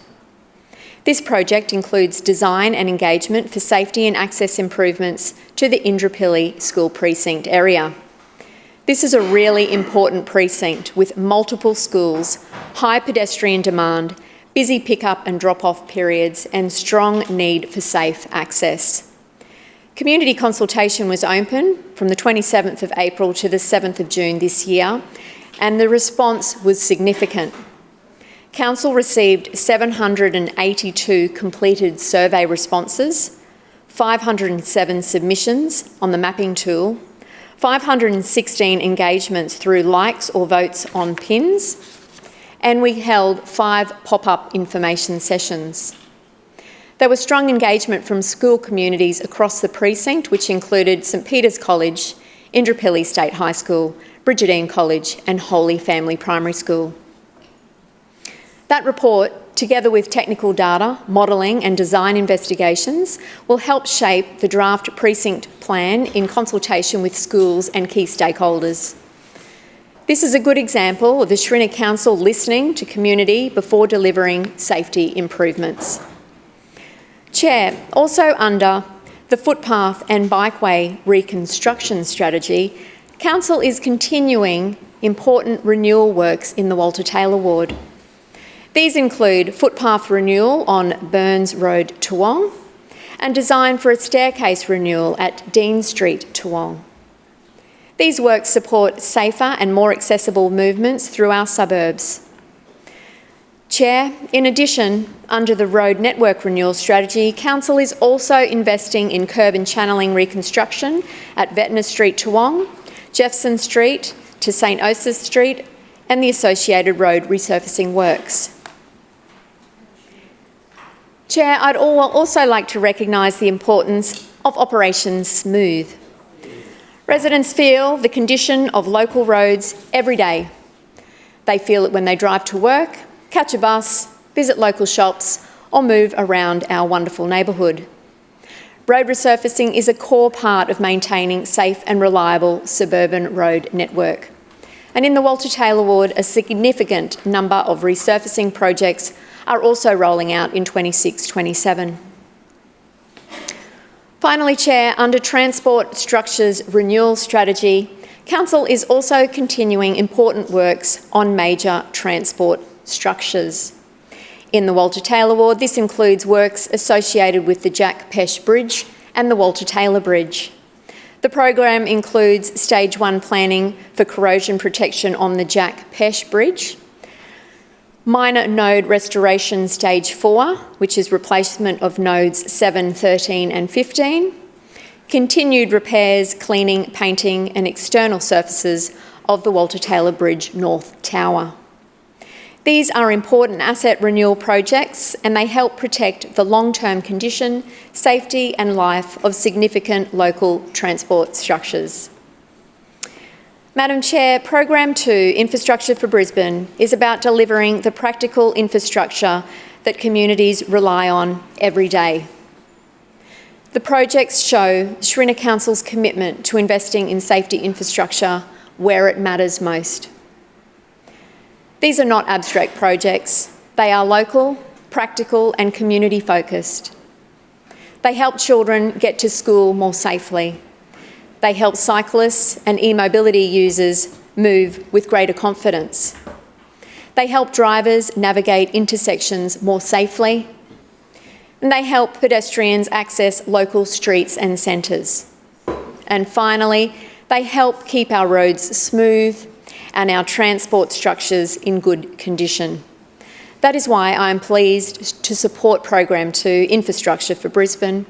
It is an investment in safety, livability and the everyday experience of residents across the Walter Taylor ward and our city. Thank you. Further speakers, Councillor Johnston. Yes, thank you. I rise to speak on Program 2, and I'll pick up where Councillor Wolf finished up, because we certainly learned a couple of things from the Infrastructure Chair in his information sessions, unlike some of the other councillors. But the big one is the council math in the budget. So, you know, from all accounts from the Lord Mayor on Budget Day and Councillor Wolf and no doubt the other dozen or so LNP councillors that will follow, Operation Smooth is very, very important, and it's going to be a great thing for the city. So it was really interesting when we asked about carryovers in this portfolio and for the road resurfacing program. And Councillor Murphy had to detail a bit over $20 million in road resurfacing that was not done last year, that is being carried over to 2026-27. So 110,000 minus, I think it's somewhere between sort of 20 and 21 million. Like, you know, we got individual projects, so there's a bit of math. But guess what that comes down to? $90 million. And guess what council normally spends on road resurfacing? $90 million. So no change. Far from being a record investment in road resurfacing, all it's doing is showing up how incompetent this administration is, because they couldn't resurface last year's roads and they're rolling, I think it's about 35% or something. It's a huge amount. They're rolling a huge percentage of roads over to this year. So what on earth makes council think that they can do more roads this year than last year when they couldn't even deliver on the basics they promised in the last budget? But that's what we get from this Lord Mayor, who's more interested in popping over to New York to do some marketing and whatever else he's doing over there, who knows, because the spin of this budget way does not reflect what's in it. So if Councillor Murphy wants to stand up and claim that this is fantastic, well, what did he do last year? He underspent his own portfolio by $20+ million, failing to resurface roads in this city. And that is shameful, shameful. And they've got to be carried over. And you watch, we'll be here next year. Can't wait for tomorrow to the CEO. We get to parks, because that's going to be a good one. Now, I just wanted to put that on the record, because that is not a record to be proud of. But let's see what happens in Tennyson Ward. So in this record road resurfacing budget, does anyone want to guess how many roads are being resurfaced in Tennyson Ward? Let's start with new roads. How many new roads are being resurfaced in Tennyson Ward? 10? No. Anybody else? 5. 2. Thank you, Councillor Kim. There are 2 new roads being resurfaced in Tennyson Ward, and there's only 4 all up, 2 new ones and 2 carryovers. So how proud this council is. Apparently all the roads in Tennyson Ward are perfect. They don't need resurfacing. I can tell you it was a bit of a shock to my community, and the feedback's been very clear, but we'll get to that in a minute. We essentially are pretty much just doing what we should have done last year in my ward, and it is embarrassing. One of the 2 new roads we are doing is actually called Sampson Street in Annerley, which is a tiny little street that the state government's Cross River Out project has absolutely buggered up. Not council. I have no idea why council is not making the state government fix the road that they damaged. It's just crazy. It's been badly damaged by the state government, and council knows that because we've reported it to them, but council's fixing it. Why on earth would this Lord Mayor go and spend money fixing up Crisafulli's problems? Because that's what's happened. So anyway, I could have saved the council a good chunk of money there, and it could have been spent on something else in Tennyson Ward if only this council would talk to the state government and maybe hold them to account for some of the things that they have got wrong. Now, I do want to mention the one intersection in my ward that is getting upgraded, Long Street East Honour Avenue, Graceville, which is the intersection just under the low rail bridge at Graceville. Now, apparently there have been a few crashes there. Now, there is a right turn and there are people who go through a slip lane, and, apparently there's been some accidents. So it's qualified for black spots funding. Do you know how many people have complained to me about it being a safety issue in the 18 years I've been the councillor? None. Not one. Not one. 18 years. Do you know what they have complained about? One, the footpaths are too narrow under the low rail bridge, and two, it's 1.5 lane widths and 2 cars can fit in it side by side, but council says they can't mark it as 2 lanes because it's not wide enough, and council can't make it 2 lanes because the low rail bridge pylons are a state government responsibility.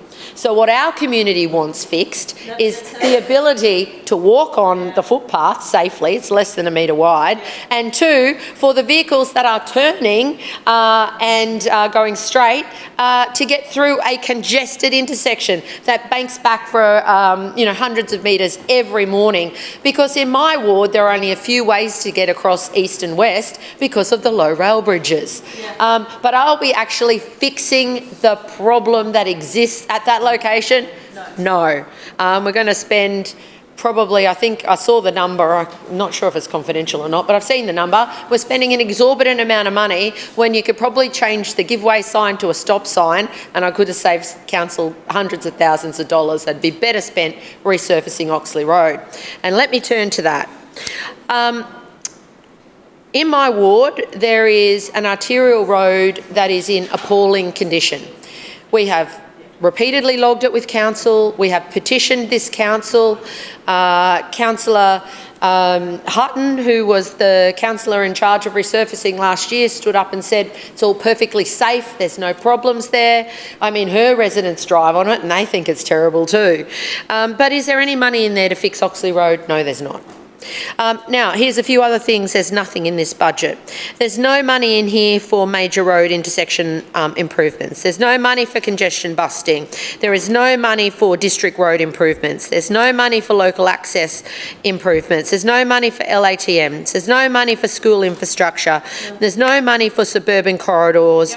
There is a little bit of money, and how proud Councillor Wolfe is, there's a little bit of money to do maintenance work to the bridges. Yes. Like this is something that council should be singing from the rooftops.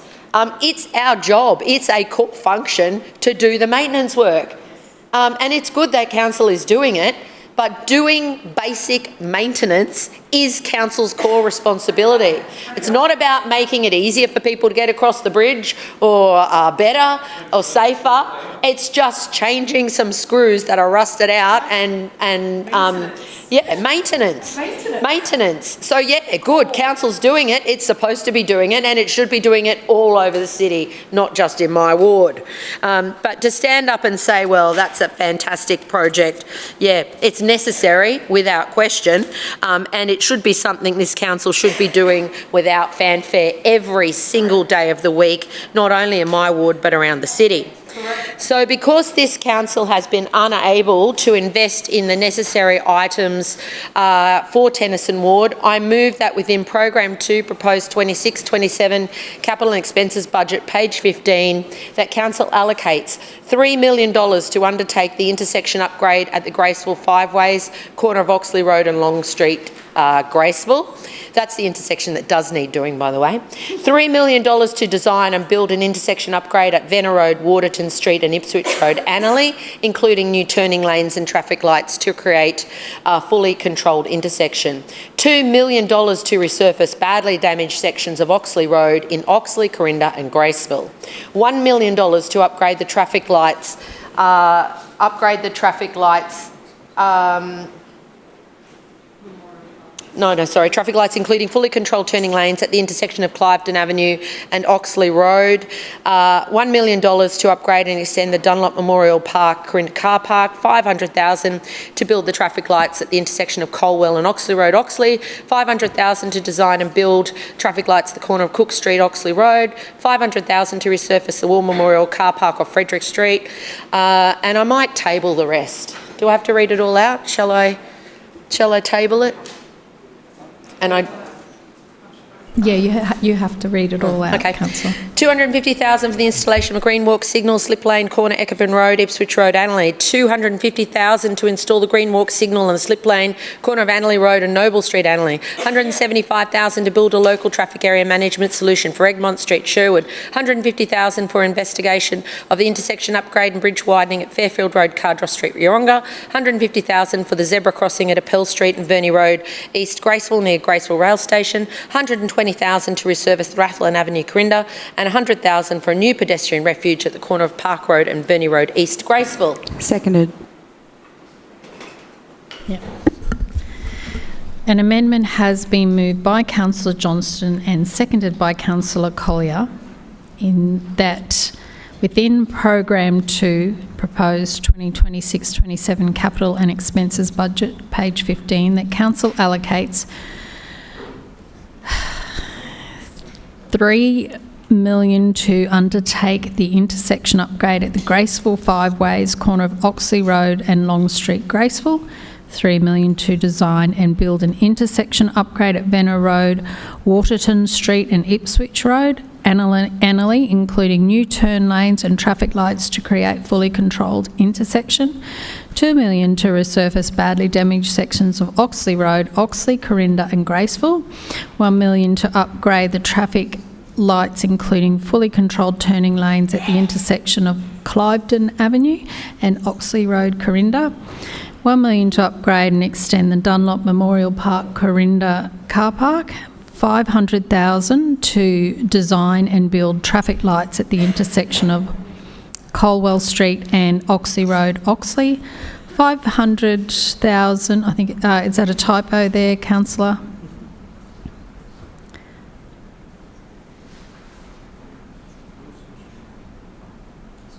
What did you have?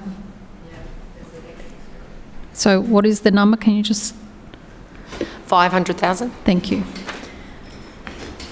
$500,000 to design and build traffic lights at the corner of Cook Street and Oxley Road, Oxley.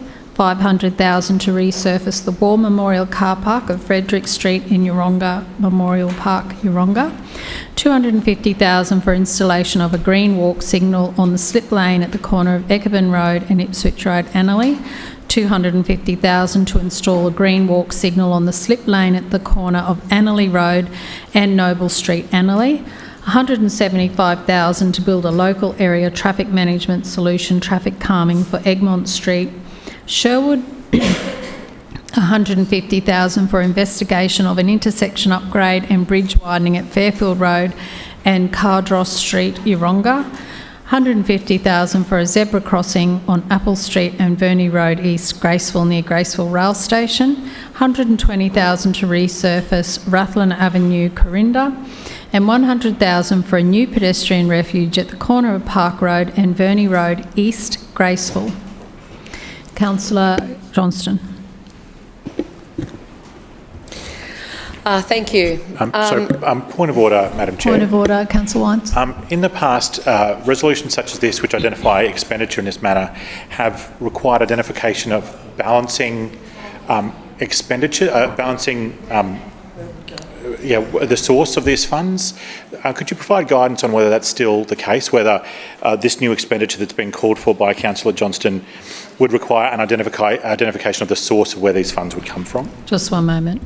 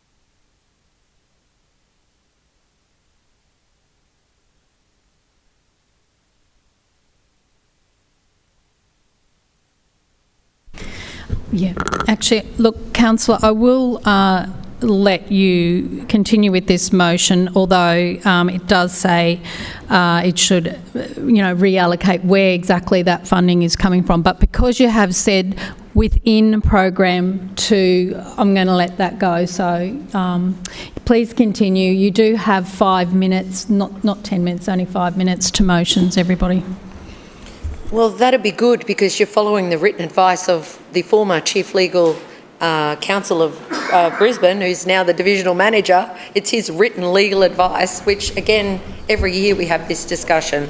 So, which is what I just said to you, No, Councillor. you passed that by saying, I'm going to let you do it. I am perfectly entitled to do it, and I'm acting on legal advice. Yeah, at the end of the day, it's my ruling. So, Councillor, go ahead. You have 5 minutes. Of course it's fine. Andrew Wines is wrong. Councillor Wines is wrong. But anyway, back to the motion.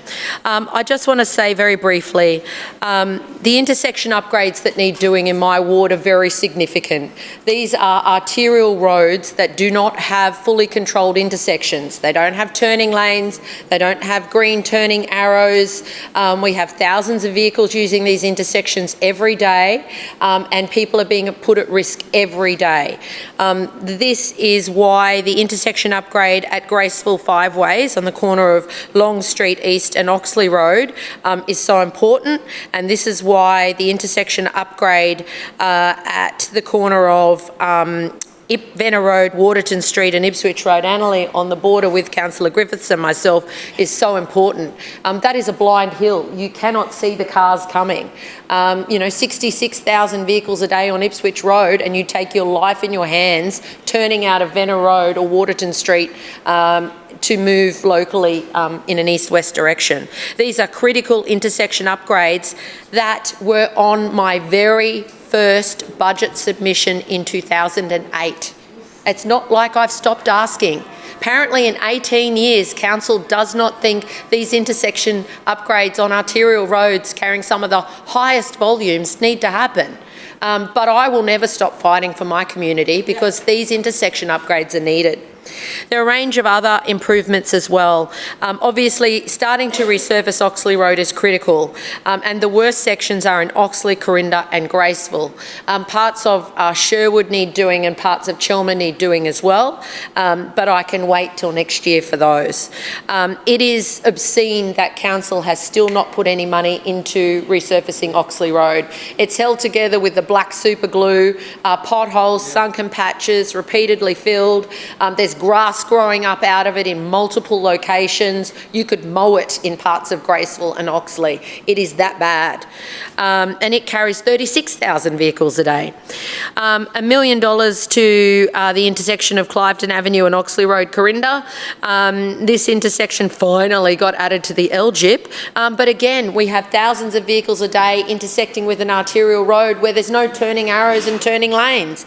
People are lining up 3 cars wide in an area for 1 car. We need money to upgrade the car park at Dunlop Memorial Car Park in Corinda and also at Yeronga Memorial Park. I note, and this is disgusting, there are 3 car park upgrades in this budget and they're all in LNP wards.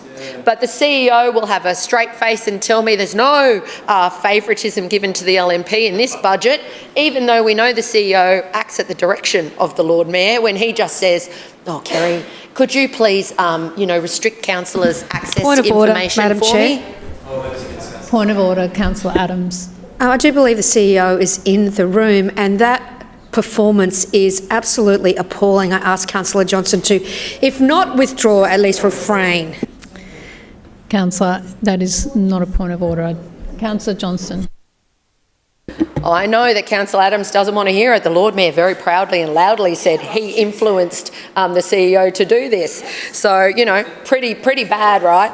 And off she went and did it. But here we are in the budget. Councillor Adams is getting her car park upgraded and other LNP councillors. But meanwhile, these car park upgrades, we've petitioned 3 times.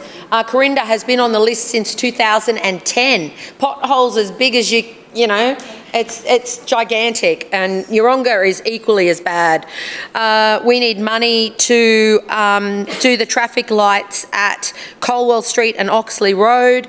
Cars can't get out of Oxley State School area. Oxley Road is a car park back from the Ipswich motorway. You can sit there for hours, you can't get out. We need funding to do the lights at the corner of Cook Street and Oxley Road, Oxley. This is a dangerous intersection. Again, an arterial road with no traffic lights whatsoever, and huge amounts of traffic coming from Jamboree Ward, so those residents would love it as well. We need the green walk signal on the corner of Eckerbin Road and Ipswich Road in Annerley, on my border with Councillor Griffiths. This is an arterial road where people have to dodge traffic, run across a slip lane with no green walk signal to get to the local shops. We need 250,000. Councillor, your time has expired. And much more. Are there any further speakers? Councillor Griffiths. Thank you, Madam Chair, and I rise in support of this motion and to support the good work that Councillor Johnston is doing. I know I've worked with Councillor Johnston for many years, and she is one of the best performers in this council. She's admired by her community and well respected by her community and by council staff. You speak your mind, Councillor Johnston, and that's probably why you've got the highest vote in the chamber. So congratulations to you, and I think it shows where politics is going, and it's going more towards independents who actually can speak up. But in terms of representing your community, what fascinates me is you represent your community so well, you work so hard, you communicate, you build relationships. The LNP, you can depend on them. You can absolutely depend on their strategy. It's going to be a brick wall. This brick wall goes up and they go, aren't we smart? We built this brick wall and we're not going to give you anything. And they think that's fantastic, and then their votes don't move. Yeah, the Lord Mayor's vote's going down there. But that's their strategy. Their strategy is just to block you, and to block your community, and to block what your residents deserve and what your residents are paying rates for. And it's the whole way this administration runs is it is overtly political. Overtly. Almost to the point where I think you can almost do a ratio. If they get two things, we get one thing, you might get scraps, Councillor Johnston, in your ward. And I've seen that pattern repeated over and over and over again with budgets. And I know you and I have raised many of these issues together because they jointly affect us. They affect the residents in our two communities. We're representing the residents of Brisbane and trying to get some common sense out of this council. It doesn't surprise me, once again, the Lord Mayor in his own budget. This is his budget. He's not even here to participate in the debate. He's not even here to put a few words in. Where is he? You wonder, where is he? Lord Mayor, where are you? Where are you? You know, like, come back. This is your budget session. You know, this is appalling. This is actually appalling that the Mayor isn't here to talk to this. And it just really shows, it keeps reinforcing how out of touch these people are, how out of touch this budget is. I know for me, you've said that you've waited 18 years for some things. For safety lights in one of my parks, I've now waited 23 years. It's been listed for 23 years, and it's every year I get from the officers, oh, it depends on the priorities. Councillor, can you come back to this motion, please? Come back to this motion. I'm asking you to come back to this motion. Look, Madam Chair, you love keeping control of things, but I'll come back. I'll come back. I'm talking about how resources are allocated in this council. I'm talking about the transparency of professional officers. I'm talking about the lack of transparency of professional officers. I'm talking about the lack of transparency of this administration. I'm talking about the politicisation of this budget, Madam Chair. Well, that isn't what this motion is about, That actually Councillor is what this motion is so about. you come back to it. That actually is what this motion is about, I'm Madam asking Chair. you to come back to it. I understand, Madam Chair. I understand that this is uncomfortable for you. Yeah, I have to say I'm feeling a bit bullied here, Madam Chair. I'll just put that on the record. Oh, sorry, there was yelling from Councillor Adams, bullying across the chamber. Oh, sorry. Oh, that wasn't picked up either, Madam Chair. It's on the record, but it's all right. You are on the record, Councillor, and again, I ask you to come back to the motion.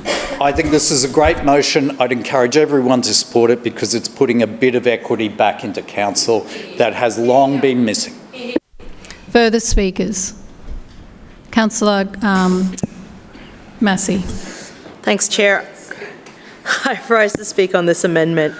And I'll begin by congratulating Councillor Johnston on her tireless efforts to represent her communities.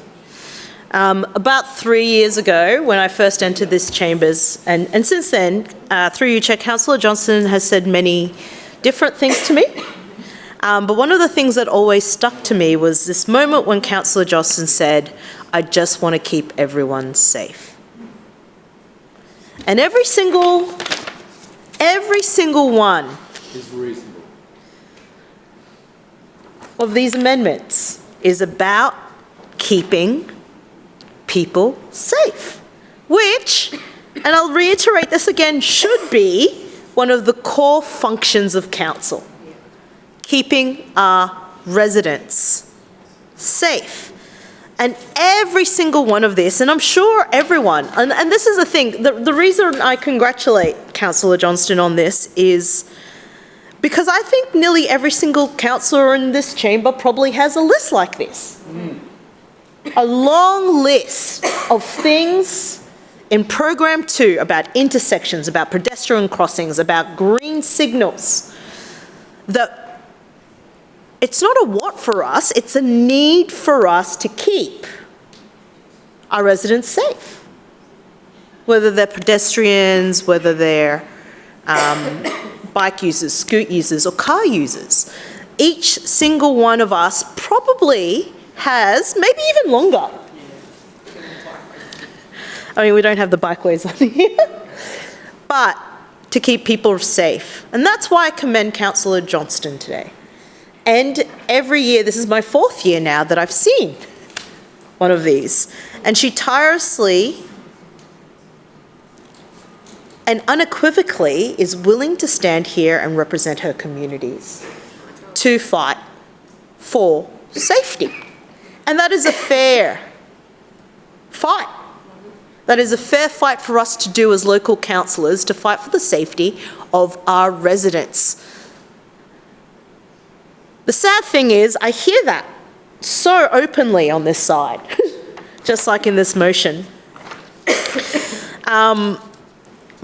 And what I hear from the other side, unfortunately, too often is just an acceptance of the bare minimum of what council can do as a part of its core function. So I commend this amendment to the chamber.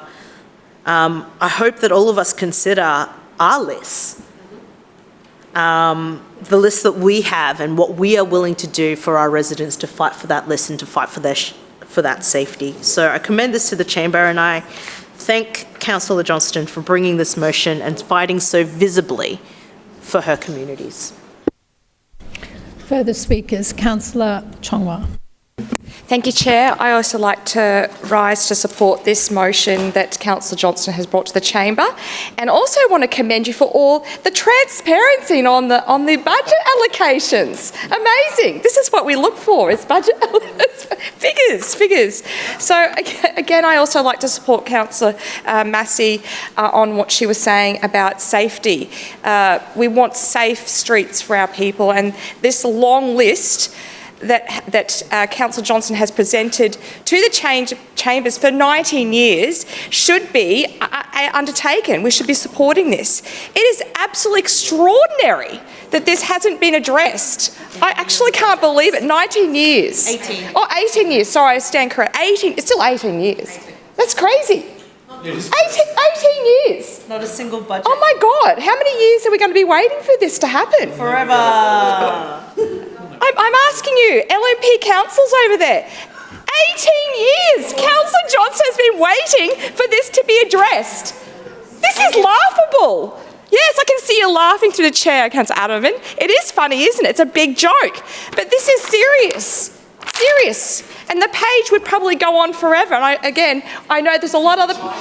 There's highlights. I get that. Take that interjection from Councillor Johnston. But I know that other councils on this side of the chambers also have a long list as well. So I really want you to support this. I support it. Councillor Massey supports it. And thank you again, Councillor Johnston, for fighting for our community. I mean, I just want to say one other thing. I mean, I travel through this area too. So this affects not just your residents, but everyone in the city. Okay, this is a citywide issue. So again, I support this motion. Thank you very much for bringing it to the chambers. Further speakers, Councillor Kim.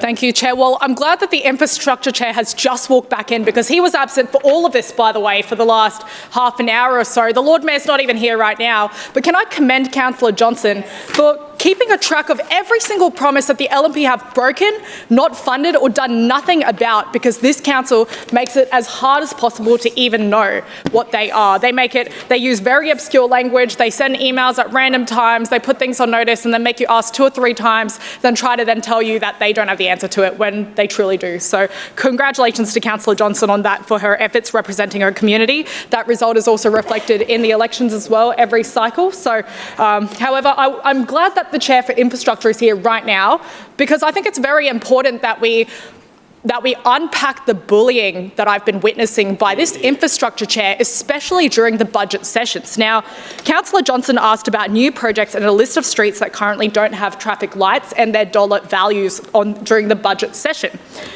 Now, Councillor Murphy didn't want to answer these clearly, so he started just listing a little bit, but they didn't have dollar figures. Then Councillor Johnson said, no, we're asking for those dollar figures. Councillor Murphy goes, oh, so you want to know about those? Isn't that funny? Because didn't you just say last Tuesday that these are what budget sessions are for? Yeah, we're going to give you the full list of figures. Exactly. Now, Councillor Johnson, doing the right thing, representing her community, continues to ask for these answers. This list could actually be an example that the LNP councillors should follow themselves, because I don't see them doing this for their communities. That's right. But moving on, this list here, you won't believe what Councillor Murphy said. He said in response to this, he said, I think you're being difficult, Councillor Johnson. Oh. That's what he said back to her. And I have this conversation written down verbatim in my notes here today, because I was disgusted by that. We're not talking about information sessions. Well, I know what we are talking about is representing our constituents with funding, with figures and with numbers. And that's exactly what Councillor Johnson's doing here right now. And how disgusting that the councillor for the Chandler Ward, the LNP councillor Ryan Murphy, wasn't even here for part of this debate, then treats one of our councillors like this. How disgusting. Talk about bullying. Talk about bullying. How disgraceful that the LNP councillor calls one of the opposition councillors difficult because she was asking a question. And now he's laughing because he thinks it's funny. Kim, you were talking over me, you may not have heard me speaking. And I said, we're not talking about information sessions. We are talking about this motion, please, the items that are on this motion. Respectfully, Chair, I think it's interesting that while I'm talking, I hear you interjecting while I'm talking and debating, while I'm representing our community, outer suburban residents, and you're here providing very inappropriate comments as a chair that should be debating, shouldn't be debating us. I will caution you again, and the next time I have to do it, you will be formally warned. So will you be also calling up Councillor Murphy for his disgraceful remarks? I am not debating you and your behaviour. You mean his behaviour? About other people's behaviour in this chamber, and yours is very consistent, and it's consistently rude. To the other chairs, to the chair, and I've asked you twice now to come back to the motion. See, the difference between this side and this side is that we're constructively and proactively talking about the issues our residents are facing. Meanwhile, the LNP and the chair are politicising this every single time, let alone not even being present in the chamber. So I think the last 3 minutes says all you need to know about the values of the LNP Council here. And congratulations, Councillor Johnson. You deserve this to be funded. For the amount of time that you have seen this happen on repeat again and again and again, what needs to change is this administration, and they need to go. Will they give us the figures? No. There we have it. Thank you, Chair. Further speakers? Councillor Cassidy.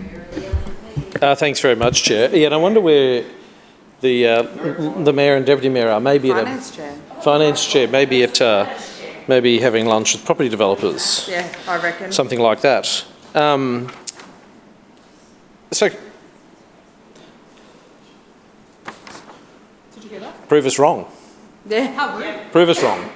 How rude. $170,000 so far. Property developers, yeah. Now, what we have from Councillor Johnston here is advocacy as a local councillor and doing her job. Now, she puts a budget submission in.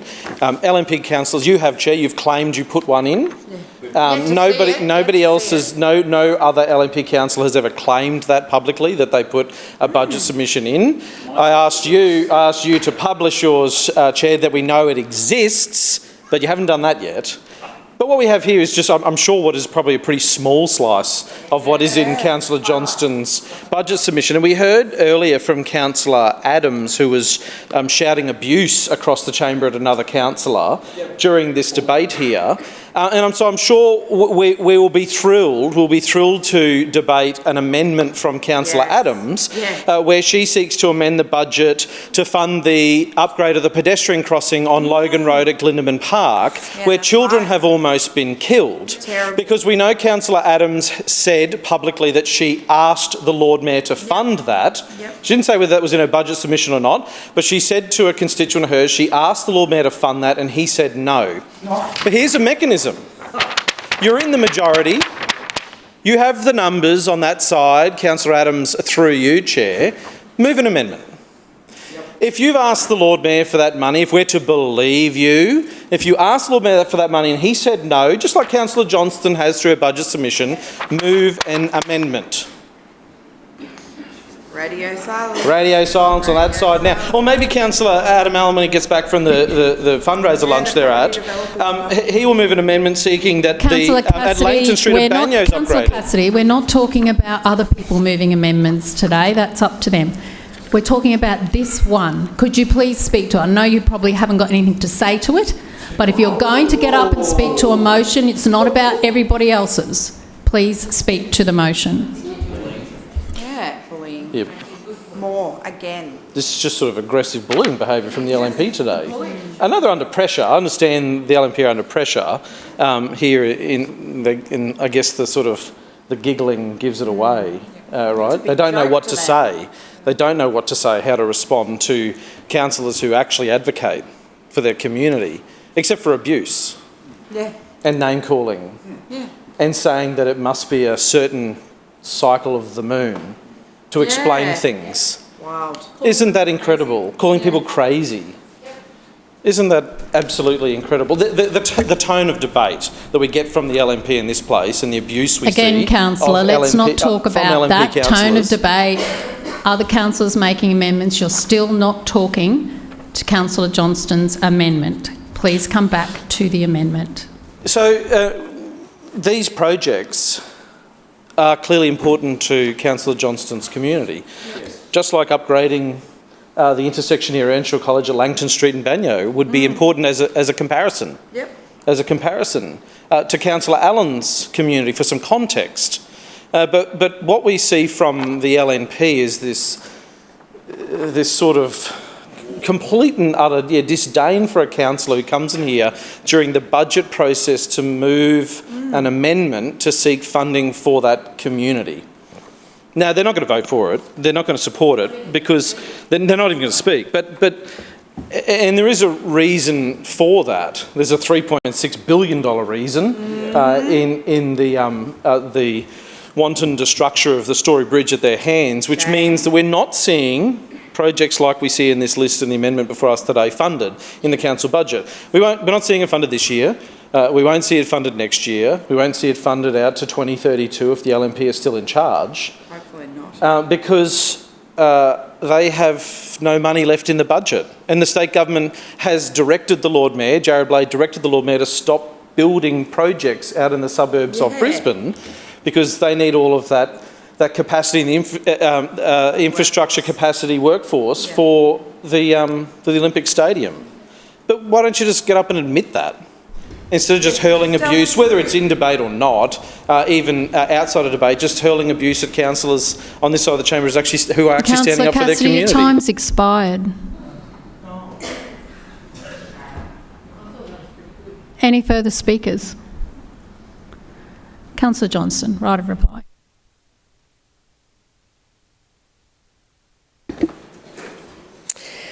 Firstly, I would just like to say that the 15 projects that are on this local list for Tennyson Ward actually benefit 3 wards directly.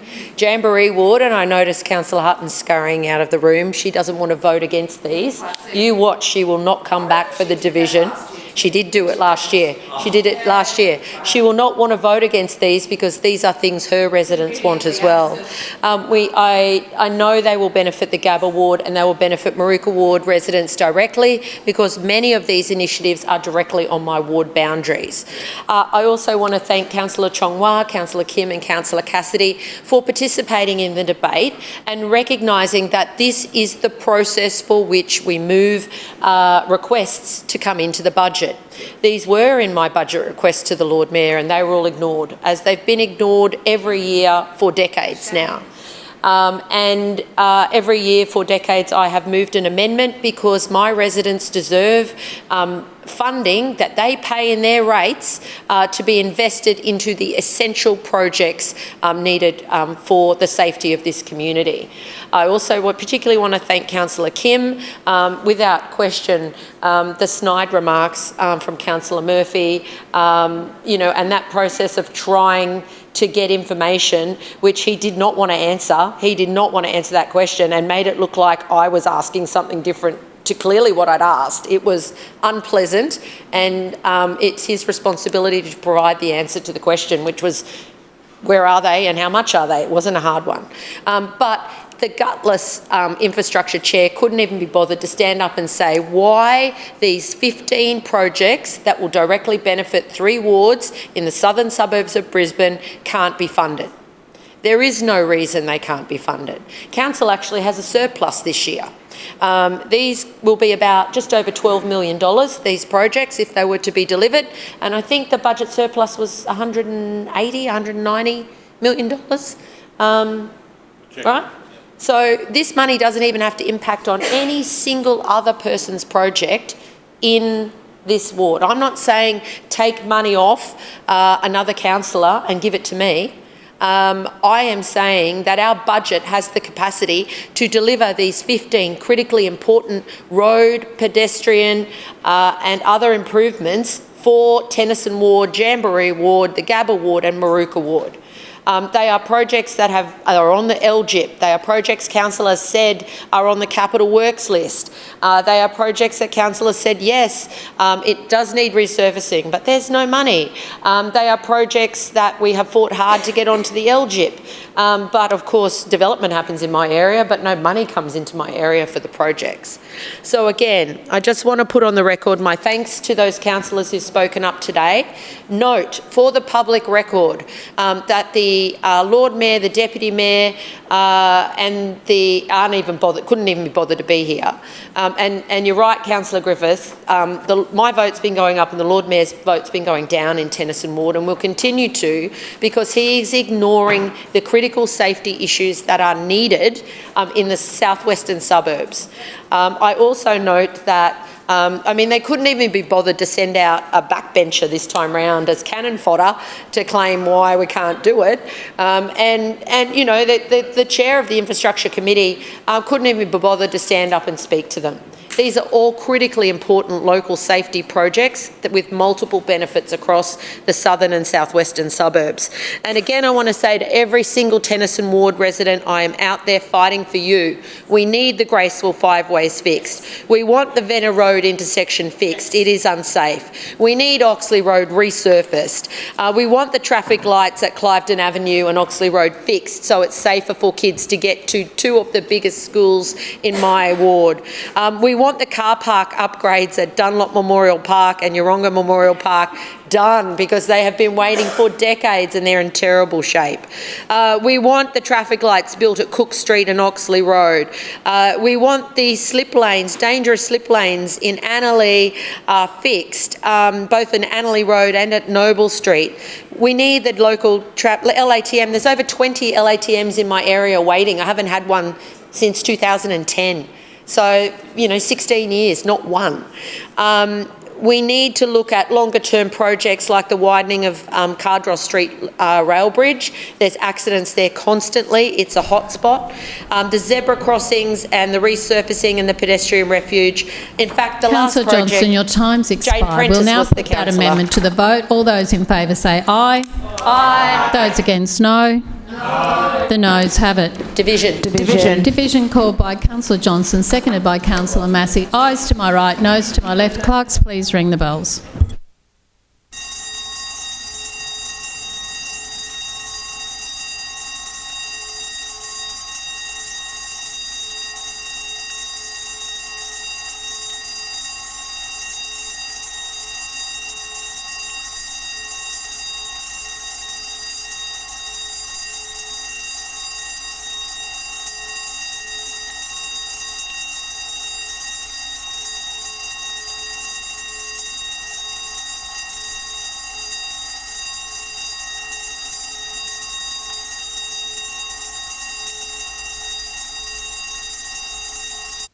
Clerks, please read the results.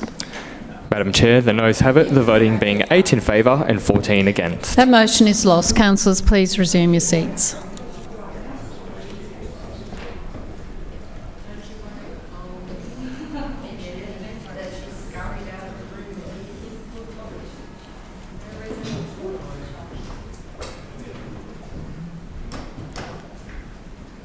Further speakers. Councillor Givney.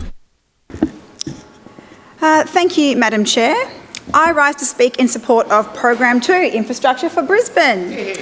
Infrastructure is one of the most visible ways residents see their rates at work. Whether it's a safer intersection, a resurfaced road, a pathway or improvements around our schools, infrastructure investments have a direct impact on how people move through their communities every single day. As a councillor of Wynnum Manly, I am pleased to support a program that continues to deliver practical, local improvements while planning for the future growth of our city. Madam Chair, one of the projects that I'm particularly pleased to see continuing is the Safer Schools Precinct program in Wynnum and Manly. As a former teacher and as a parent, I know firsthand how important it is for children to be able to travel to and from school safely. Both my children do every day. And encouraging them to travel actively is very, very important. Parents should feel confident that the routes their children use every day are safe and accessible, whether they are walking, riding or catching public transport or being dropped off by car. This year, we will see the initial design shared for community engagement for the Wynnum Manly Safer Schools Precinct. Importantly, this project recognises that school safety is not just limited to the school gate. It's about the entire network surrounding our schools, including footpaths, crossings, intersections, bus stops and active travel connections. In Wynnum Manly Ward, the precinct includes Manly State School, Wynnum State High School and St John Vianney's Primary School. I thank all the parents, residents, community, school communities, and community members and local businesses who took part in the initial engagement process that will help shape the improvements that will be delivered. I look forward to sharing these designs with the community very soon. And the goal is simple: safer journeys, less congestion and better transport for our local families. Madam Chair, another project that has been welcomed by many local residents is the local access network improvement on Gordon Parade near Carabethan Street in Manly. As a regular driver and pedestrian in this location, I know that with a bus stop and a train station entrance nearby, this infrastructure will be welcomed by local residents. This project will deliver a pedestrian refuge, crossing, a splitter island and broader safety improvements for all road users at this busy location.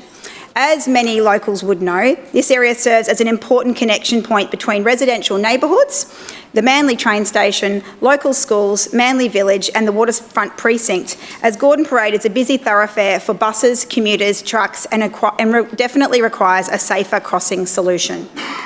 Improving pedestrian safety and accessibility at this location will make it easier and safer for people of all ages to move around the area with access to public transport. As we continue encouraging active transport and greater use of public transport, investments such as these become more and more important.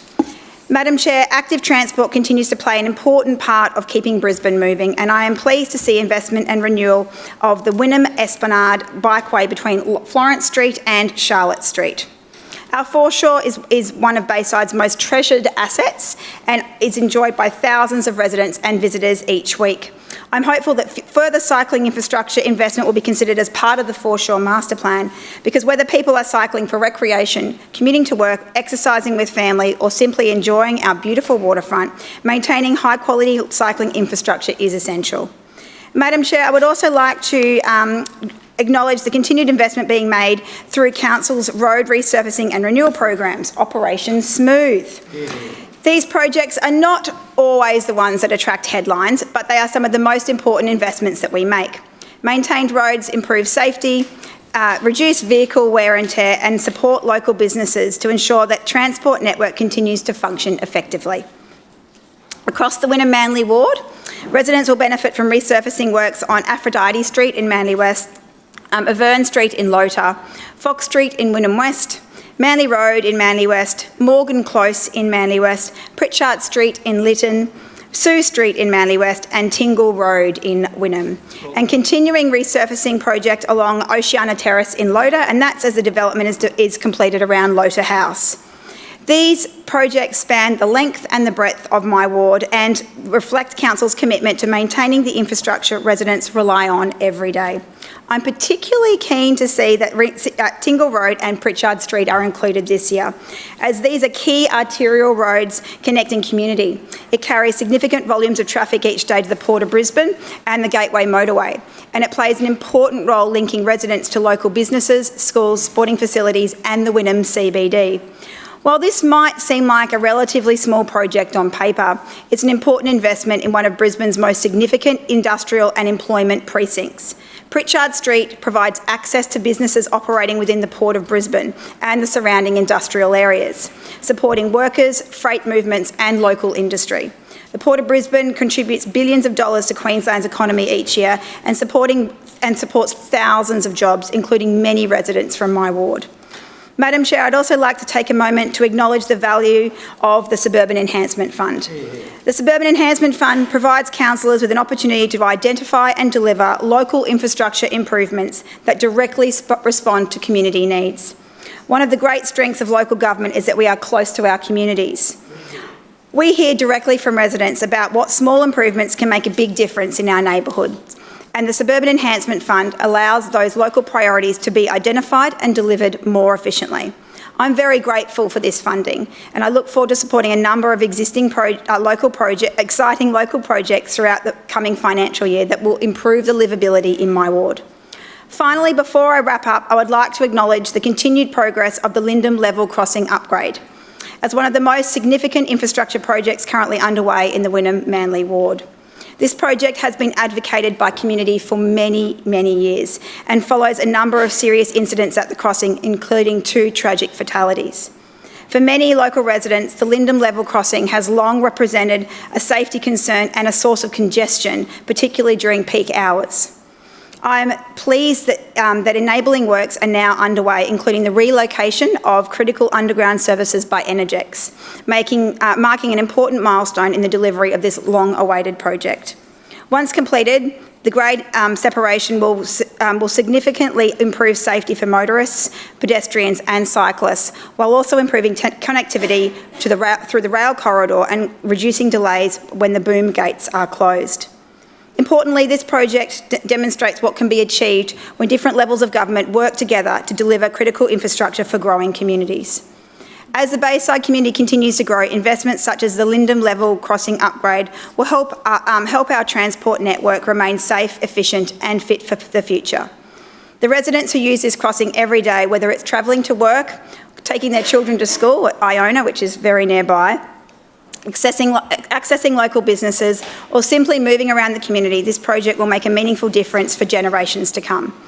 Madam Chair, what I particularly appreciate about Program 2 is that it balances a major citywide infrastructure investment with practical local improvements. As the advocate for council on the Bayside, I know how important it is that we continue investing in infrastructure that supports both our growing population and the lifestyle that makes my community so special. I thank Councillor Murphy and the Infrastructure Committee and the council officers that do the tireless planning to deliver these projects. I know the residents of the Wynnum Manly ward will welcome these investments and the improvements they will bring to our community, so I commend Program 2 to the Chamber. Further speakers, Councillor Collier. Thanks very much, Chair. I rise to speak on Program 2. Infrastructure is one of the most basic responsibilities of local government. It's the roads we drive on, the footpaths we walk on, the bridges that connect our communities and the intersections that keep people moving safely around Brisbane. When infrastructure is done well, I think that most people probably don't really give it a second thought. They just expect it to work. But when infrastructure is neglected, people notice. They notice when their roads are riddled with potholes. Yep. They notice when footpaths are unsafe, or if they haven't even got one. Yep. They notice when intersections become bottlenecks, or even worse, they're dangerous and accidents keep happening. And they certainly notice when one of the most important bridges in the entire state of Queensland starts to fall apart. Unfortunately, after more than 2 decades in office, this tired LNP administration falls short when it comes to maintaining and renewing existing infrastructure. They can't even deliver the basics. And nowhere is their failure more obvious than the Story Bridge. Because if there is one project that perfectly sums up 20 years of LNP infrastructure mismanagement, it is the Story Bridge. The LNP allowed it to deteriorate under their watch, and the Lord Mayor would like Brisbane residents to believe that this situation just happened overnight and it's totally normal, that somehow we woke up and discovered that this bridge suddenly needed billions of dollars worth of work. But that simply isn't true. The warnings have existed for years, and we know after Labor had to fight to obtain documents that the LNP want kept secret, we got them through a right to information process, and we found out that the maintenance requirements have been known by LNP councillors for years. And what these documents sensationally revealed is that under the LNP, what has not been missing is information, it's action. Yep. For now, after years of neglect, the LNP find themselves backed into a corner, desperately clawing at the federal government and maybe a little bit of the state government for money. They are certainly not fighting for their fair share from their LNP mates in the state government. Yep. Putting that aside for 1 second, while support from all levels of government will be important, I think people are entitled to ask a simple question. How did we get here? How did one of the most important pieces of infrastructure in this state reach this abysmal point under an administration that's been in office for more than 20 years? The LNP made choices. We know this. We know through these documents that they wanted to keep secret, that the LNP chose to kick the can down the road, and it is their fault only that we are in this situation.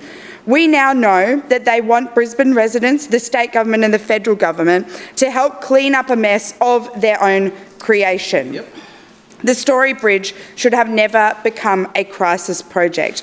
And the fact is that this is one of the clearest examples of infrastructure neglect that Brisbane has seen in decades. And unfortunately, it turns out the Story Bridge is not an isolated example. It's simply the largest and most visible example of a pattern that Brisbane residents see every single day. It's just delayed maintenance and reactive decision-making, if at all. Take potholes, for example. We as a council are known, of course, for the 3 Rs, roads, rates and rubbish. And now, after 20 years in charge, the LNP can't even get those right. The LNP is proudly pointing to their quote-unquote record investment in road maintenance and pothole repairs this year. And they want residents to see that figure and think that the LNP Council is doing a good job when reality is far from that. Let's think about what that actually tells us. Spending about the same amount, dollar figures wise, that you are on potholes as you did 10 years ago isn't a sign of success. It's a sign that the roads have been allowed under the LNP to deteriorate because they simply do not care. If after more than 20 years in office you are filling record numbers of potholes and spending record amounts fixing roads, that doesn't actually tell us that things are getting better. No. What that tells us is that the problem has become too big for you to ignore a second longer. Good infrastructure management is not about constantly reacting to problems after they emerge, telling people to say, I don't know, mow their own parks or fill their own potholes even. Good infrastructure management is about identifying issues early, investing in preventative maintenance and ensuring assets remain fit for purpose before they reach crisis point. That's the difference, of course. That's the difference between an energetic and proactive council and one that's lost all of the will to do the bare minimum that's expected from us as a council. It is a big fail from the LNP. So whether it's the Story Bridge, our road network, local intersections or footpaths, the pattern's the same. Delay, neglect, community frustration, and then probably another press conference claiming credit for fixing a problem that should have never been allowed to develop in the first place. Yep. And that is exactly what residents in communities like mine are frustrated about. In Morningside Ward, every single day I speak with residents who raise concerns about road safety, traffic congestion, missing or broken footpaths, dangerous intersections, and local infrastructure that simply hasn't kept pace with growth. These residents aren't asking for anything extravagant. They just want value for money from their council. And increasingly I hear they just want council to get the basics right. People want their roads maintained before they fall apart, their intersections safe, they want footpaths that are accessible, and they want council to stop making excuses. Yep. Just get on with the job of investing, and that investment needs to reflect the reality, which is that our suburbs are growing and they're growing fast. I, of course, welcome road network renewal projects in Morningside Ward, like at Jack Flynn Memorial Drive and Thine Road in Morningside, Banya Street in Bulimba and Phillip Street in Hawthorn. For example, these are important investments for local residents and they will improve the condition of our local roads. But I will say that residents are increasingly feeling like these projects only arrive after years and years of advocacy. Too often communities are expected to fight for basic infrastructure improvements, and projects only appear once it's become impossible to ignore.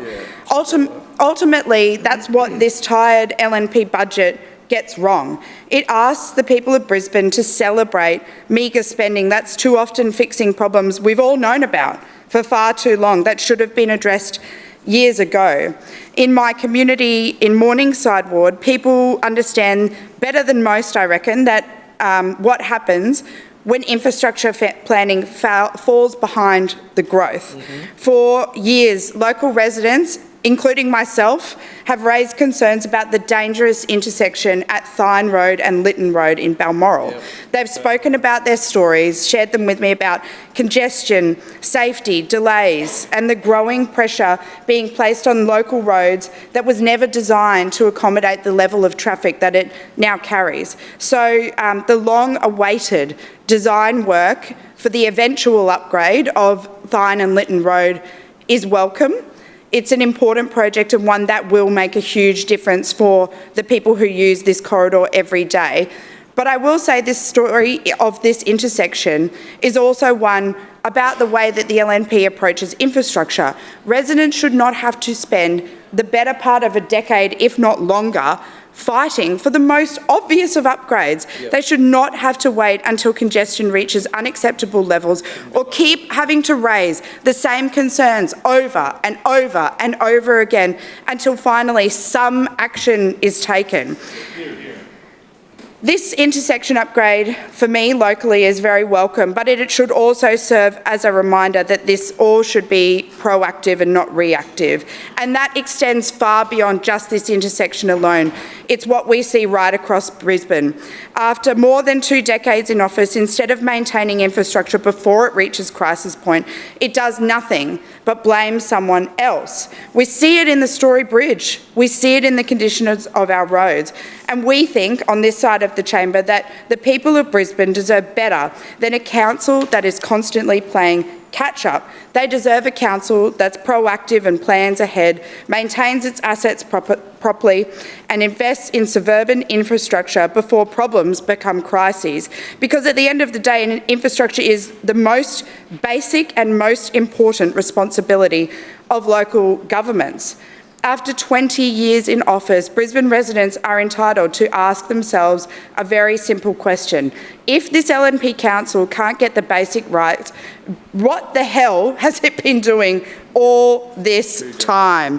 If this administration wants to be the council of tall over sprawl, it needs to build better in local suburbs, needs to build congestion busting projects, it needs to build a better Brisbane.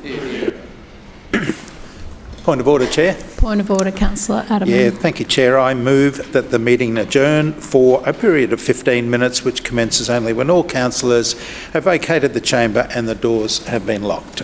Seconded. It has been moved by Councillor Adams and seconded by Councillor Givney that the meeting adjourn for a period of 15 minutes, which commences only when all councillors have vacated the chamber and the doors have been locked. All those in favour say aye. Aye. Those against, no. The ayes have it. The meeting will be adjourned when all councillors have left the chamber.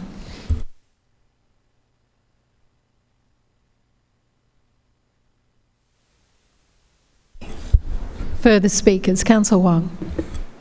Thank you, Madam Chair.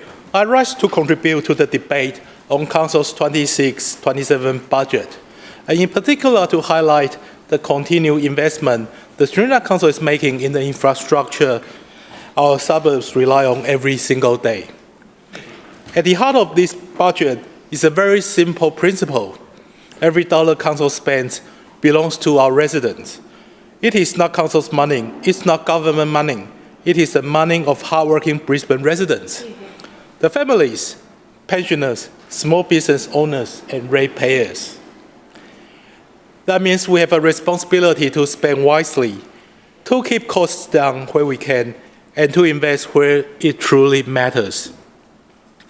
Infrastructure is exactly where it matters, because good infrastructure is not just concrete, asphalt, footpath, bikeways, and intersections. It is how people live their daily lives. It is getting to work safely. It is children walking to school. It is seniors accessing local services. It is parents getting home sooner and safer. It is what keeps Brisbane moving as our city continues to grow. That is why I'm proud to support a budget that continues to invest in the suburbs, including in my own magnificent McGregor ward. This budget delivers $110 million Operation Smooth Roads resurfacing program, a major investment in better, safer and smoother roads right across Brisbane. This is a practical infrastructure that residents see, feel and use every single day. In McGregor ward, we know exactly how important road maintenance is. Our residents do not want excuses, they want roads that are safer, smoother and properly maintained. Operation Smooth is a clear example of the Sri-Lanka Council listening to residents, delivering the basics and delivering them well. This investment also forms part of a broader $1.9 billion commitment to transport and infrastructure, a serious and substantial investment in keeping Brisbane moving and preparing our city for continued growth. Importantly, this is not short-term thinking. This is long-term planning. It is about ensuring that as Brisbane grows, our infrastructure keeps pace, not just in the inner city, but right across our suburbs where people live, work, and raise their families. But this budget is not just about roads. It also delivers more than $63 million for footpath and bikeways, including investments in Brisbane Street in my ward. Madam Chair, those familiar with Rochdale know there are currently only two main access roads connecting to the suburb to neighbouring area. Gardner Road to the north, linking to Margaret Kapalaba Road and the Gateway Motorway. A Miles Plating Road to the west, connecting to the Southeast Freeway and Logan Road. The construction of the Brisbane Street Bikeway will open up a critical new link between Rochdale and Wishart. Rochdale is one of the last major greenfield developments in our city and one of our fastest growing suburbs. Investment in infrastructure here is not optional, it is essential. I would like to acknowledge and thank the Lord Mayor and Councillor Murphy, who previously represented this area, for their foresight, careful planning and commitment to supporting its growth. These additional connections will help local residents move more safely and efficiently around their neighborhood. They give families more options. They support healthier, more active communities. They make it easier to access parks, schools, public transport, shops, and community facilities. Because connections do more than take you from A to B. They help children ride to school instead of being driven. They encourage families to walk to the park in the evening. They support seniors to stay active, connected, and independent. Active transport is not just an infrastructure choice, it is a health choice, a well-being choice, and an investment in more connected Brisbane. In the growing city, infrastructure must be safe, practical, and accessible, and this budget delivers exactly that. I also want to speak about Underwood Road in Emerald Plains. Residents have raised with me the very real challenges they face simply trying to cross this road. For some, it is about getting home sooner. For others, it is about safely walking from a nearby child care centre to visit a loved one in aged care. These are not abstract transport issues, they are everyday challenges affecting real people in our community. That is why, alongside Councillor Marks, I'm proud that this budget supports planning for Underwood Road at two intersections, at Gaskell Street and also at Levington Road. This planning is about reducing congestion. It's about improved safety. It is about making active transport more accessible. Because major roads do not just carry traffic, they sit within communities. People need to move along them, across them, and around them safely. This is the kind of investment that makes a real difference. It is careful, it is practical, it is local. And it reflects the responsibility we carry to spend residents' money wisely. At a time when cost of living pressures are being felt across Brisbane, Council must do what households are already doing, make careful choices, focus on priorities, invest in what delivers real value. This budget does exactly that. It invests in smoother roads, it invests in safer intersections, it invests in better footpaths and bikeways, it invests in the infrastructure our suburb need now, while preparing Brisbane for the future. Madam Chair, I would also like to speak briefly on the resurfacing of Logan Road under Operation Smooth.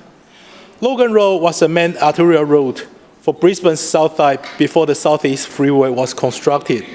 It remains a major alternative corridor for residents today. Within McGregor Ward, Logan Road is divided between council-controlled and state-controlled sections.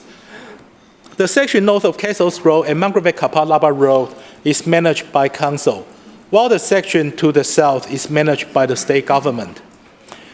Given the significant volume of traffic this corridor carries every day, resurfacing the busiest section will make a real difference, helping residents and all road users travel more safely and efficiently.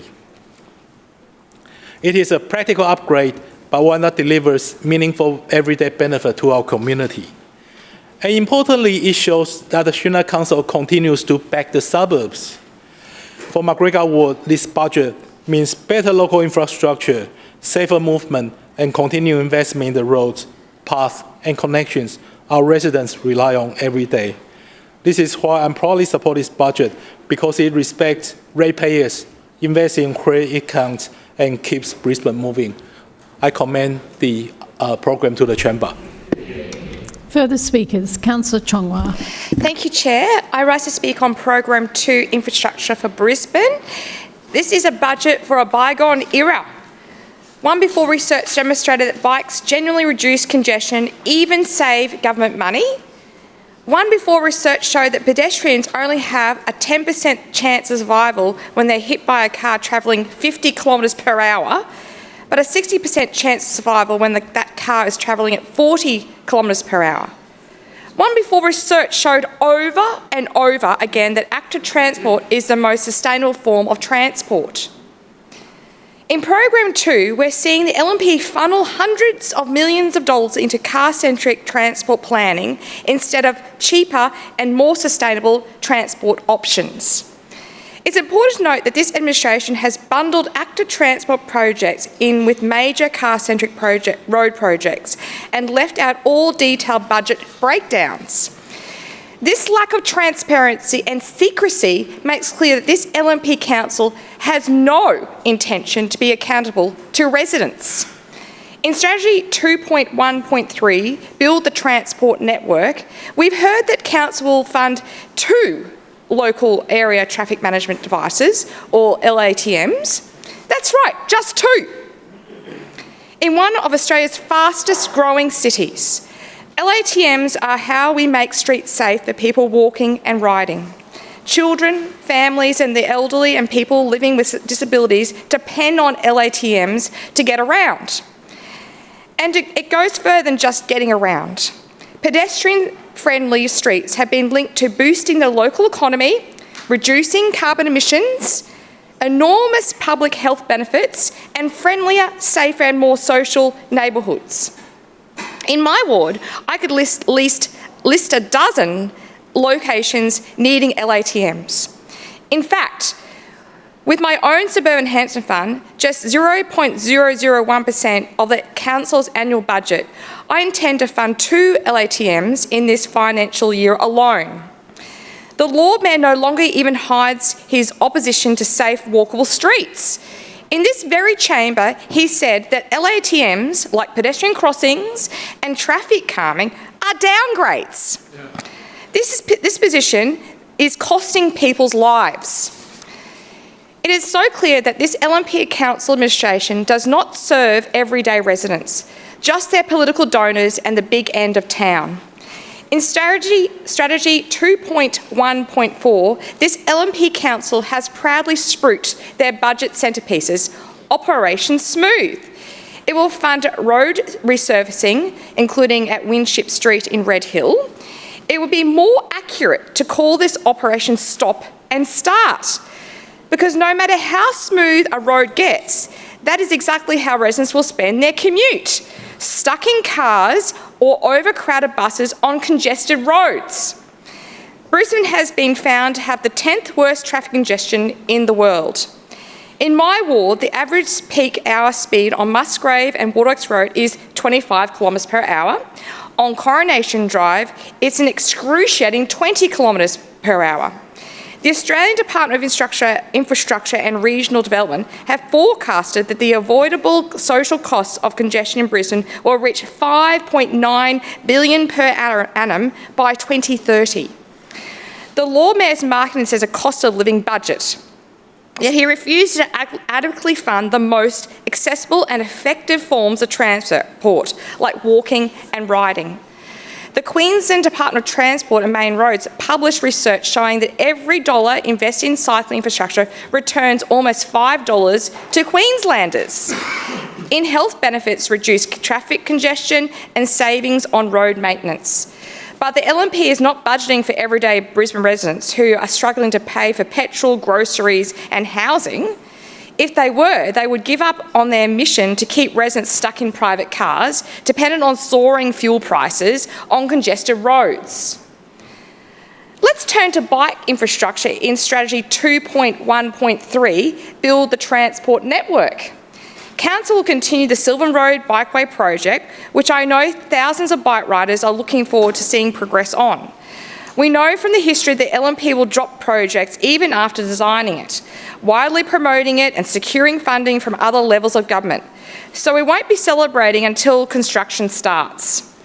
Council has also announced a plan to build a new bikeway on the Sharston Avenue. This is a very welcome announcement for the eastern suburbs, and we hope that this project also makes it through to construction. These two bikeways are small steps in the right direction, but nowhere close to the amount of investment this council should be making in active transport. Lord Mayor Adrian Schrinner signed us up to the 2030 Olympics with promises of legacy infrastructure. Now we're 6 years out and council's only in the design phase of only 2 bikeway projects. Shameful. For the 2024 Olympics, Paris spent over $400 million to build 180 kilometres of cycling lanes. For the 2028 Olympics, Los Angeles has committed to a car-free games. In Brisbane, we were promised 5 green bridges and a citywide metro system. Instead, this council has only delivered 2 bridges and a limited metro system riddled with project delays. I note the Toowong to West End Green Bridge is undergoing a business case funded by the federal government. But I was very alarmed to hear the Lord Mayor watering down his promise on yet another major active transport project, saying that it may or may not get prioritised by this council.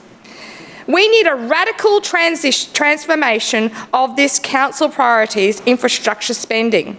Instead of endless road widening projects, we need streets for people. Streets that prioritise the safety of kids walking to school, the mums and dads riding their toddlers to kindy, and the grandparents that can't cross the road on their own anymore.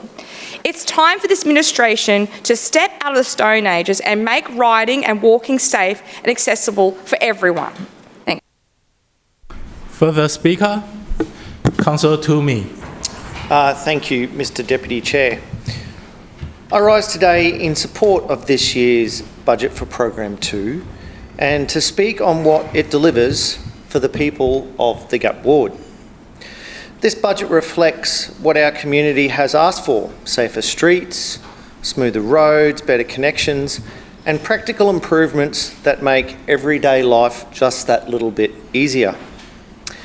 It is a budget focused on outcomes, on getting people home sooner and safer, supporting their active living and ensuring our suburbs remain a great place for everyone to live. Under the local access network improvements, we're delivering a design and construction upgrades to the intersection of Glen Road and Payne Road in the Gap. This is an increasingly important intersection for our community. It's where school kids, families and daily commuters access public transport, particularly the 381, into the city and onto Spring Hill. For many, this is the start of their day, and it should be easy, simple and accessible. Glen Road is also a key carriageway for the western precinct of the Gap. It connects residents not only to our local centres, but also to assets like Enoggera Creek Bikeway. These improvements ensure that pedestrians, cyclists and drivers can move through the area more safely and efficiently. Mr Deputy Chair, I know how strongly residents feel about the Quirk Street precinct, and rightly so. This area has experienced an increase in rat running, impacting the livability of the local streets. Families have told us about the volume of traffic and the stress of peak hour shortcuts and the challenges of simply walking in their own neighbourhood. That is why this budget continues to deliver the local area traffic management plan across the Quirk Street precinct. Now we're moving closer to a full resolution, restoring the streets back to the local community. Through our footpath and bikeway reconstruction program, we're delivering a vital footpath renewal along Corrigan Street in Ferny Grove, from Leckmy Street to Corroy Street. This section is in clear need of repair, and it's great to see our Schrinner Council continuing to deliver the upgrades that matter, helping people to get home sooner and safer. But this project is more than just about concrete. It connects residents to the Regis Aged Care, providing a safe walking environment for elderly residents. It links Leckmy Street Park, supporting recreation and community wellbeing, and importantly, it connects people to the Ferny Grove train station, encouraging public transport use and helping reduce congestion on our suburban roads. Madam Chair, as part of the Shriner Council's Operation Smooth, Brisbane is receiving a major rollout of road renewals, and the Gap ward is seeing the benefits. Residents in Devon Hill Street, the Gap, have experienced significant works through the duplication of a stormwater network, essentially open heart surgery in a suburban street. We've increased capacity of the drainage infrastructure, and now we're finishing the job off with some very neat sutures. This resurfacing means the bits of scary parts of the road, because they do look scary, left behind will soon be gone, and residents will enjoy a smooth, safer street once again. Mount Nebo Road is a crucial route, not just for locals, but for commuters and weekend visitors heading further west. We know from history and investigation the soil condition here can be unstable at best, especially in wet weather. In southeast Queensland subtropical climate, we must be proactive and not reactive. This resurfacing ensures that we are strengthening the vital corridor before some of the problems occur. Orchard Road may be a very, very small road in Ashgrove, but it plays a big role. It connects Waterworks Road to Sunset Park and services the Mater Dei Primary School. That means heavy use by young families, especially during school hours.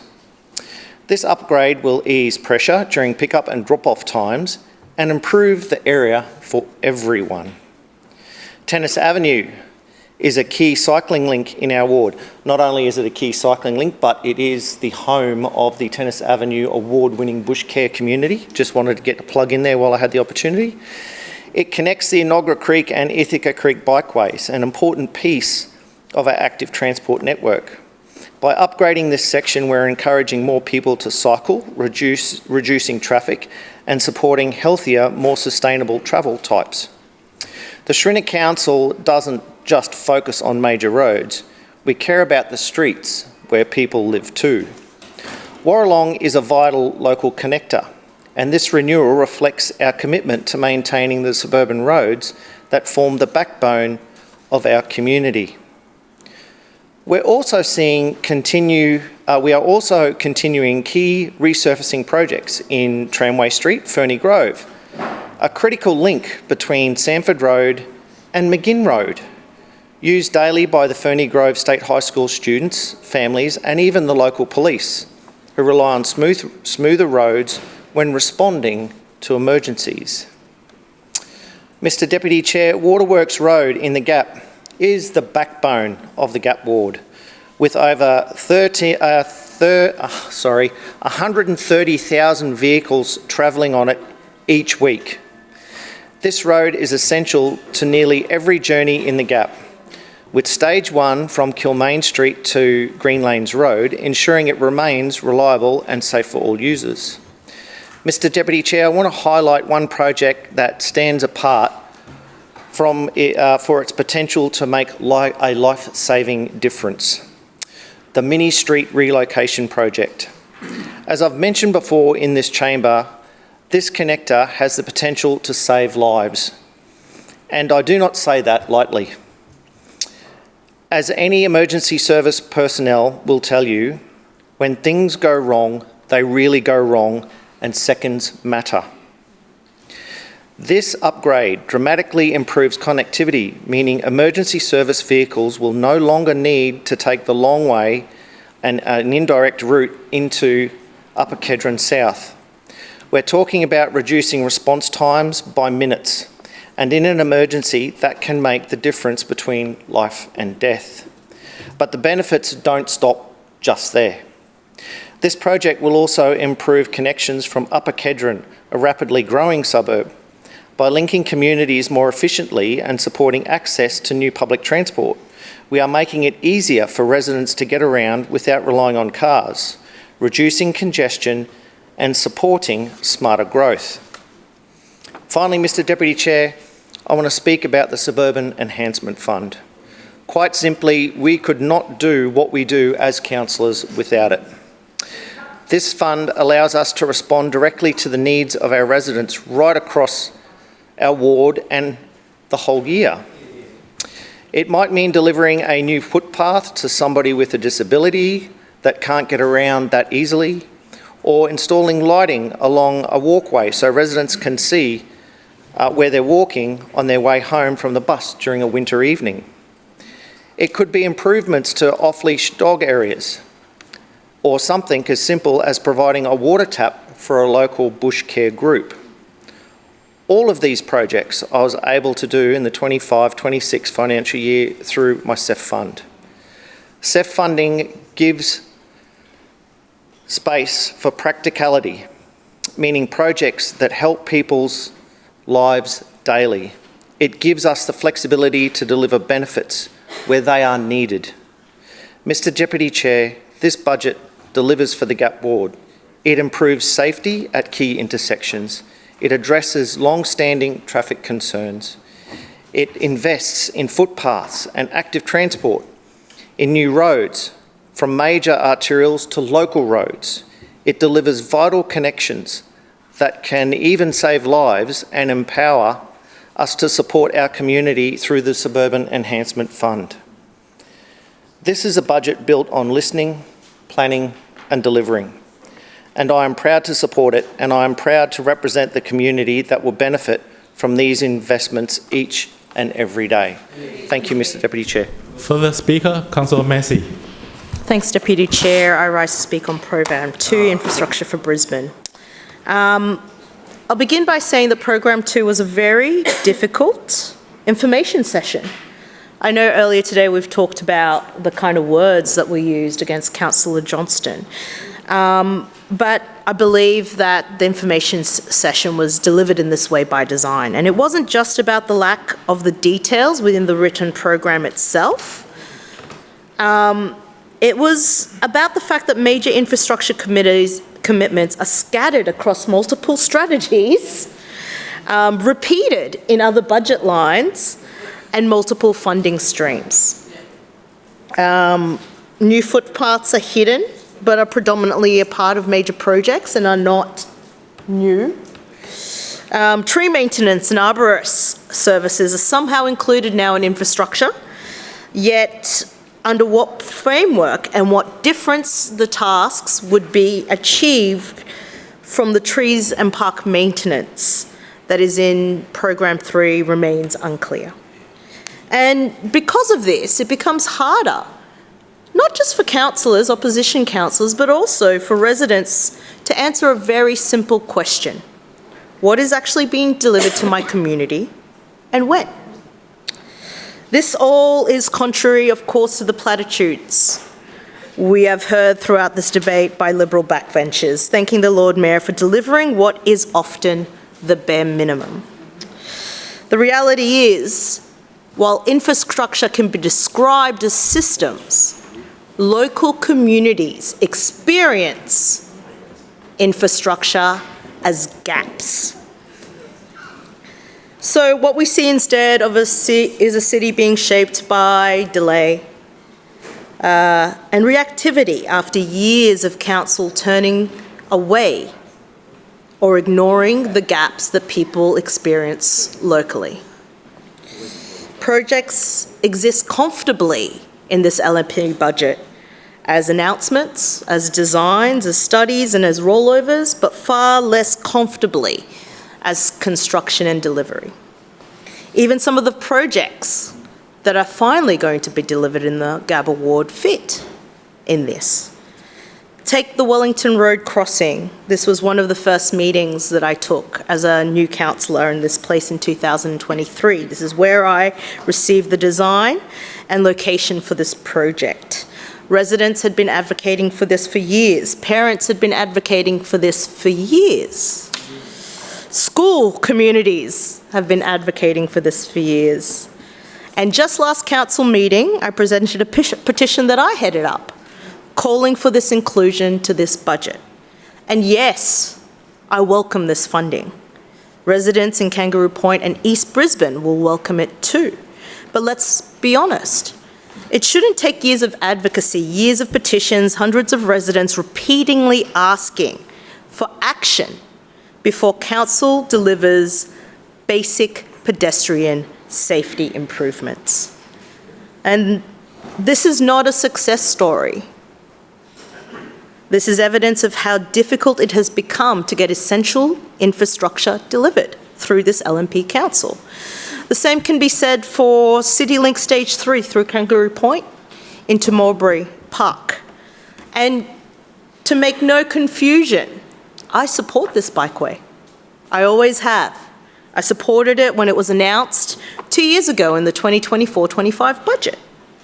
It's an important missing link between the Green Bridge and Brisbane's eastern suburbs to create safe pedestrian, biking and scooting access. But again, this project was announced 2 years ago. We might see its build commence at the end of the year or early next year. Final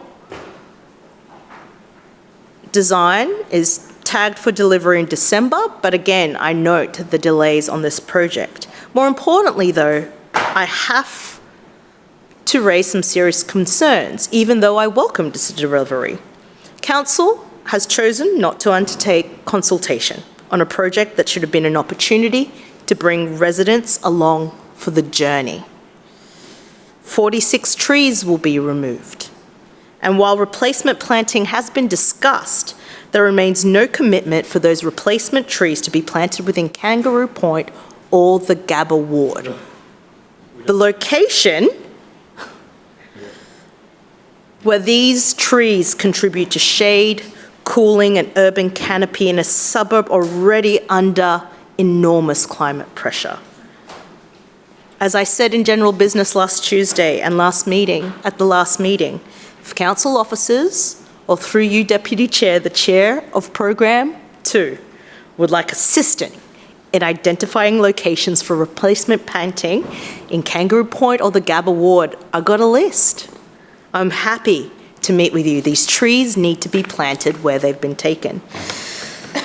And while we're talking about this bikeway, the last thing that I do need to highlight is the fact that there is no commitment for the reduction of 40 kilometres per hour along the remainder of Deakin Street and Can Street. Part of this has already been reduced. There is a future plan for a crossing which I believe will be well received by community members. This is something that I talked to council office about, which is an important delivery. We need to slow the speed down in this area to keep people safe. And the reason because of that is because infrastructure should not simply move people efficiently. It should also move people safely, which brings me to the many things that have not been delivered through this budget.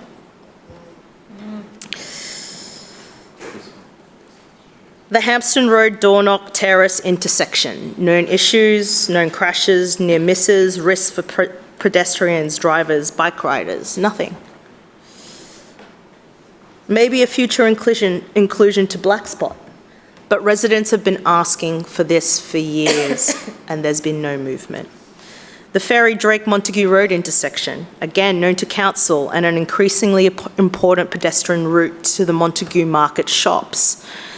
Density continues to increase in this area. Nothing.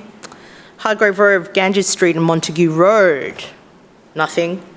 The dangerous crossing at Gladstone Road and Dutton Park, Highgate Hill, which is used by transport users, school students, local residents accessing the shops and the doctors and medical services. Pedestrians have been hit here as recently as in the past year. This year, a vehicle crashed into the crossing and the protective fencing, and that had to be removed and renewed. I know an upgrade in this crossing has been sitting in my budget request for 4 years, and I suspect it was in there for 8 years before.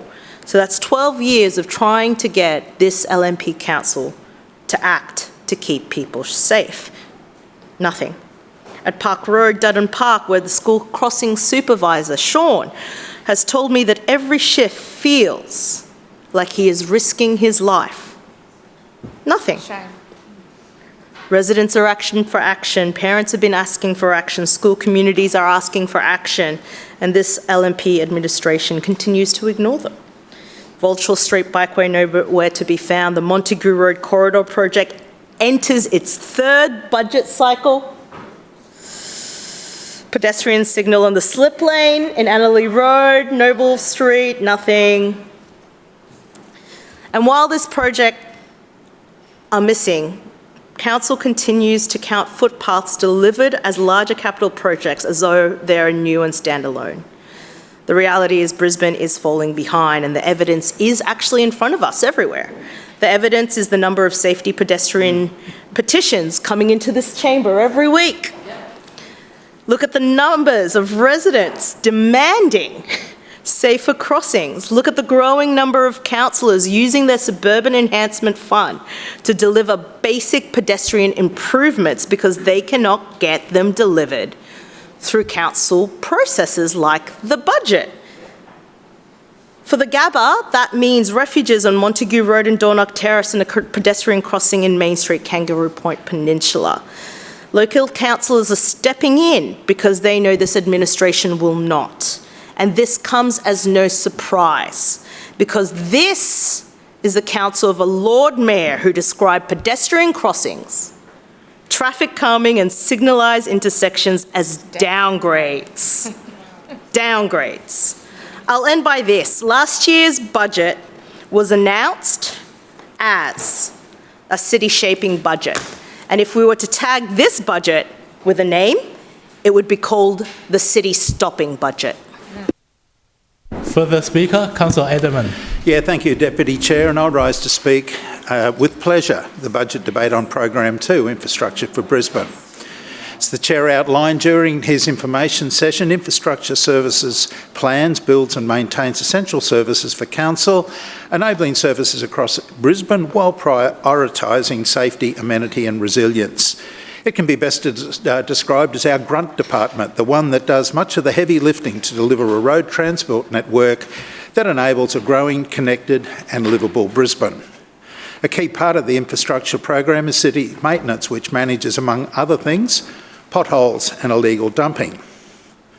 Deputy Chair, who could forget, as Councillor Murphy reminded us earlier, the recent success of Operation Big Fill, where we gave an undertaking, after many of our roads were damaged by sustained wet weather, that potholes would be repaired within 48 hours. More than 1,800 potholes were filled over a 5-day period, ensuring at the peak of the operation that one road hazard was fixed every 2 minutes. I know those on this side of the chamber embraced Operation Big Fill with great passion and enthusiasm. In my case, I took a staff member out with me over 2 days and we were able to identify and report more than 60 potholes, large and small. Unfortunately, but not surprisingly, those opposite showed very little interest in reporting potholes in their wards. Even on my way to City Hall over the past 6 weeks, I've noticed potholes on some roads in the Paddington ward. And I would encourage the councillor to spend less time protesting and more time on the road undertaking a pothole audit and showing some pride and interest in the area she purports to represent. Deputy Chair, illegal dumping is a major issue in this city, and I commend the Schrinner Council for taking a proactive stand to address it. My particular interest in this relates specifically to Mount Cootha in my ward, where a lot of the illegal dumping activity takes place. We are taking a two-pronged approach to address this. Not only are we cleaning up the mess, but we're proactively going after illegal dumpers. Through our public space operations maintenance services branch, we've introduced a wet hire compactor to support the removal of illegal dumping. And through Councillor Hutton's customer service compliance team, we've increased surveillance techniques being deployed across the city as part of our war on illegal dumping. Illegal dumping costs around $500,000 a year to clean up. That's money we'd rather invest into parks, footpaths and road upgrades. Deputy Chair, turning now to Schedule 2.1.3 and 2.1.4, and I'm pleased to see funding will be allocated next year for improvements on Lake Manchester Road and resealing of Brookfield Road, Haven Road, Upper Brookfield, Haven Road at Upper Brookfield, Marshall Lane, Kenmore, Hoana Place, Kenmore, St Balal Street, Kenmore, and Bino Close at Chapel Hill. There is still a section of Lake Manchester Road that is not sealed, and I'll continue to work with local residents and our council to have that situation rectified, and I do appreciate that the funding allocation has been made again in this year's budget. Deputy Chair, on the subject of local road projects, I couldn't help but note Councillor Collier's comments in the debate about her ward. I have a particular interest in what's happening in the Morningside ward as I travel through it every week to visit my two young grandsons. You could be forgiven for thinking that she's been deprived of any new projects in 26-27 when it's exactly the opposite. Only 4 projects were mentioned in her 10-minute speech, so allow me to put the facts on the record. Yes, the Lytton Road and Tyne Road project was mentioned, but we already have that in hand. We said in this chamber only 2 weeks ago that we would investigate and commence design works on a safe, efficient turn from Tyne Road and minimising queue lengths on Lytton Road. And that's exactly what we'll be doing next year. Schrinner Council is also committed to construct a splitter island and safety and access improvement for all road users at the intersection of Horsington Street and Waminda Street. And in Schedule 2.1.4, our council will undertake stages 1 and 2 of works at the Norman Creek Bikeway, from Vector Street to Scott Street and from Scott Street to Norman Avenue. And under the same schedule, we'll be undertaking a footpath renewal project at Somerville Street from Winstanley Street to Buckley Street. And did I mention the curbing and channelling that will occur at Banya Street, Bulimba, and Phillip Street, Hawthorn, and the road resurfacing which were mentioned at Jack Flynn Memorial Drive, Thine Road, Ferguson Road, Seven Hills and Key Street. Then to top it off, at the Bulimba Riverfront Boardwalk, we'll be seeing the construction of a shared path from the Apollo Road ferry terminal along the river to connect to Harrison Street. Deputy Chair, it would be fair to say that Operation Smooth is coming to Morningside Ward in a big way. And I hope that when the ribbons are being cut on these projects, Councillor Collier, unlike today, will have the decency to acknowledge the Schrinner Council's not insignificant investment in her ward next year. Turning now to Schedule 2.2.1 and specifically the Suburban Enhancement Fund. SEF is an initiative of the Liberal administration, and even those opposite must begrudgingly acknowledge how good it is that we as councillors can make decisions and deliver projects that we identify as being important in our respective wards. Before I talk about potential SEF projects in the Pullenvale ward next year, I'd like to commend Councillor Murphy for the work he undertook on behalf of all councillors in this chamber to simplify SEF, which not only improves transparency, but delivers better value for money and quicker delivery with all of our projects. On this side of the chamber, we have a track record for delivering new paths with our SEF funding, and it will be no different in my ward this year. I've already committed a significant amount to build a new 150-metre disability-compliant walkway from the existing car park to the proposed new University of Queensland Football Club facility at Cubberla Reserve, Kenmore. This path will form part of an exciting new project being undertaken by UQFC to deliver a new modern clubhouse that will include additional dressing room space for the 1,500 junior boys and girls who now play competitive soccer for the club at Kenmore. Beyond its use on game days, the path will provide a safe means of access between the car park and Hepworth Street for local residents who walk around Acuna Roval and commuters utilising the adjacent park and ride facilities. I also have in mind a park upgrade and projects that will benefit Men's Shed West, the Moggle Girl Guides, the Kenmore Moggle RSL sub-branch, but more about those at another time.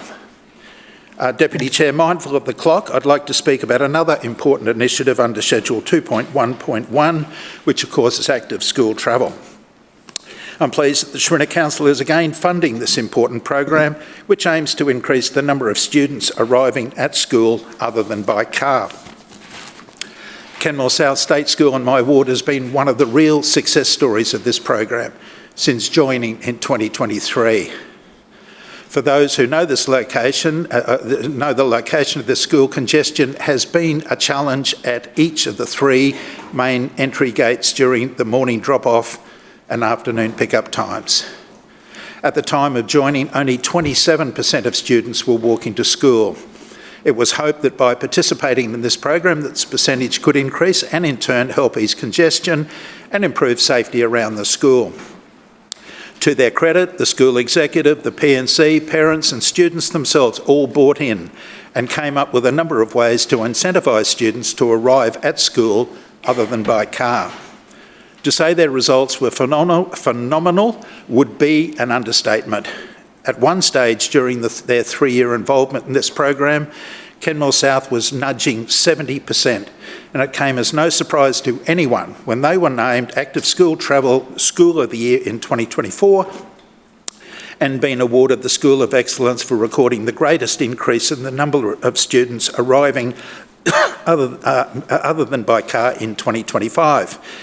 Even though they have completed their 3-year involvement in the active school travel, Kenmore South still actively encourages the aims of the program and often hold them up as a shining example of what can be achieved to other local schools considering participation.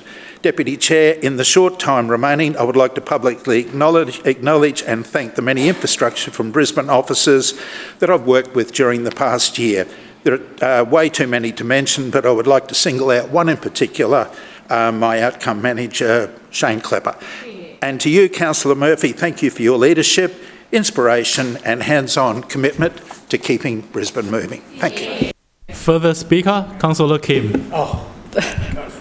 Thank you, Chair. It's a tale of 2 cities. Calamvale forever. When I listen to Councillor Adaman, I feel like I'm listening to a totally different universe here. In fact, not only does he represent a community with the average median household, the income being much higher than the areas that we represent with the outer suburbs here, but he's also the beneficiary of a lot of budget book items that I've seen over the past week. So it's no wonder why he's so proud about the work that his LNP regime has provided with him, because he's nodded along and listened to everything they've said over the last year. Now, moving on to this budget, the Councillor Murphy, before, when he was providing his report, he was really proud to boast about how if he keeps going on listing the upgrades of Operation Smooth, then we'll never get to finish today with his report. Well, he forgot to also report the fact that in budget sessions, he laughed after listing every single road that was carried over that wasn't going to be funded because of last financial year running out of money, and now it's carried over this year, and the total sum of that was $20 million. We heard it from Councillor Johnson before. We heard it before, $90 million. That is no difference from last year, yet they're boasting about the fact that Operation Smooth provides better roads around Brisbane City. Now, Councillor Murphy, you forgot to add a very critical road onto your long list. Can you guess what that is? Head down, because he doesn't know. He doesn't know. Well, Councillor Kim, through the chair. These roads right here, look at these 10 Grand Canyon craters. Leroyd Road, look right here. Now, Councillor Murphy's going to be really tricky. I already know what he's going to say to this. Oh no, Councillor, it's already on the list. You know, the same list that I sent you at 5 p.m. yesterday when I took the questions on notice because intentionally I didn't want to give you the answers at budget session. I know you're going to say that, Councillor Murphy. Well, guess how long Leroyd Road is, and guess whose ward that is in? Councillor Marks at LNP ward. Leroyd Road, this side of town, which is in Councillor Griffith's area, is not funded in this new financial year's budget, despite the several people who burst their tyres on this road right here. Now look at this. Now, I know Councillor Murphy loves to get up and provide a bit of a history lesson. You know, he likes to reflect in the past. Well, he should look at the sunken metropolis of Sin City. In fact, Baiai, that's a place in which, in ancient Naples, where the city actually sunk under the water. Now, this is kind of like this right here. When I look at this, pothole city. As soon as it rains, the road goes underwater, and what remains is this, craters. Now, you can't even drive over this despite thousands of users on this road every single day. In fact, Councillor Griffiths, isn't this the place where the LNP accepted over $100,000 worth of property developer donations? Yeah. Wow. What do you have to... he's nodding his head. That's right. Where are you going to be spending this money? Because clearly it wasn't on this road and not in Pollara. Now, I have one for you, LNP Lord Mayor.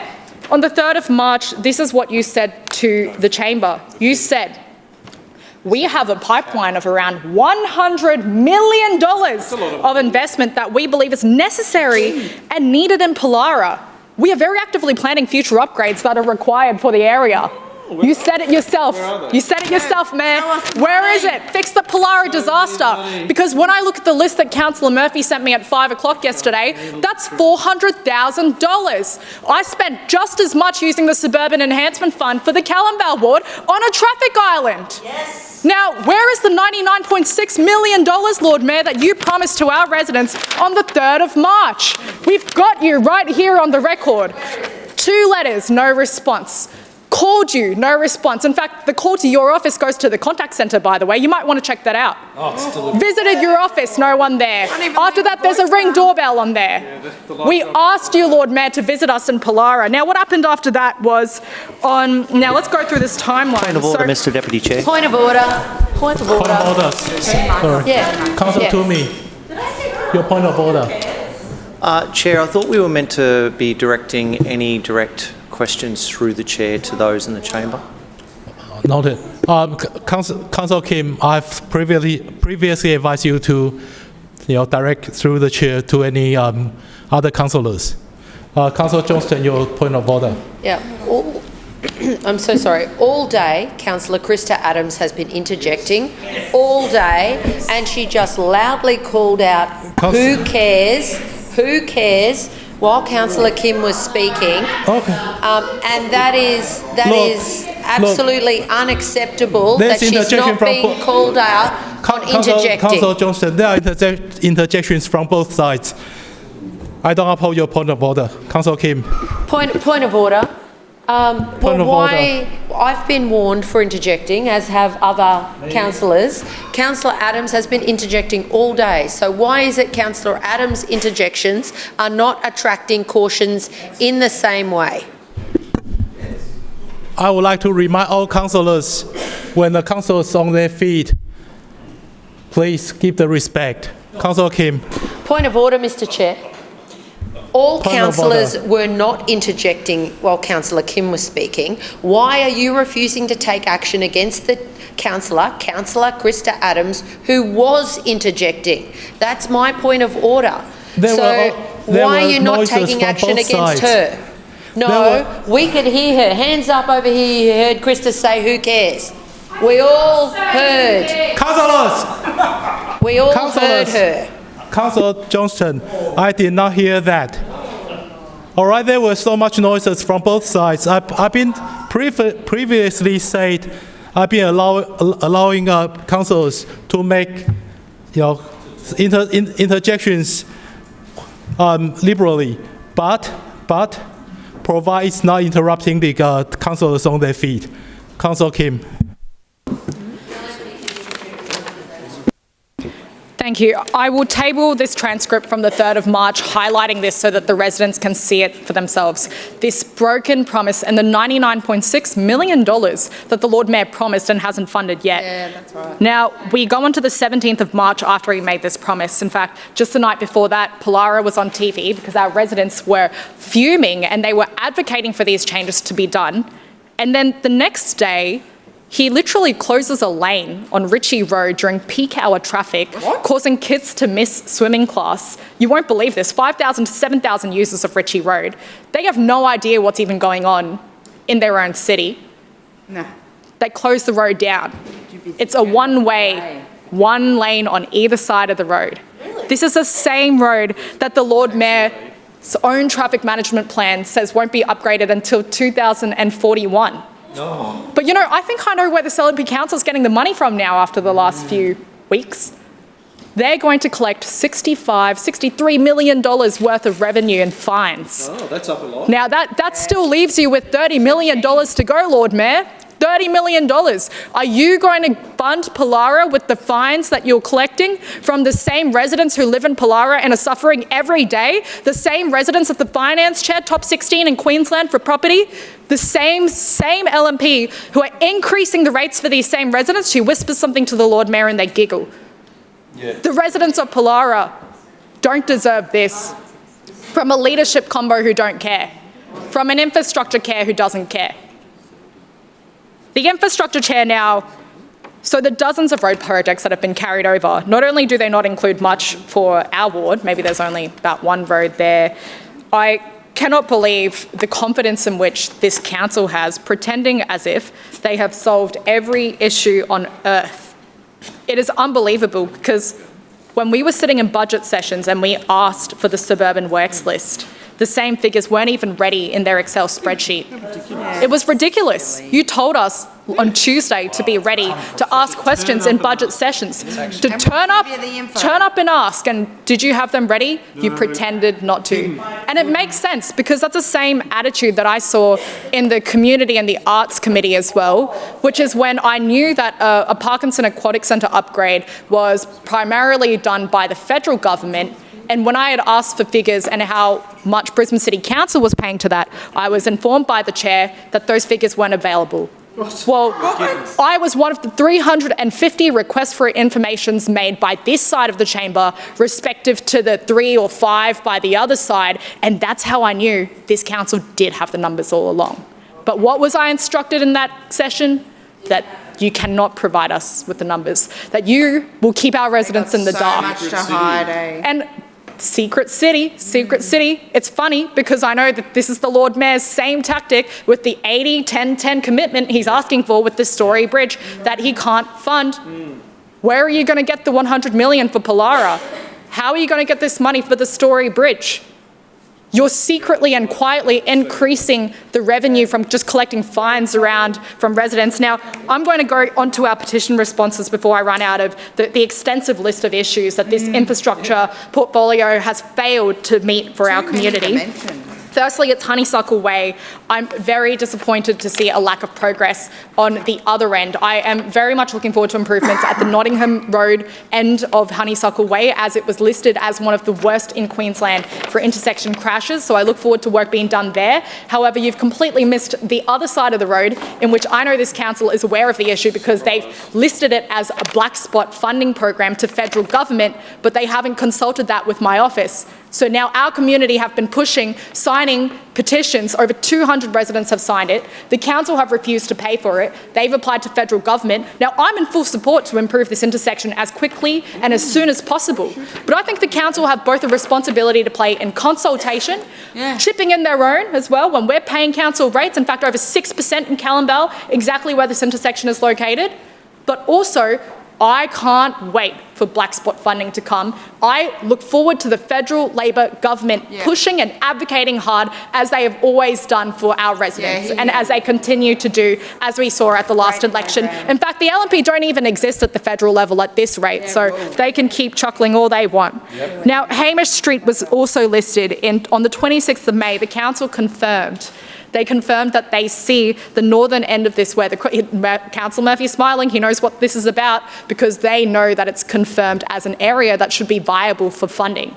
But they said that on the 26th of May. I don't see it in this list today. Now, I'm looking forward to seeing Councillor Murphy very, very soon to discuss these matters. And I look forward to seeing his support in providing funding to make sure that this crossing happens. Because we've been working with residents to get petitions through, we've asked all the questions, and so far what we've been getting back is nothing.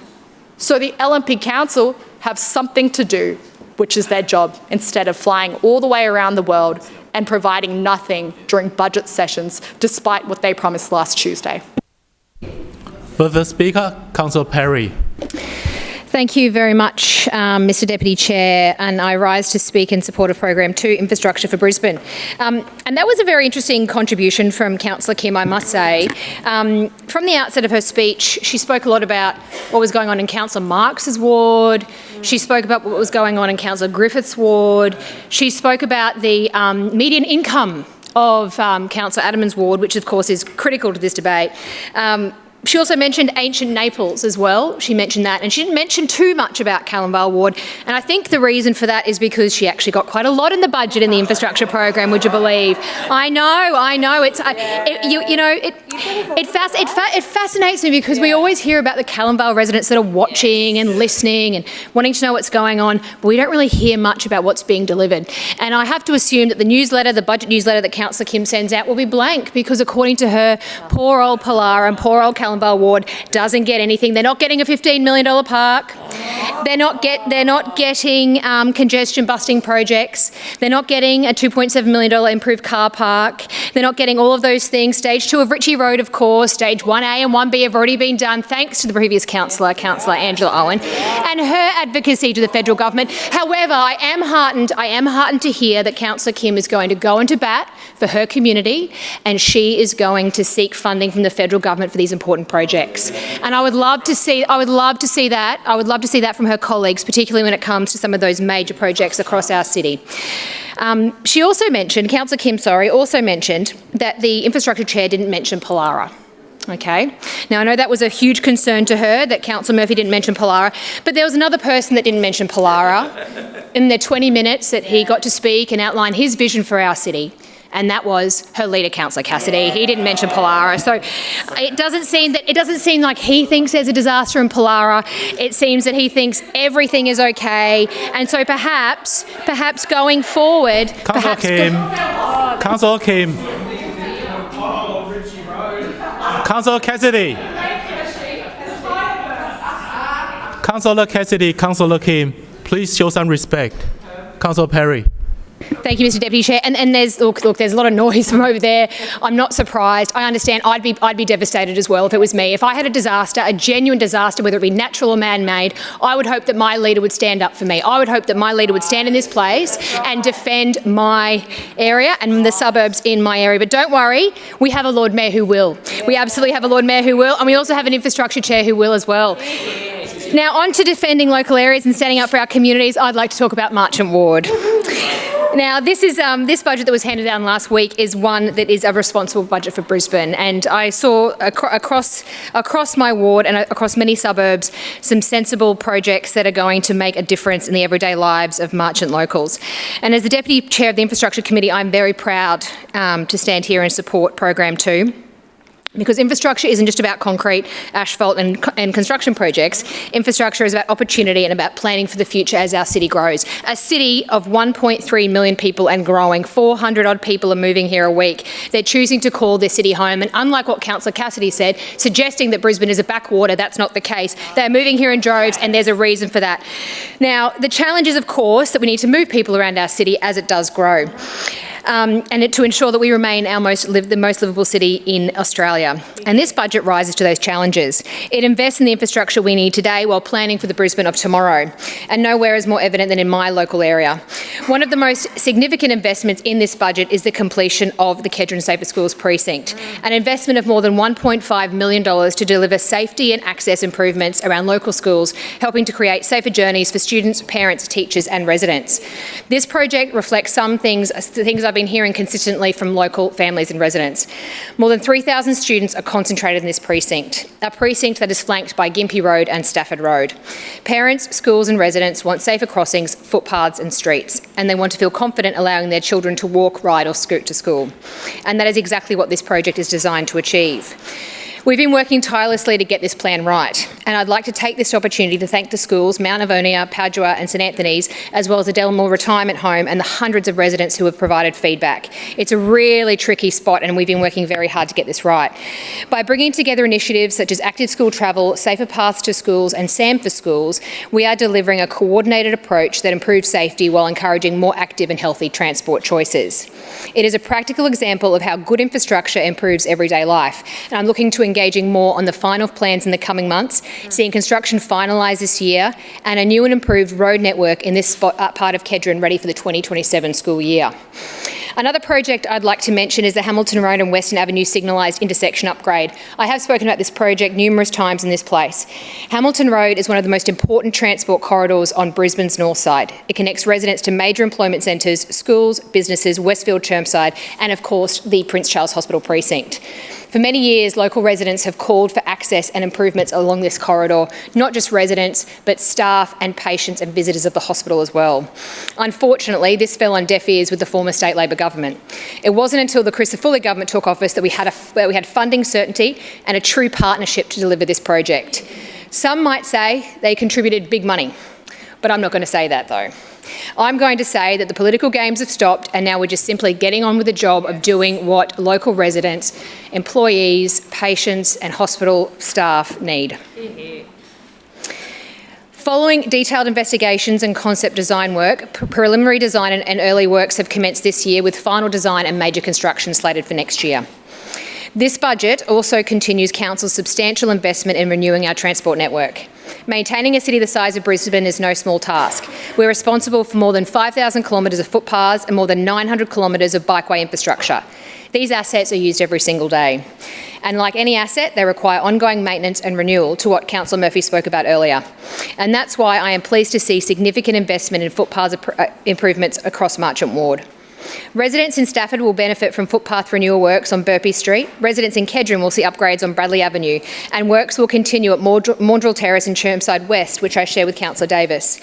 While these projects may seem modest in isolation, collectively they improve accessibility, connectivity and safety across our community, and these investments matter. This budget also delivers important curb and channel renewal projects across the ward. Design work will commence on Araluen Street and Kedron to improve accessibility outcomes near a local aged care facility. Additional upgrades will occur on Sear Street and Swinburne Street in Lutwyche and Maroona Street in Chermside. These projects improve safety, support drainage outcomes and help preserve the long-term condition of our road network. Importantly, they also ensure our infrastructure continues to meet modern accessibility standards. Road resurfacing remains one of the services residents notice most immediately. Mr Deputy Chair, one of the initiatives I am particularly excited about in this year's budget is Operation Smooth. After the success of our Big Fill pothole blitz, which at its peak saw a pothole repaired every 2 minutes across Brisbane, yes, we're all going to say that today, I think, this budget delivers a record $110 million investment in road resurfacing across our city. The program will resurface almost 1 million square metres of road pavement, helping deliver smoother, safer and more reliable journeys for Brisbane residents. Operation Smooth is about more than simply improving the driving experience. It is about reducing long-term maintenance costs, improving safety outcomes and ensuring Brisbane's transport network can continue to support a rapidly growing population. As Brisbane prepares for the future, including the opportunities that come with the 2032 Olympic and Paralympic Games, investments like this help ensure our city remains connected, productive and moving efficiently. And I am particularly pleased that Marchant Ward will benefit from several significant resurfacing projects delivered through this record investment. Major resurfacing works will occur on Hamilton Road in Chermside, Kedron Park Road in Wooloowin, Lutwyche Road in Lutwyche, Robinson Road West in Aspley and Webster Road in Chermside, as well as numerous other local streets across the ward. I can't understate how critical these major arterials are. They're busy, busy roads and it will be disruptive while they get done, but the result will be phenomenal for everybody. Hundreds of thousands of people use these roads. Every one of these projects contributes to safer journeys, smoother roads and a better experience for residents. Mr Deputy Chair, I'm so proud to support the investments being delivered by the Shrinner Council. And can I please congratulate the Lord Mayor and the Deputy Mayor for delivering a budget that keeps Brisbane moving. To the Chair, Councillor Murphy and his team, Callum, Harry and Michaela, and to Matt, Bridget, Chris, Mitch, Dean, Rowan, Cherie, Tim and all of your teams, thank you for your hard work and for ensuring that this council continues to plan for the future and delivers the infrastructure our growing city needs. I commend this program to the Chamber. Further speaker, Councillor Griffith. Yes, thanks, Mr. Chairperson. I rise to speak on the infrastructure part of this year's budget, and it is, like Councillor Emily Kim said, a tale of two cities. I'm listening to the LNP councils over there, and I think it'd be interesting if we could actually have some transparency to do a comparison in terms of what each of their wards received and financially. Point of order, Mr Deputy Chair. Point of order. Will Councillor Griffiths take a question about what he learnt from information sessions? Will he take a question about what he learnt from information sessions? I don't have your point of order. Yeah. Councillor Griffith. Look, so sadly, there is no transparency from this administration. It's nice to see the Mayor back for the end of the day, but unfortunately he's missed most of the debate. From my experience of being in here 23 years, I can say that this has become one of the worst functioning areas of council. It used to run amazingly, Now it runs like a clapped out Jeep with square tyres. I just constantly see the poor and degraded service that we deliver across this city. It is nothing in comparison to when Labor left the administration or even when Campbell Newman started with the administration. And I don't blame staff for that. I actually think staff have been the victims of this council, and that's probably why we have such a mass exodus of staff. And that's why the staff's morale is at its lowest. But I do blame the LNP for this, and it was partly through their restructure. Remember the word they came up with, city standards. We're going to standardise things across the city. What that meant for me and councillors on this side is you're going to lose more. Our standards are going to be lowered, and for standards of the LNP councils, that'll be raised. How's that said to me by our executives, our so-called independent executives? Councillor, you pay more, you get more. That's how it's said, and that's how it's delivered too. And it's really disappointing. So in terms of the restructure, there's been multiple restructures since City Standards was undertaken, and I know that over 500 permanent staff are gone. They're gone. And where is that reflected? Well, it's reflected in the Story Bridge, the fact that it's in a devastating position, but also in the fact that we have to fight so hard to even find out a little bit of information. You can tell the LNP are working hard because they're blocking you getting information. They know there's something there. Footpath funding, that's appalling. Now, I know in my area, I've got 100 footpaths waiting to be constructed. 100 footpaths. With tree planting and maintenance, that is just behind. I know our ward officers spend so much time just going over and over and over and trying to get things done. In fact, the number of trees I drive past in my ward that will be newly planted that are dead, we're paying $800 a year for a dead tree, and we leave it there, Lord Mayor. I think, does Adrian drive past this? Does Adrian look out the window? And anyway, I see it, and it's like, this is appalling. And ratepayers think it's appalling. Look, can I just say roads and car parks? Our funding's been slashed.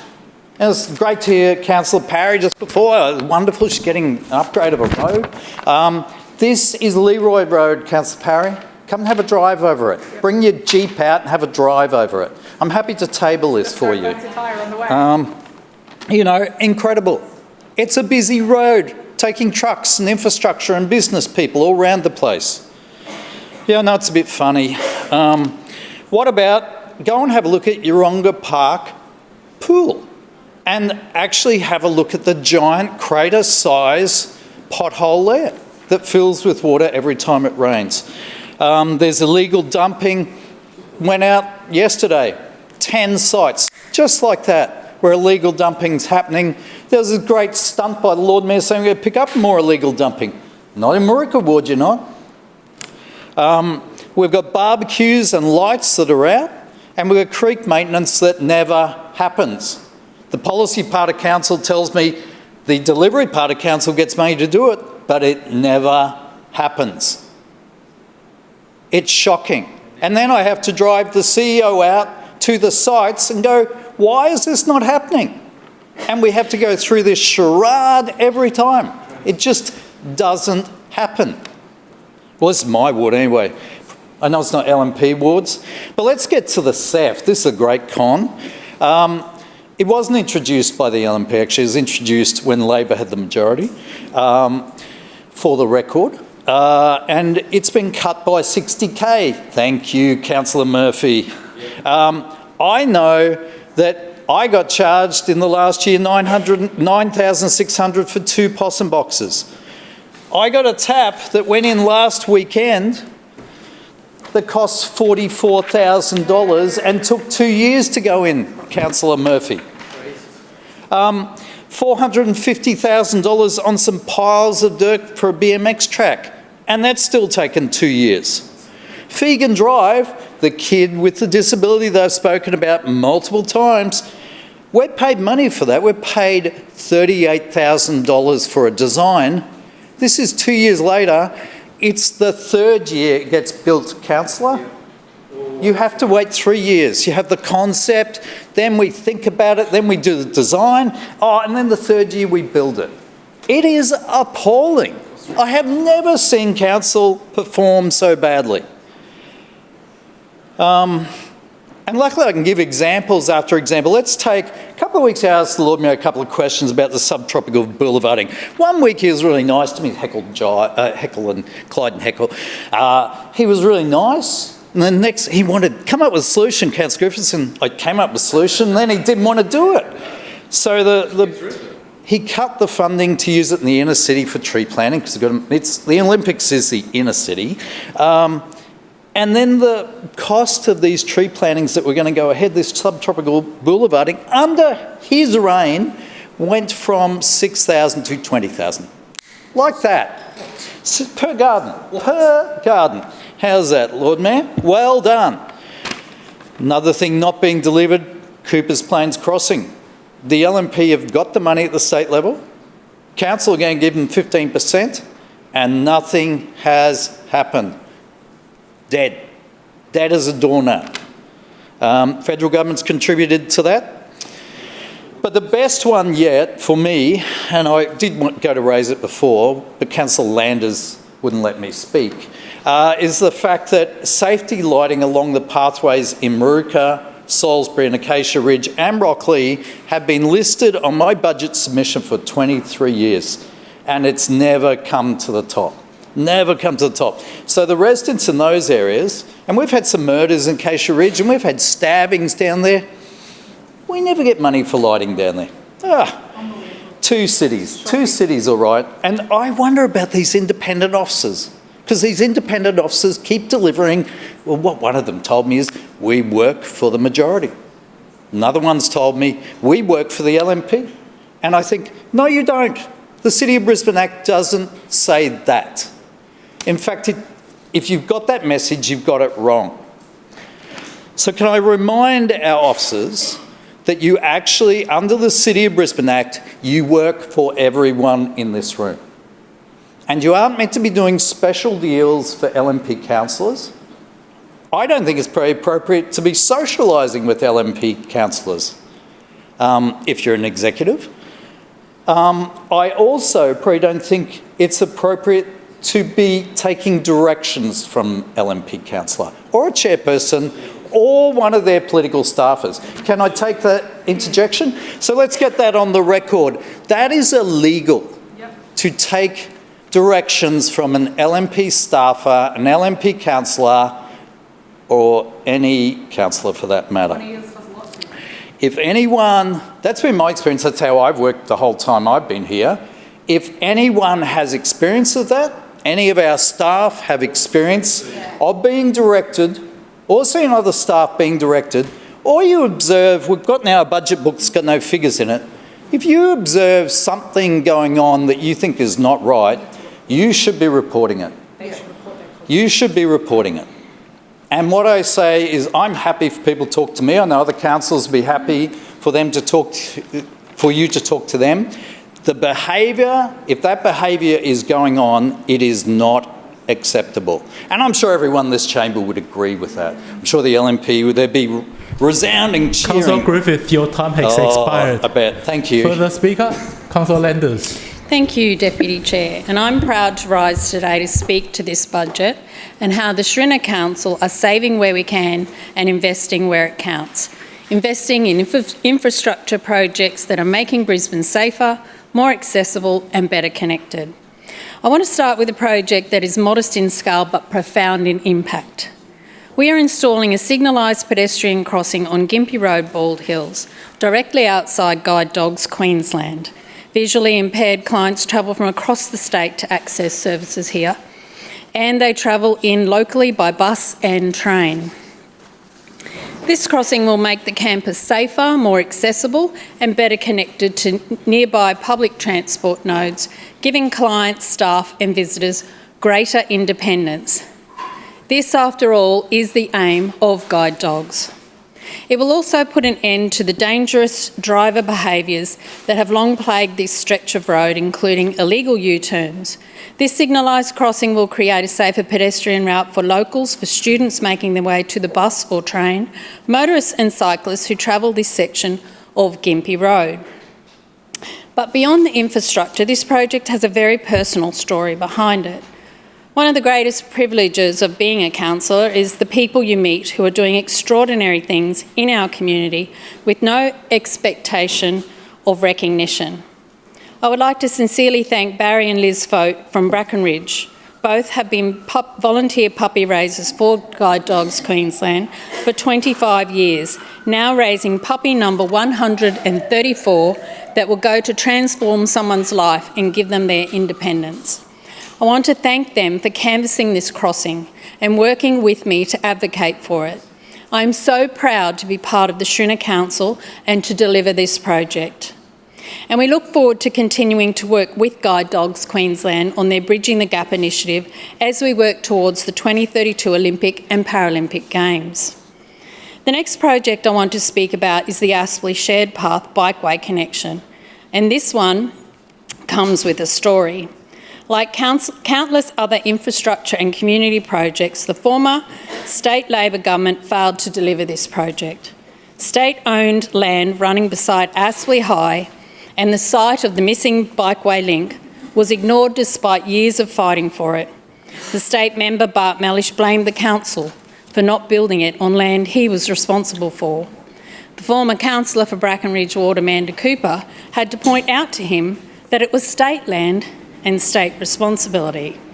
He was the one, in fact, who was responsible for students who took a precarious crossing over the creek. After community pressure, finally, he funded a bridge. However, it was a bridge to nowhere. Oh, gosh. There was no path leading up to the school and no bikeway. And you can imagine with the rain that we've had, what a mess that was. Not helpful at all. In yet another sneaky last-minute act in the dying days of the Labor government, he shirked his responsibility and handed the land over to council so it wasn't his problem anymore.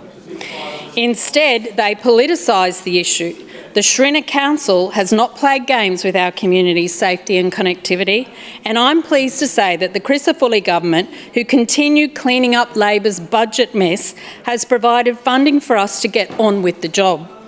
The Shrinner Council is now delivering what should have been delivered years ago by the former Labor state government. This pathway is a clear example of what the Shrinner Council and Crisafulli government are achieving together. It is a partnership that is delivering real outcomes. Like many of the other connecting pathways we have built, the Aspley Shared Pathway will further enhance our active travel programs. I know that Clarissa Clennett from Aspley East State School, one of our active travel schools, will be encouraging even more of their families to take advantage of this missing connection. Clarissa recently spoke about their bike racks being fuller than ever thanks to this council initiative. This 3-year program is designed to support primary schools in the shifting travel behaviours, easing congestion around school zones and contributing to broader health and environmental goals across the city. What makes this program particularly effective is its tailored approach, each school receiving customised guidance, resources and ongoing support through their participation. It examines the current infrastructure networks to determine optimal travel routes to safely get students to and from school. This ensures that strategies are practical, relevant and sustainable for each individual school community. At its core, active school travel promotes safe, healthy and sustainable travel options. This includes walking, riding bikes, scooter, carpooling and using public transport. Importantly, the program isn't just about encouraging these behaviours for a short period, it's about embedding long-term lasting change. This is exactly why the Shrinner Council continues to identify and construct missing bikeway and footpath connections, just as we have this year in Brackenridge Ward and at Bald Hills and Castledine. Another leading example is the new footpath we are delivering for Funnel Street, Zilmia in the coming months, which will greatly support the students and families of St Dimphna's Primary to make their way to school safely. Overall, the reach of active school travel across Brisbane has been significant, and to date, more than 80% of Brisbane primary schools have participated. That's 179 schools representing over 148,000 students. And the impact is equally impressive. More than 95% of active school travel committee members report that the program increases student physical activity and strengthens connections within and outside of the school community. Just recently, Aspley East partnered with the Aspley Devils Rugby Club to bring out the NRLW Origin legend Julia Robinson for our Game 1 State of Origin active travel morning, where a sea of maroons and a few poor blues flooded our local footpaths while making their way to school. We're also seeing clear, measurable changes in travel behaviour. In their first year alone, schools have increased their active travel rates from 27% to 42%. And active school travel isn't a new initiative, it has been successfully operating for many years. Over this time, strong partnerships have been built with schools, and I know that many of the councillors in this chamber will have personally worked with schools or walked their surrounding streets to identify potential improvements, to build better footpaths or create better access for students and families. This feeds directly into how the Active School program develops safe route maps for school communities. It delivers bike and scooter skills sessions with qualified coaches and road safety education to empower students to navigate their way to school. Building better connected infrastructure like the Aspley Shared Pathway will not only support our active travel program, but our overall infrastructure network as a whole. I'm also looking forward to the Crisafulli government delivering the Linkfield Road overpass duplication in my ward that received federal funding under the Morrison government more than 6 years ago. 6 years. For 6 years that funding sat while nothing was built. The former Labor state government and the member for Aspley, who served as Minister for Transport and Main Roads, did not deliver it. The Crisafulli government is, and they are going further. They are also working with us to upgrade the Beams Road and Gympie Road intersection, complementing our Beams Road upgrade. Together, these projects will ease the daily commute for more than 20,000 vehicles travelling this corridor. That means people are getting home sooner and safer, and that we are keeping Brisbane moving. The Shrina Council, in partnership with the Crisafulli government, is delivering to Brisbane's north. Infrastructure that has been talked about for years is finally being built. Communities that have waited long enough are finally seeing results as we keep Brisbane moving. Thank you. Councillor Edelman. Chair, I move that the meeting now adjourn until 9 a.m. tomorrow, Thursday, the 25th of June 2026. Seconded. Yes, been moved by Councillor Edelman, seconded by Councillor Gifney. Let the meeting adjourn until 9 a.m. on Thursday, 25th June 2026. All those in favour say aye. Aye. Those against say no. The ayes have it. See you tomorrow morning.